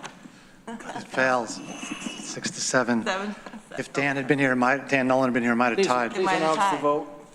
Sorry, the vote is 6-7. Failed. Amanda, you still have more resolutions? Oh, yes, I do. Odd vote. That was an, No, it wasn't. okay, sorry, it's getting really late. Resolution D, to amend resolution number 2024-295 of December 17th, 2024, determination and certification of county clerk's allowance annual expenses for administering mortgage tax, ID 13562. Randy seconds. Discussion. It's just the annual resolution that adjusts for what the actual costs are for the county clerk. Any other discussion? Resolution D. Ready for a vote? All in favor? Any opposed? That is unanimous. Resolution E, acceptance of grant funding, Board of Elections 2025 election grant program and 2025 vote by mail grant program, ID 13560. Is there a second? Greg seconds. Any discussion? It's a grant.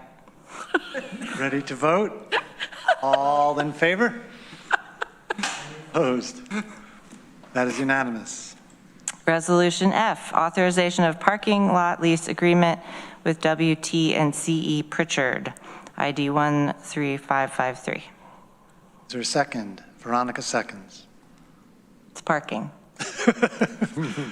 Sean. You know, if we had been this succinct all along, we'd be home by now. Hello, GO, right here. Should have started with that. I just wanted to know, We would have felt more confident how going into are we determining who's getting these spots? Okay, so it's open access, first come, first serve. I believe it's 60 or 65. The county department that have not been issued parking permits, that will be issued, one will be staff at Green Street. HR is ready to do that tomorrow. Okay. And as soon as the space is ready and everyone compact there, we're just adding the space to our collection, and depending on where you are, you can choose to park where you want to park. Okay, so it comes to around $69 per month per spot. Will there be towing for people that are not, will it be, I'm not going to ask that because I know the answer and I don't want other people to know the answer. Yes. I'm sure there will be great enforcement and a lot of towing if you're not a county employee. Every single minute. Yes, that's right. That's of course his new job. I mean, just. Ruby is the parking czar. Yeah, for the record, there is parking enforcement. It's not like perfect, but do not park in our spots, public. Yeah, okay. Greg. Yeah, I think it's important when we have a contract, it's $54,000 a year is the totality of the contract. Sean alluded to $69.23 a month. It's about $830 per spot per year, which for downtown parking is well done, negotiating team. And I also like the fact that there's a 90-day out with notice. And then we also have two successive one-year term options. So I thought this was a smart contract and well negotiated to solve some of our transportation challenges. Shauna. One more question. Will we be in charge of the maintenance or will Pritchard? We are. Okay, thanks. Ready to vote on resolution F? Ann. Do you anticipate, after the center of government is built, that you would need less, or? This space itself is, I believe, there's intent to sell it by the owner. So they have intention to sell it for development at some point. So we will evaluate our parking lots that we have at the time the central government is done and make decision if we're going to continue with this or if we will pivot to other location that we will have. Then we'll have it available. So. Okay. Yeah, it's hard to hear you. I know we're tired. Sorry, it's annual contract, so we'll make decisions as we move and assess our needs every year. Thank you. Resolution F, any further discussion? Let's have a vote then. All in favor? Any opposed? That is unanimous. Thank you, everybody. Any last words from Government Operations? Go, GO.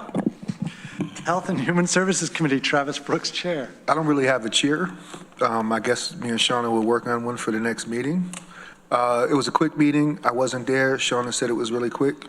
We meet again next Wednesday. Questions or comments for Travis? Thank you. Housing and Economic Development Committee, Greg Mezzi, Chair. Thanks. We last met on Wednesday, October 1st, and good discussion. We'll see at our next meeting a number of resolutions that came out of that. If anybody's interested, at our September meeting, we had a long conversation about our preventative service for unhoused children and families. And we recently, at the October meeting, got an update on the age ranges of children and families, demographic information for those that have successfully been placed in the next stage of the continuum of care for their housing needs. And so again, we've continued to make an investment in trying to keep families and children out of homelessness. And I think our focused investment has done a really great job doing that. So there's a highlight in the meeting, which I would encourage you to all go back and watch if you didn't participate in that meeting. Questions or comments for Greg? Okay, thank you. Planning, Energy, and Environmental Quality Committee, Ann Corman, Chair. Thank you, Dan. We have not met since our last legislature meeting. We are meeting next Tuesday at 1 p.m., October 14th. We usually meet on Monday, so just if folks could just remember to make sure that that is on your calendar for next Tuesday at 1 p.m. here. And so two of the highlights I'll say are at the next meeting are we're going to give an update on our efforts to look at a moratorium for biosolid sewage sludge ban. And we do have some important updates for that, so please attend or check in with us at that point. And we are going to have an executive session, again, regarding our participation with the NYSEG rate case. So we're going to get some advice on council at the end of our meeting. So if folks want to come to that, we'd really appreciate that. And please look, I believe it's going to be Maury or Terry Carroll will be sending out an email with some a confidential email on what some of the things are that we might be talking about. So you could also respond via email. We did get some good feedback last time. So looking forward to that update and working on that. Questions or comments for Ann? Public Safety Committee, Rich John, Chair. You've done both your resolutions. Yeah, I just would report the committee met September 30th last week. We had an extended discussion about flock. I can share lots of details with all, which I won't. I just mentioned our next meeting is October 28th at 1 o'clock, and the jail statistics are quite interesting. We're at 46 with 3 board outs. So those numbers have come down significantly. And I think some of that is actually that we've seen the bump from the state prison strike kind of move through, and the state readies have been transferred to state prison. And also, and we've moved through trials of several of the people that were prosecuted under GIVE grant money, and they've moved on. Questions or comments for the Public Safety Committee? I would just mention at our October 28th meeting, I anticipate getting the consultant's report on ambulance service in the county. So we'll have discussion about that. Thank you. Tompkins Intergovernmental Relations Committee, Shauna Black, Chair. Thank you.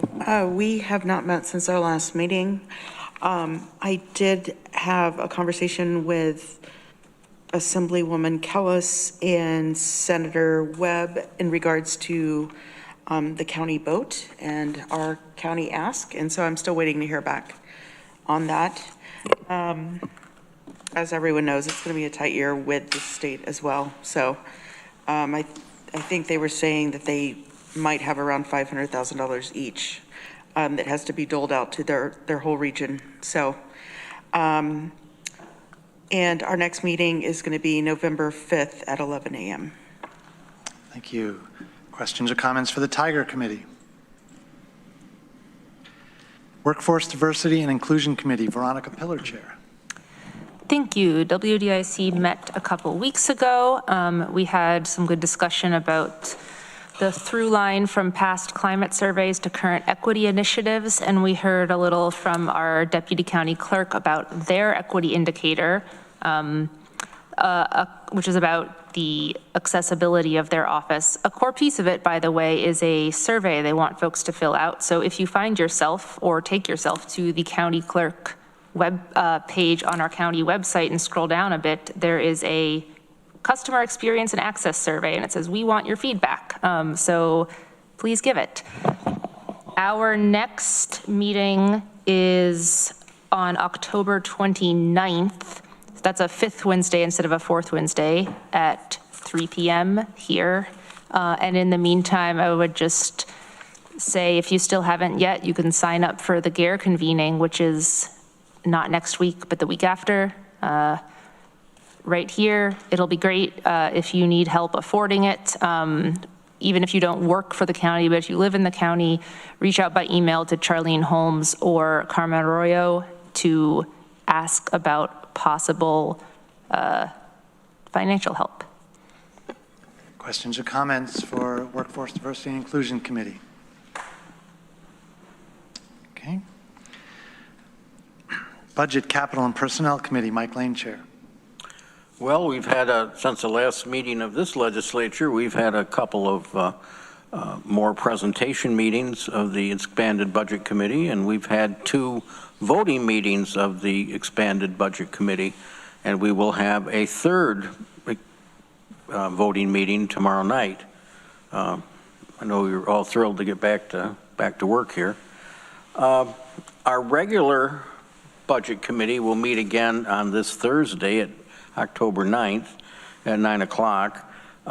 We don't have a heavy agenda because of the other meetings where we're taking up the budget, which is our primary focus this time of year. But I will point out that one resolution we have on the agenda is for a discussion about modifying the Tompkins County hotel room occupancy tax by adding 1% to that.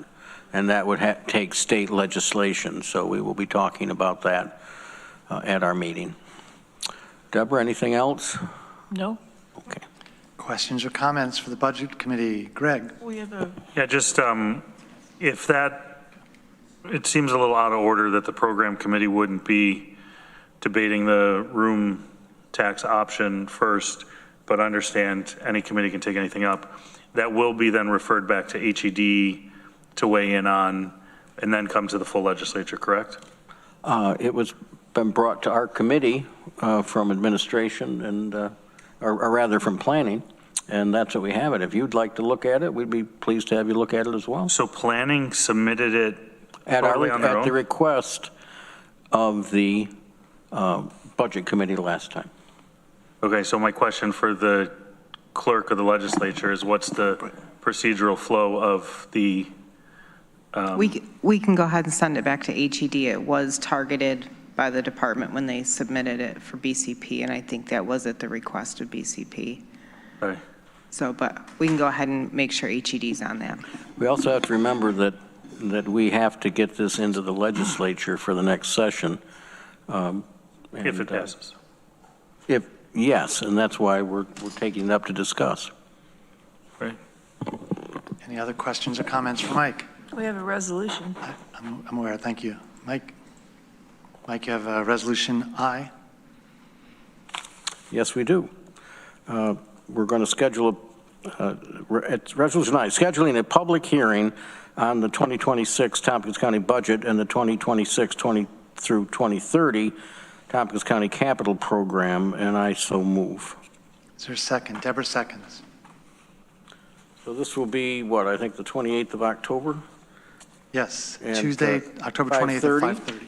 So that means we've got to get the budget, a proposed budget, to the public before that. Veronica. Does the timing of this mean that if we make substantial changes, or any changes, I guess, to the budget on October 21st, our next regular meeting here, that those will be included in whatever's presented at the public hearing? Yes. I think so. Okay, great. So I'm seeing nods from Katrina. But what's going to go to the public hearing will be whatever the EBC committee moves to adopt a budget, and then it'll go to public hearing, and it can then still be amended after that. Is it, I think Veronica's asking, is there a time limit? Is that what you're asking? Oh, wait, is the budget, is anything about the 2026 budget going to be on the October 21st legislature meeting agenda? Yes, that's the vote on the tentative budget. Okay. Let's vote on the tentative budget. That is what will go to the public hearing. You can still make amendments up until we vote on it in the second meeting in November. Right. We have to adopt the budget by December 10th, or the proposed county administrator's budget stands. Right.